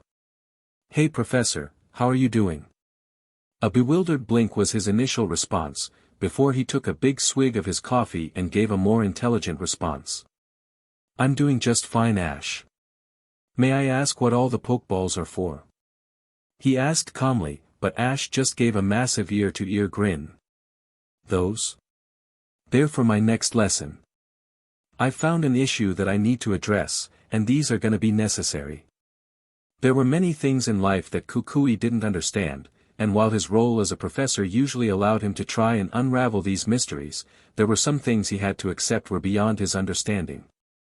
And as he watched Ash in action, observing with intent curiosity as the young man quickly checked over the pokeballs on the table, before he began patting down his belt to check for his own pokeballs and his Pikachu walked in carrying a few pokeballs of his own, Kukui resigned himself to the fact that he'd never understand his new colleague. Once the students returned from lunch, Kukui began to lean back and watch the chaos unfold. There was something about the way the students gingerly entered the classroom, eyes locked onto Ash as he stood near Kukui's desk, that he found oddly amusing. Nevertheless, he couldn't help but feel the same sense of curiosity that was making his students so cautious, the chaotic energy that Ash radiated ensuring that he had absolutely no idea what ideas were bouncing around in his head. The boy had bombarded him with questions the day before, his first topic being on what his students knew about catching before he started asking about every aspect of being a trainer that they already knew. Which then turned into him complaining about how trainers were taught in Alola, a sentiment Kukui couldn't help but agree with. All in all, he had no idea which topic he was going to settle on. Which just made him more curious about what Ash was going to pull out of his cap today. Taking a moment to clear his throat, cutting the nervous chatter the students were having and drawing all attention to him, he began. "Alright everyone, today's lesson is going to have two focuses. Firstly, we're gonna do my original plan that I had from yesterday, which was for all of you to attempt the obstacle course again, though this time while using your own Pokemon." The students nodded at this, with Kukui silently approving of the plan. The course was an innovative way of testing their skills at commanding Pokemon, and doing it with Pokemon they were more familiar with was a good idea. Though as he approved of Ash's thought process, Lily raised her hand nervously. Fortunately, Ash seemed prepared for this. "Lily, since you don't have your own Pokemon, I'm happy for you to either choose to sit this out and prepare for when your egg hatches, or you can borrow a different Pokemon of mine and try it again," he reassured, causing Lily to lower her arm. "But before that, I want to do a different exercise, one that'll address an issue I've discovered. It'll bother me too much if I don't do this now." This caused the class to murmur amongst themselves, and even Kukui found himself surprised. What could this issue be? "I've recently found out that you lot have no idea how to catch battle and catch wild Pokemon, which is just unacceptable. Any good trainer needs to know how to expand their team, and you can't expect that every Pokemon will be willing to join your team without a battle. So, we're going to address that." "How?" Kiawe interrupted, crossing his arms as he spoke. "We're not allowed to go catch wild Pokemon with the school. We need permission first and Professor Kukui has tried many times to get it for us. And failed. I highly doubt you've been able to get permission when a professor couldn't. You're right, I don't think I could get permission if the professor couldn't, Ash ceded, before he began smirking. Fortunately, we don't need you to actually catch wild Pokemon to learn how. We just need to recreate the experience. The way he was smiling was, to put it bluntly, concerning. Now, I need you all to grab as many of these Pokeballs as you can carry and follow me outside. Once the group had made their way outside, Ash took a few steps away from the group, looking over the area they were standing in with a critical eye. The trainer school grounds were deceptively large, being large enough to contain several battle arenas, the multiple structures, and even a large wooded area behind the main building. There were no wild Pokemon in these woods, or at least ones that lived there, which made it ideal for Ash's purposes. Turning back to the group, and having to take a second to stop from laughing at how they were struggling to hold all the Pokeballs in their hands, he started talking again. Okay everyone, here's the plan. You've all got Pokeballs and battle-ready Pokemon, he said, pausing for a moment to look at Lily as she lightly thumbed Bulbasaur's Pokemon, which he had lent to her for the purposes of this exercise. All you need now are some wild Pokemon to battle. I wanted to ask about that, Mallow said, with her Bounsweet by her feet waiting eagerly for battle. What wild Pokemon are we meant to be battling? We're not allowed to battle any actual wild Pokemon, and even if we were, there's none here. Ash nodded sagely to this, hands going behind his back. You're right there. Fortunately, I've already thought of that, he said with a small smile, before he pulled his hands back, surprising the students when they saw they were now full with miniaturized Pokeballs. Without another word, Ash threw them up in the air, calling forth the Pokemon stored within. He did a few more times, and soon he was surrounded by Pokemon of several types, sizes, and origins. While the students gaped at the Pokemon, Ash pressed on. These are my Pokemon. I've brought a bunch of them from Kanto for this exercise. What they're going to do is head into those woods and pretend to be wild Pokemon. Nearly all of them were wild Pokemon at some point, so they should be pretty good at acting like it. You're going to try and catch them. You'll need to battle them, weaken them, throw the Pokeball, and, if they think you've done enough, pretend to have been caught. I'll be watching the entire time, offering advice when I think you need it. He looked at his Pokemon, nodding at them and prompting them to break off from the group, spreading into the forest at random. Once Ash had felt he'd given them enough time, he smiled at the group. Good luck. 20 minutes later, the exercise was in full swing, with the students completely focused on the task Ash had given them. It took them a few minutes to get a feel for it, but they were soon hooked onto the idea, each chasing one of Ash's Pokemon before starting a battle with it. Ash had brought a large number of his Pokemon over for this exercise, taking full advantage of the fact that he could use his massive roster so liberally. He hadn't brought all of them, some of them being ruled out due to being too powerful for the rookie trainers or too much of a risk for Lily's phobia. The Pokemon he had brought included his Bulbasaur, who was being used by Lily, and his Kingler, Heracross, Kalava, Totodile, Noctowl, Donphan, Swellow, Corphish, Torkoal, Glalie, Glisker, Staraptor, Torterra, Infernape, Bizel, Unpheasant, Oshawott, Pignite, Snivy, Levany, Palpitoad, Boldore, Talonflame, Hawlucha, and Noivern. At first, Ash was worried he'd be overdoing it, even with some of his Pokemon being ruled out of the exercise, but he was glad to find he was very wrong. The large number of Pokemon seemed to be doing the trick perfectly, as it was giving his students options, and forcing them to think through their actions carefully. While Ash hadn't brought his heaviest hitters, he had still brought some very powerful Pokemon, with the sole purpose of being the Pokemon that they avoided. Since they were only rookies, they could only catch Pokemon who were more their speed, with stronger Pokemon being ones they needed to avoid for their own safety. While Ash knew his Pokemon wouldn't actually hurt them, it was good to try and instill a sense of self-preservation in his students. Even if he himself completely lacked one. He had to caution them a few times of this, reminding them that while they wanted to try and catch Pokemon, they had to be wary of their own limits, a point that was subsequently proven when Kiawe had tried to rush into a battle with Infernape, only to be soundly forced into a hasty retreat. Other than that, the exercise was going off without a hitch. Everyone was having a fun time, his Pokémon enjoying the chance to mess around and his students relishing the chance to improve their battling skills. The small battles they were having seemed fun, and the dramatic acting his Pokémon were employing were making him chuckle. Watching Noivern clutch his heart after being hit by a zing-zap from Sophocles' Togedemaru before flopping over was just too much. Standing beside him were Pikachu, who had abstained from participating in the challenge, his newly caught Jangmo-o, who was watching the display before her curiously, and Kukui, who was also enjoying the spectacle while shouting out his own encouragement and tips. Lana. Watch out for Oshawott razor shell. Ash smiled proudly as Lana took the advice on board without a second thought, commanding her Poplio to get out of the way before retaliating in kind. These lot were naturals, and given enough time, Ash was confident he could turn them into respectable trainers. Though as he watched the exercise play out, something in his gut was telling him that something was off.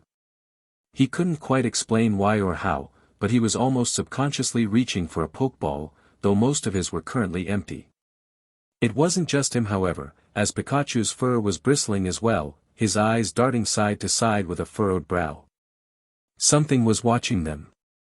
It only took him a second longer to pinpoint the source of this unease, as Pikachu's eyes locked onto a bush in the distance, small sparks shooting out from his cheek pouches.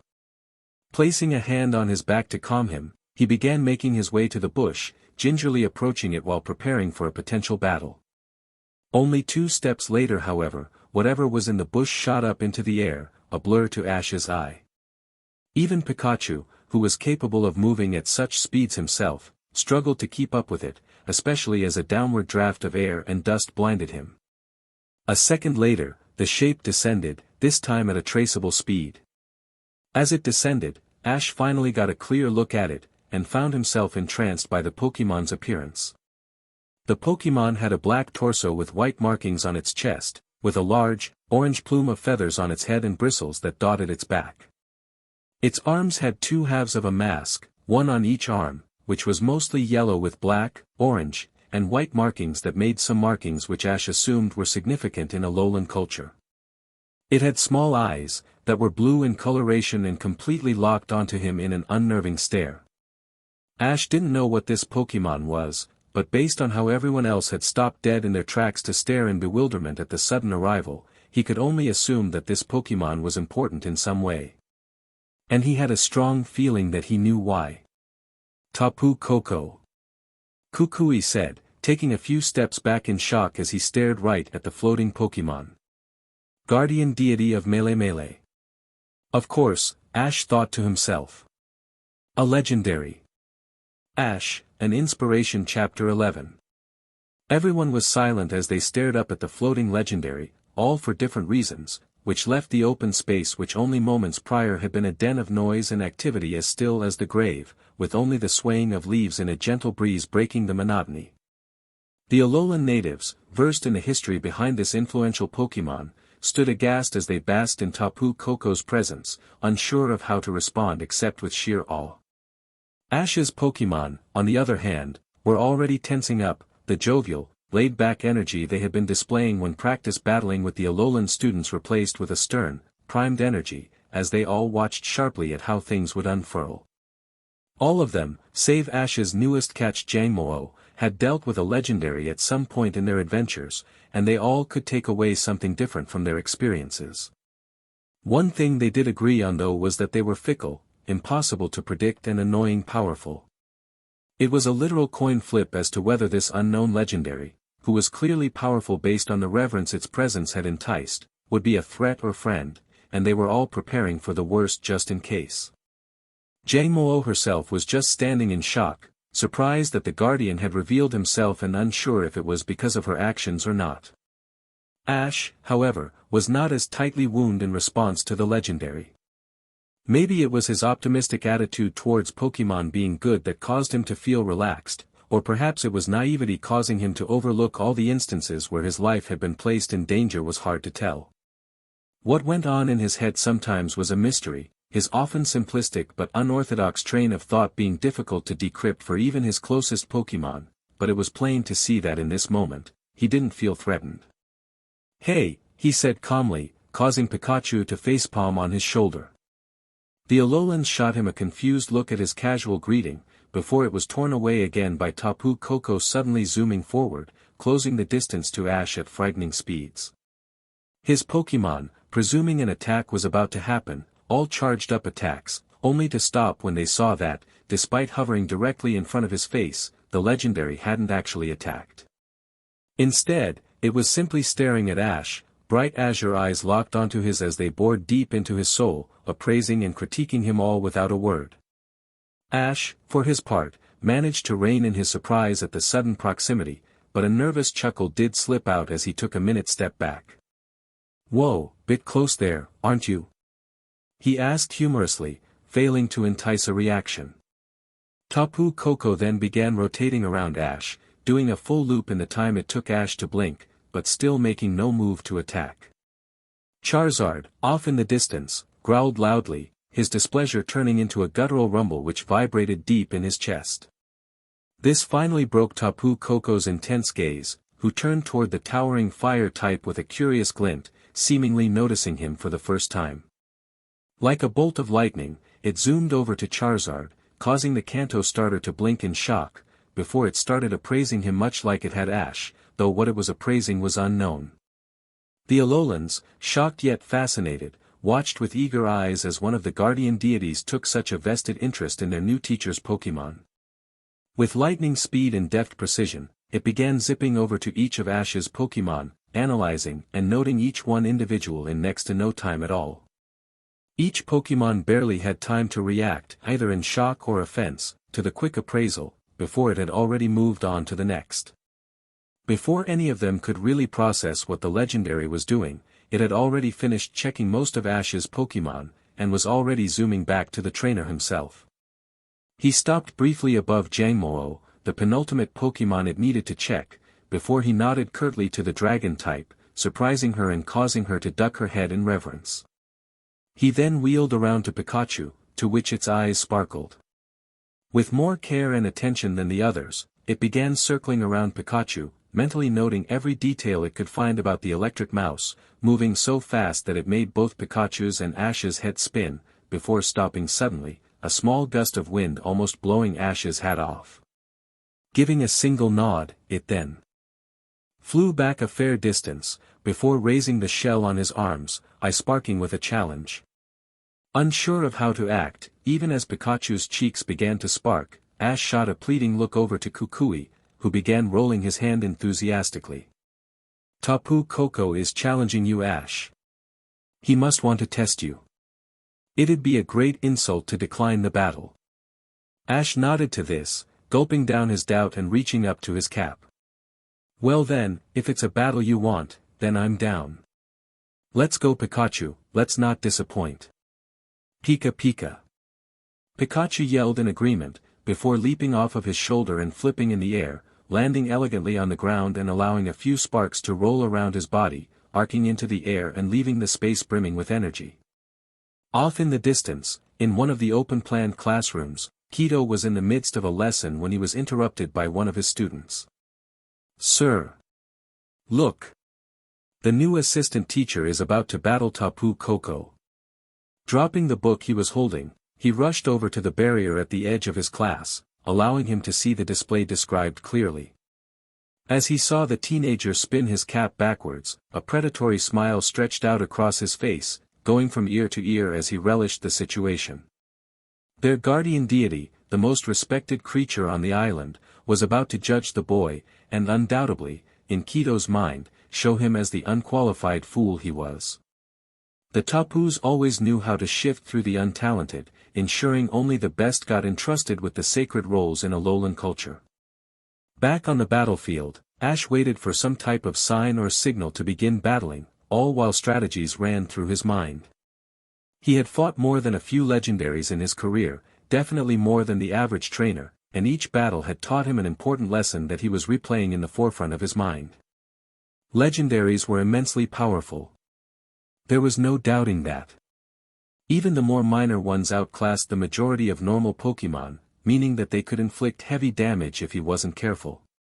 The Cantonian birds of legend were, compared to some of the legendaries Ash had met, much lower on the legendary power scale, but Charizard had struggled to beat one of them, an Articuno, even with a type advantage. So no matter what approach Ash took, he knew he needed to be wary of their power, and to careful not to get drawn into a battle of brawn. They were also deceptive in appearance. More than once had Ash fallen for this, a seemingly harmless-looking legendary secretly withholding immense strength and unmatched abilities. Smaller legendaries like Shalebi and Jirachi, while not the most powerful battlers, had other abilities that made them just as potentially dangerous in a battle, even though they were both very friendly. These extraordinary abilities were different from legendary to legendary, and while not all of them had such rare gifts, there was no way to tell prior to seeing them in action, something that Ash would have to hope he could spot from Tapu Koko before it irreversibly changed the tide of the coming battle. He was also weary of their motivations, as some of the legendaries Ash had met in the past had gone about their goals in ways that he couldn't comprehend until it was too late. His mind immediately jumped to the Darkrai he met in Alamos Town, who had been trying to protect the town from the raging battle between Palkia and Dialga. While doing so, it had incapacitated numerous Pokémon with its Dark Void move, forcing them into a coma-like state but preventing them from potentially getting caught up in the clash between legends. Such approaches, while still benevolent, had led to a misunderstanding, and Ash was trying his best to try and decipher Tapu Koko's intentions before he jumped to any conclusions. Perhaps this battle was a test of his character or skill. Maybe. Or it could have been a warning, a showcase of what wrath could be incurred if he continued doing whatever made it appear in the first place. With all of this rattling around in Ash's mind, he steeled himself before nodding to the aforementioned legendary, who nodded back. They were ready. Pikachu, start off with a thunderbolt, and don't hold back. Pikachu nodded, the sparks beginning to merge together into a single coil that rolled around his small body, increasing in size and voltage by the second before firing it off, the bolt being several times larger than himself and glowing vibrantly with barely restrained energy. The attack ripped through the air, zapping through the air and electrifying the very air molecules as it fired, leaving them charged with static. The force of the bolt tore through the surrounding turf, ripping up the earth beneath the strike as it traveled at supersonic speed, leaving a long crater through the air. Surprisingly however, Tapu Koko dodged with ease, its body turning into a blur before disappearing entirely, the bolt passing through where it once was before striking a nearby palm tree, the sheer power causing it to ignite and send shards of bark flying as the tree was decimated.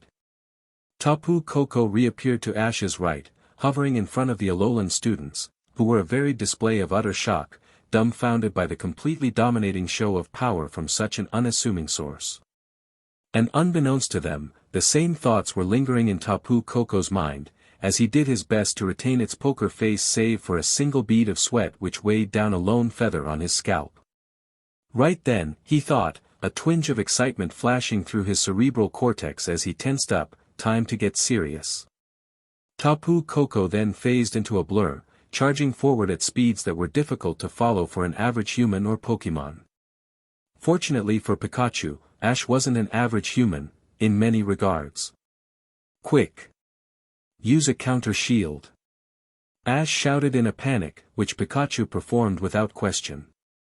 He knew Ash well enough to not question his seemingly random tactics, instead deciding to run with it. Summoning the same sparks to arc around his body just like what had appeared before he fired his thunderbolt, Pikachu threw himself onto his back, spinning around on the spot and firing the unfocused beams of energy into the sky, creating a spinning vortex of untempered plasma energy. Barely having a second to react, Tapu Koko was unable to slow himself down enough to evade the beams of electricity, instead crashing into it with the force of a freight train.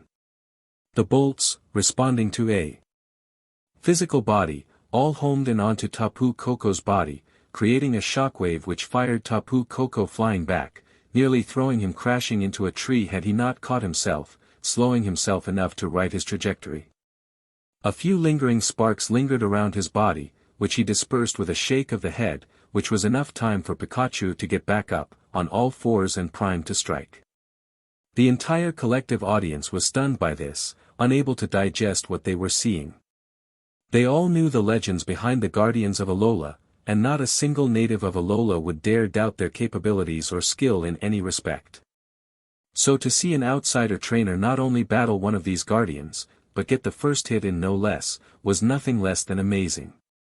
Kukui, having been privileged enough to see the Tapus in action once before, knew that even landing a small hit like this was an impressive feat, speaking volumes to the young man's talent and experience. Even the power of Pikachu's Thunderbolt was leaving him feeling amped, the raw unchecked force of it being much more than any Pikachu he'd seen before perform, yet barely even winding this one.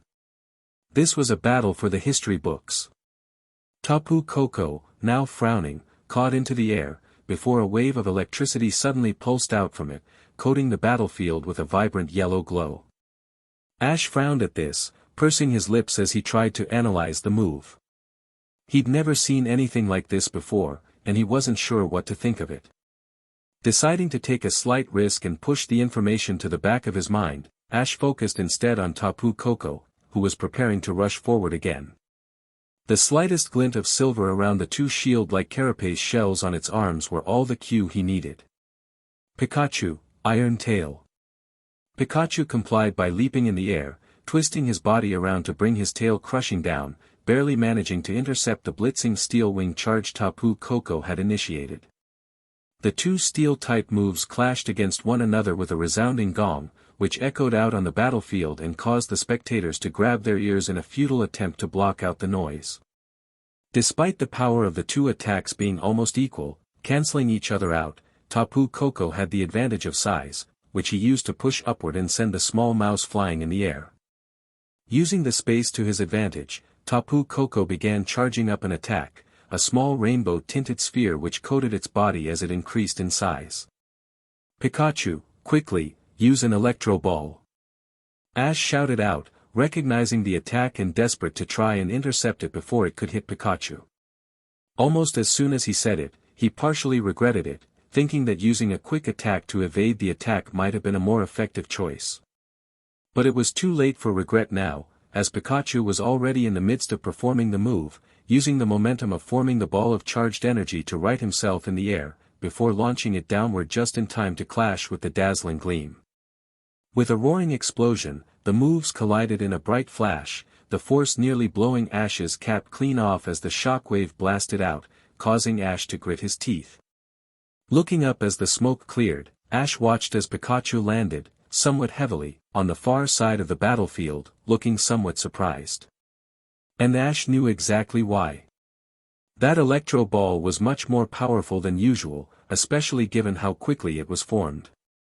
Pikachu was great at forming powerful attacks on the fly in order to respond to quick opponents, but that didn't mean they were always perfect, or as powerful as Ash would have liked. That one in particular, while satisfactory for what Ash had intended, was way too powerful to have created such a shockwave, especially considering the power behind Tapu Koko's move. It was almost as if the Electro Ball had been powered up. Ash's eyes widened in surprise as the gears in his head clicked into place, realization setting in as he made the connection. Electric terrain. Pikachu. He's an electric type boosting his electric moves. Watch out, he's gonna try and go for the knockout with overwhelming power. Pikachu yelled an acknowledgement, cheeks sparking heavily in response. Tapu Koko spared a quick glance toward Ash at this, their azure eyes gleaming with respect. He then flew backwards, putting plenty of distance between himself and the Kanto mouse. Satisfied with the large distance, Tapu Koko began charging, the air around him beginning to vibrate with eldritch energy, causing small rocks to be lifted up in the air around him, a small ring forming around him. Frowning, Ash locked eyes with Pikachu. Looks like it's all or nothing, Pikachu. We'll have to dust off an old move for this one. So let's end this with a full-powered Volt Tackle. Pikachu nodded, taking a brief moment to take a breath before launching himself forward, the speed being supersonic for the small mouse, a shockwave following in his wake as soon as he set off. Within a second of setting off, a golden aura of energy engulfed Pikachu, near tripling his physical energy with pure energy, some Pikachu's own and partly enhanced by the electric terrain. As Pikachu began thundering toward Tapu Koko, the aura around him tearing through the earth and leaving a meter-deep trench in his wake. The Melee Island Guardian fired a discharge, each bolt ripping up chunks of earth as they homed in on Pikachu, a near-endless storm of overwhelming power. The bolts began to hit home, hitting Pikachu's Volt Tackle head-on, slowing him slightly, bringing his thundering charge to a slower trudge. But to the avian legendary surprise, it didn't stop him completely, as he kept pushing through the waves of electrical discharge with an angry grimace, all while shouting, "Pika," at the top of his voice. At the last second, Pikachu leapt into the air, restoring some of the move's former speed at the last second, enticing a brief panic from Tapu Koko. He was just able to slam his shell shut in time to catch the attack, before it exploded in a massive outward. The ensuing explosion was nothing short of devastation, a small mushroom cloud forming from the explosion, and through the cloud of smoke and ash came two shapes, each flying away from each other.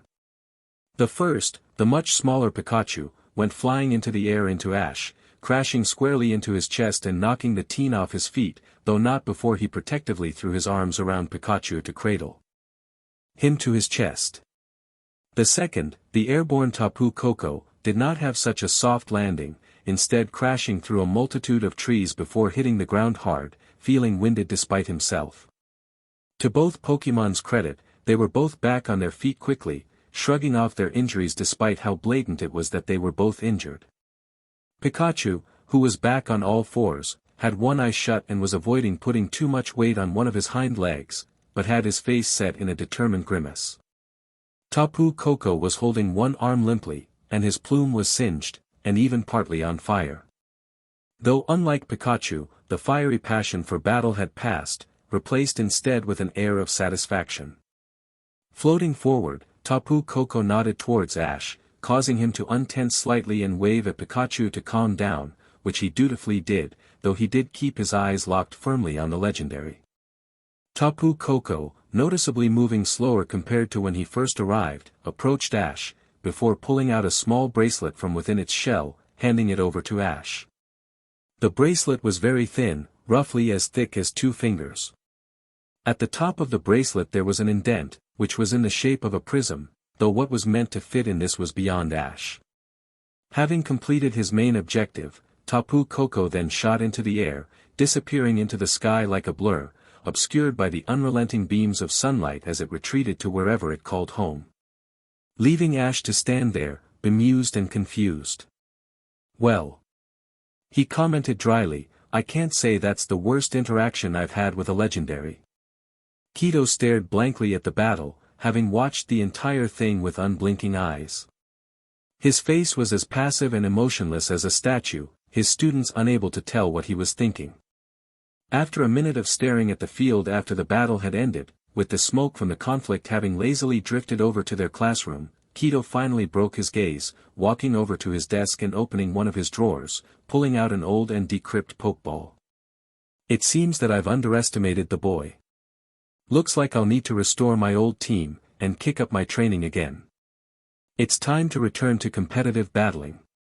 Walking over to his students, Ash gave them a weary smile before allowing his legs to give out, making sure not to jostle Pikachu, who was sitting on his shoulder slumped over, laughing slowly as the Alola natives rushed towards him, flooding him with questions and exclamations. "That was amazing! Where did you learn to battle like that? How did you know Tapu Koko was using electric terrain? Have you seen it before? That Pikachu is freakishly strong. What are you feeding him? Is Pikachu okay? That battle looked pretty painful." Ash smiled fondly at his students, pushing himself up to address them properly. "That's a lot of questions and I'm not as quick as answering them as I am battling.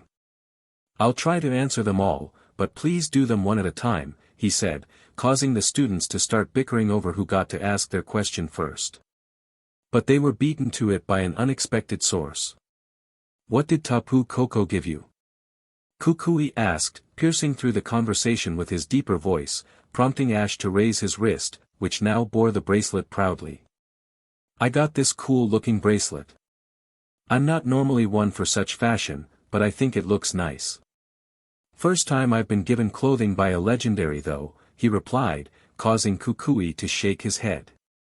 Ignoring the fact that you're so used to legendaries, something I'm still trying to wrap my head around, he muttered to himself before pressing on. That, my boy, is a Z-ring. Ash's eyes sparkled at this, looking at it with newfound appreciation. Whoa, what's a Z-ring? Ash, an Inspiration Chapter 12. Kukui was staring in abstract shock as he watched his young teaching assistant as he was given a crash course on what a Z-ring was and its cultural significance to the people of Alola, courtesy of Kiawe, nodding along in acknowledgement at every point made. The professor of Alola himself was still attempting to process the display he had just seen, a trainer who was still in his teens successfully battling a legendary who had been revered by the people of this island for centuries, putting them through their paces to boot and earning their respect enough to be given a Z-ring of his very own, a rarity for people from Alola, never mind someone from Kanto. Not only that, but the ring itself was something that was leaving him in shock. While the act of one of Alola's island guardians showing their favor to someone wasn't unheard of, even to outsiders of the region, they all shared a single common point of focus, the fact that the Z-ring bestowed upon someone usually wasn't in that form, but instead was a sparkling stone, which had to be taken to one of the 4 kahunas to be formed into a Z-ring. With this key difference, Kukui just knew that something else was at play. But at the same time, he was deathly curious. Such an event could only lead to great things, and Ash was certainly the right trainer for such an interesting occurrence to happen to. He just seemed to have a gravitas that drew both weirdness and excellence to him, his collection of quirky yet powerful Pokémon being a clear example of this. The idea was almost exciting. This excitement only built as he watched Ash attempt to mimic the pose Kiawe had explained in excruciating detail, getting all but the simplest parts of the hand gestures wrong. But the enthusiasm was admirable, nonetheless. As if sensing his own giddiness building from within, Samson walked up beside him, placing a hand on his shoulder and giving it a firm shake. Kukui, my boy, it seems that my cousin has delivered us a miracle. A trainer of this caliber, one who can hold his own against a legendary, one of the island guardians no less, is certainly capable of sorting out all of our problems. Arceus be praised, things might just work out. Kukui smiled at the older man, who had an even wider grin on his face as his eyes remained locked on the aforementioned trainer. It seemed he wasn't the only one who had a positive outlook on the recent display. But despite that, Kukui felt the need to internally curb his enthusiasm, causing his smile to falter ever so slightly. There was now no doubt in his mind that Ash, despite his young age and quirky approach to Pokémon training, was a top-quality trainer, one of the best he'd seen in recent years. Kukui didn't have any doubts in his mind that by the time he was out of his teen years, he'd be a bona fide Elite Four member, at least. But still, despite his obvious talent for training Pokémon, teaching others how to do so was another matter entirely. The last few days had shown Kukui that he certainly had the potential to teach these students well, but despite the early success they'd seen, he didn't want to get his hopes up completely. There needed to be more apparent results before he could let that happen. For the time being, Kukui settled for a small half-smile, allowing himself to at least feel optimistic. After all, he felt good about the chances of a positive outcome with Ash. It's not every day a legendary gets involved without getting mad, so surely that's a good sign. As he watched Ash attempt and fail the demonstrated Z move again, he chuckled and shook his head. He could almost feel himself cursing his luck. Pikachu winced as he trotted over to the mass collection of Pokémon who had been watching his battle, trying his best to stay steady as he limped forward. His clash with Tapu Koko had knocked the wind out of him, and while he had gotten through it mostly hale, he still retained some wounds from the brief battle. The bolts from Tapu Koko's discharge that had hammered into him while he had charged forward with Volt Tackle had left a particularly bad bruise on his rear legs, making it slightly painful to walk. Fortunately, he was soon relieved of the burden of walking as he was scooped up by Pig Knight, being hoisted onto his shoulder in one quick motion. Pikachu, my guy. That was great, you showed that legendary who the real legend is. Score 1 for the Ketchum gang. Pikachu rolled his eyes at the Fire Pig's bold proclamation, but he still couldn't stop himself from grinning like an idiot at the praise. It became increasingly difficult to do as the others began swarming around him, throwing their congratulations for a great battle his way while continuing to hoist him up. But as the others showered him with compliments, Pikachu spotted a lone figure through the crowd, keeping themselves at a fair distance from the group but staring at them all anxiously.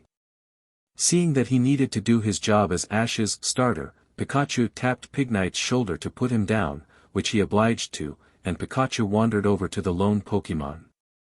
The Pokémon in question, Jangmo-o, was staring off in the distance, eyes wide and unfocused, jaw hanging ever so limply as she stood completely still. It wasn't until Pikachu was standing right next to her that she finally snapped out of her stupor, eyes locking onto him with a gaze of awe. "Hey, you okay?" "You seemed a bit out of it," Pikachu asked gently, causing Jangmo-o to frown at the electric mouse. "Am I okay? Am I okay?" "No, are you okay? You just fought Tapu Koko, island guardian of Melee and a deity in their own right, and not only did you come through still conscious, but you managed to hold your own. That's insane." Pikachu chuckled at her shock, gingerly rubbing one of his ears as he shrugged. "I mean, I guess. Wasn't that big of a deal," he tried to say dismissively, causing her to splutter. "I'm sorry. Not a big deal." There are legends of those who attempted to challenge the Tapus in the past, and the devastation such folly brought upon them. While I imagine Tapu Koko wasn't attacking maliciously in this instance, their power is still a frightening force of nature. Entire villages have been devastated by their rage, and even entire armies. Even the stories that don't end in wanton destruction are still more celebrations of not being immediately crushed rather than achieving victory. In my pack, there is a legend of a Jangmo-o named Koko who challenged Tapu Fini to a noble duel. It lasted for several hours and shook the vast Pony Canyon. Even then, they lost. So to even last as long as you did is. Jangmo-o paused for a moment, taking a few deep breaths before their front legs buckled, as she bowed her head down to Pikachu. "Amazing. You are truly a warrior unmatched, and I humbly accept you as the pack master. Please accept me into the pack, noble battler." Pikachu's sweat dropped at the young dragon, sparing a quick glance toward the rest of the Pokémon, who had watched the interaction in silence, some out of confusion and others through sheer will as they attempted not to burst out. Shaking his head, Pikachu gave her a slight nudge. "Relax, we don't really do that here. We're less of a pack and more of a family, a side effect of having a trainer I guess. And don't worry, the moment Ash caught you made you part of the family, so drop the purple prose. It's not needed." Jangmo-o slowly raised from her bow, eyes etched with confusion as Pikachu pressed on. "We just care about getting stronger and proving ourselves, all while having fun where we can and doing Ash proud. As you can see, it clearly works. Like I said yesterday, if anyone can unlock your inner power, it's Ash. Give us time, and soon you'll be able to keep up even with us heavyweights." Pikachu sent a wink to the young dragon, before limping back to the others, resuming the mini-celebration they had been having before he went to speak with her. She watched him go silently, contemplating the electric type curiously, before looking over the large group of Pokémon. They were without a doubt a motley crew, and not what she would have expected a powerful trainer to have. Back home in the vast Pony Canyon, she had seen many strong trainers traversing the long trail in an attempt to get stronger, even battling some of her pack on occasion. She had seen many powerful Pokémon do to this, and yet none of them looked like the crew in front of her. For one, the amount of unevolved Pokémon was startling. While there were certainly a fair number of fully evolved Pokémon present who exuded strength, there were also unevolved ones who radiated similar power. One that stood out to her was the Totodile she had battled before being captured by Ash, its moves packing a punch that she wasn't able to withstand and moving with a grace that belied its small stature and stubby appendages. Not to mention Pikachu himself also wasn't fully evolved and had managed to fight on equal terms with Tapu Koko no less. If this was the type of power that could be drawn out of Pokémon when training under Ash, Jangmo-o couldn't help but feel a small bud of giddy optimism.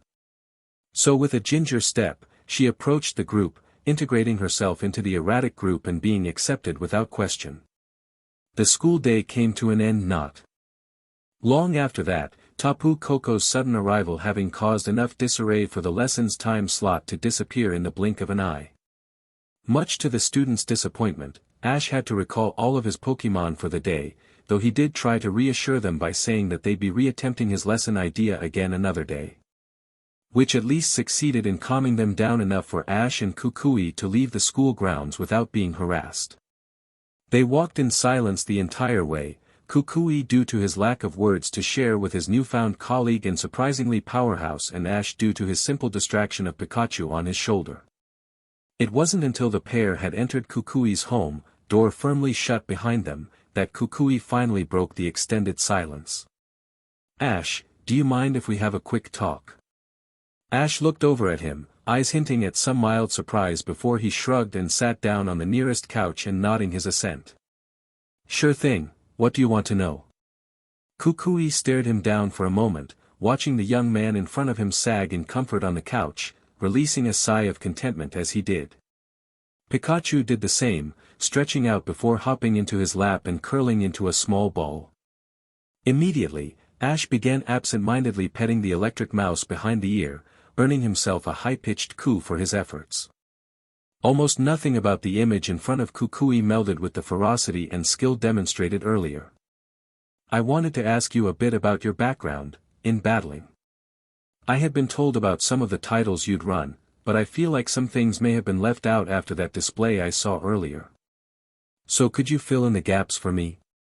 Ash nodded nonchalantly. "Yeah, of course. What did you want me to share?" The grin on Ash's face was so honest and wide that it almost disarmed Kukui from pushing on with his questions, but he steeled himself and pressed on. "Well, one thing I'd really like to know about is your battles with legendary Pokémon. I already knew you had traveled across many regions while participating in the gym circuits, but you were awfully comfortable against our revered Tapu Koko. And a familiarity like that can only come from experience." Ash's smile lessened, his eyes darkening for a moment in recollection before the spark returned, as if it had never left. "Well, to be honest, when it comes to legendaries I've had loads of encounters with them.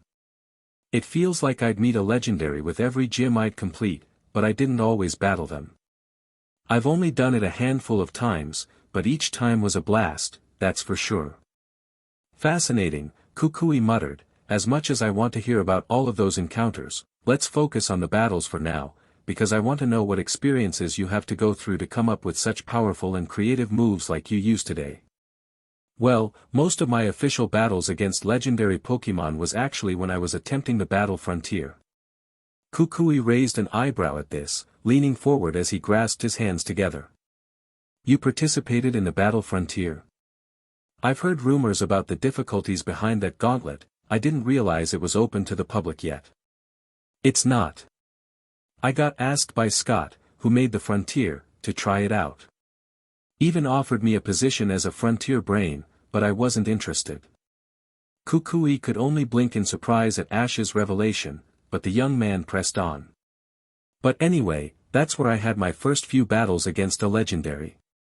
First there was Noland, who had an awesome Articuno helping him out. I also battled against Brandon's Regice, which was my final fight in the frontier. Good times."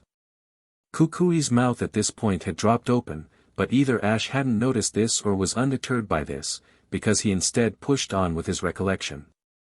"I also had a battle against this trainer during the Lily of the Valley conference when I was in Sinnoh. His name was Tobias, and he was one of the strongest trainers I've ever faced. He had a Darkrai and a Latios. I was able to beat those two Pokémon, but it took a full team of my Pokémon to do it. I'd love to have a rematch with him one day." "And you've beaten all of these Pokémon? For legendary Pokémon?" "Well, yeah. And you agreed to help in our school? With skills like that, I imagine that most regions' champions would be looking to recruit you to their Elite Four roster." Ash frowned at this, crossing his arms almost crossly. "When you put it like that, it makes me sound like a force of nature, but I'm anything but. Don't get me wrong, I'm proud of what I've done, but I'm far from the same level as many Elite Four members.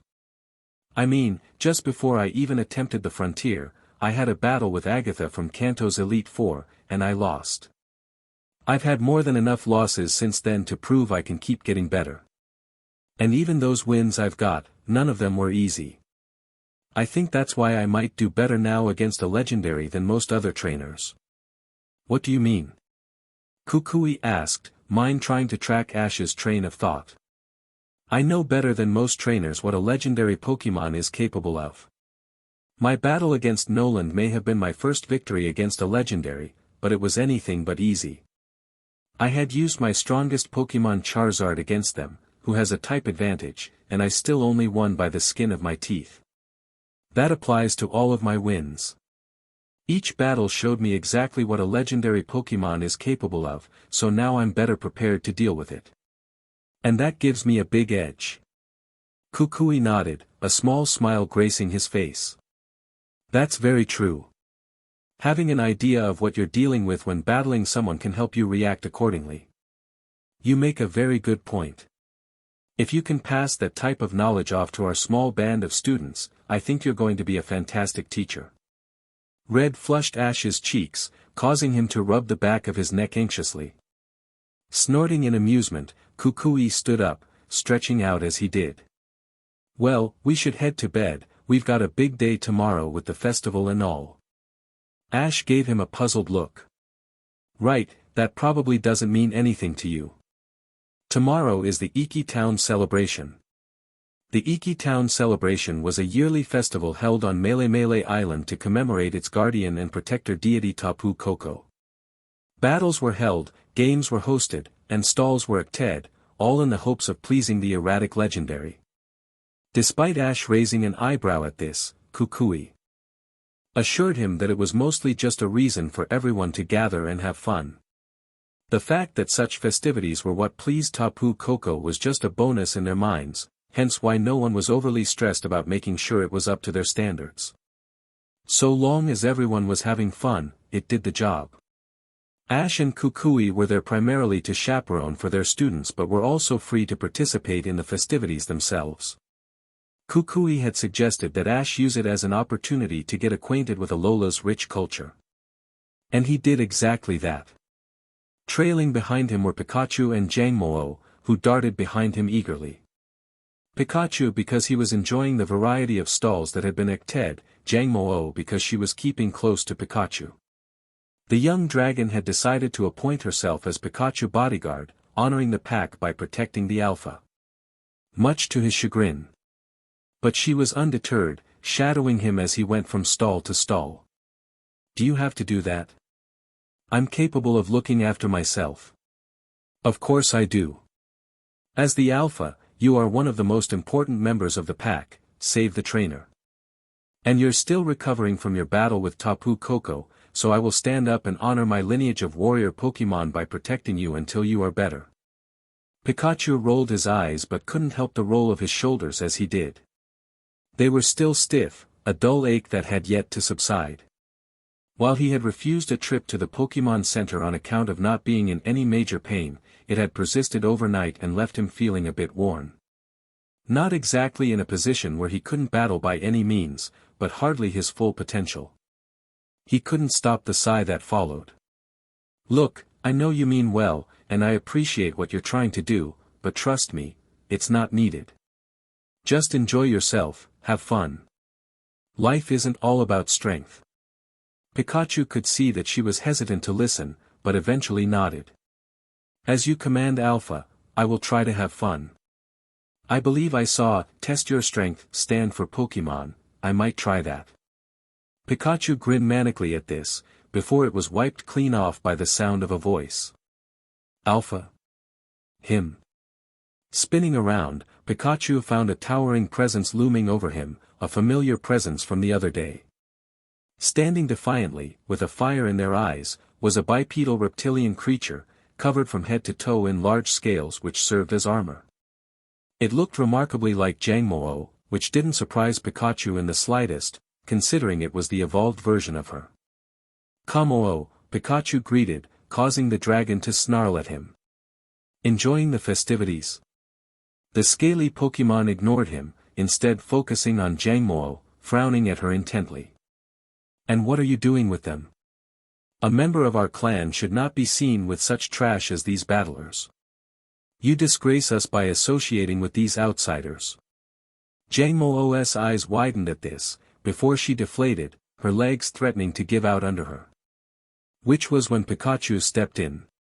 Say that again, watch what happens, he stated through ground teeth, his fangs on full display.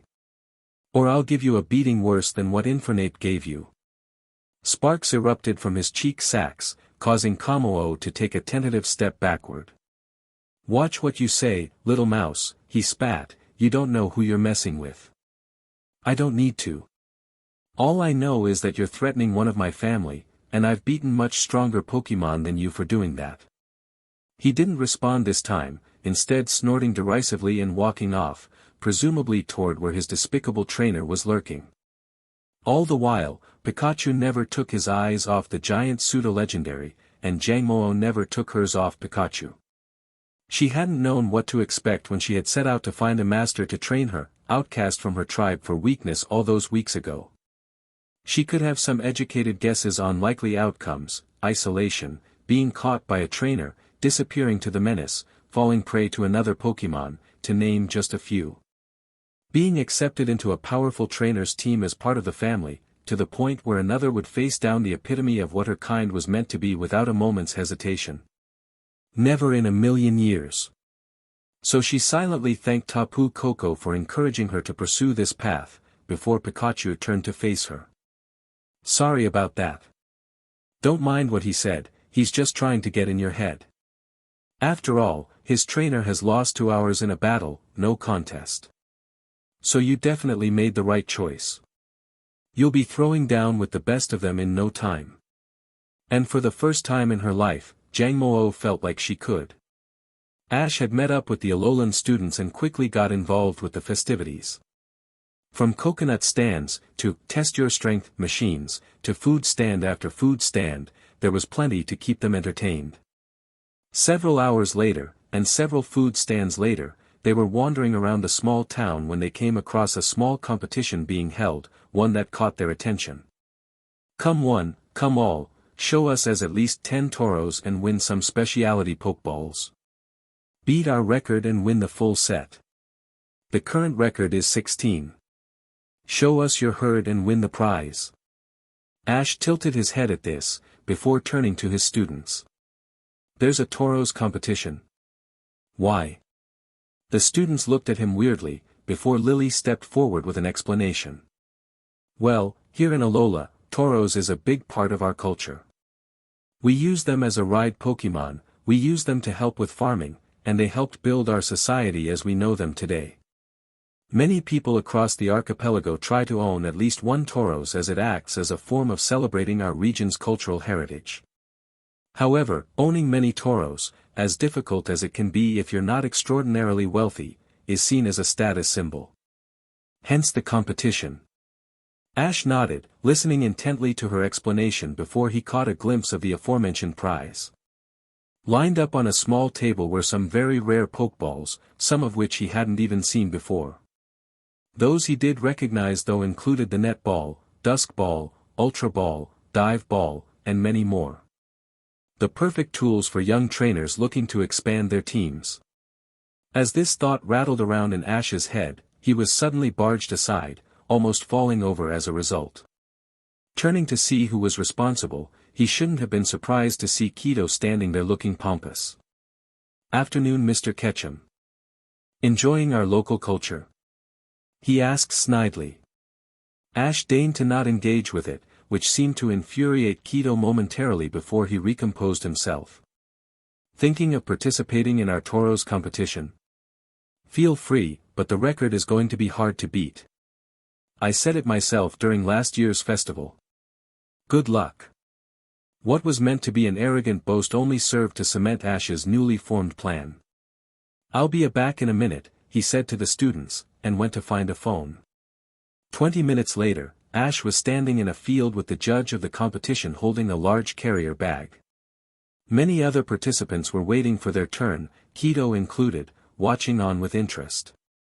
The students were also watching, curious and surprised that their new teacher was participating in this challenge. Kido, and his cohort of students who'd come to enjoy the festivities, were shouting snide comments at Ash, who was calmly holding his bag waiting for his turn to be announced, trying to elicit a reaction from him. Ash, to his credit, didn't react, just holding the bag steady. And next up, a visitor from across the seas, from the far-off region of Kanto, Ash Ketchum. Let's see how many toros he has. Ash, completely straight-faced, took a moment to line up a throw into the air, before lobbing the bag full force into the air. From the bag came pokeballs, and then more, filling the air with the red and white spheres. And then they all popped open. The once empty field was suddenly filled with toros, more than anyone had seen be produced by one person in years. The herd looked around with a slight level of confusion, before they noticed their trainer and began rushing toward him, braying excitedly while everyone else stared on, dumbfounded. I guess Mr. Ketchum is our new record holder," the announcer proclaimed, which made Ash smile to himself just before the herd crashed into him, trampling him accidentally in their excitement. "Worth it.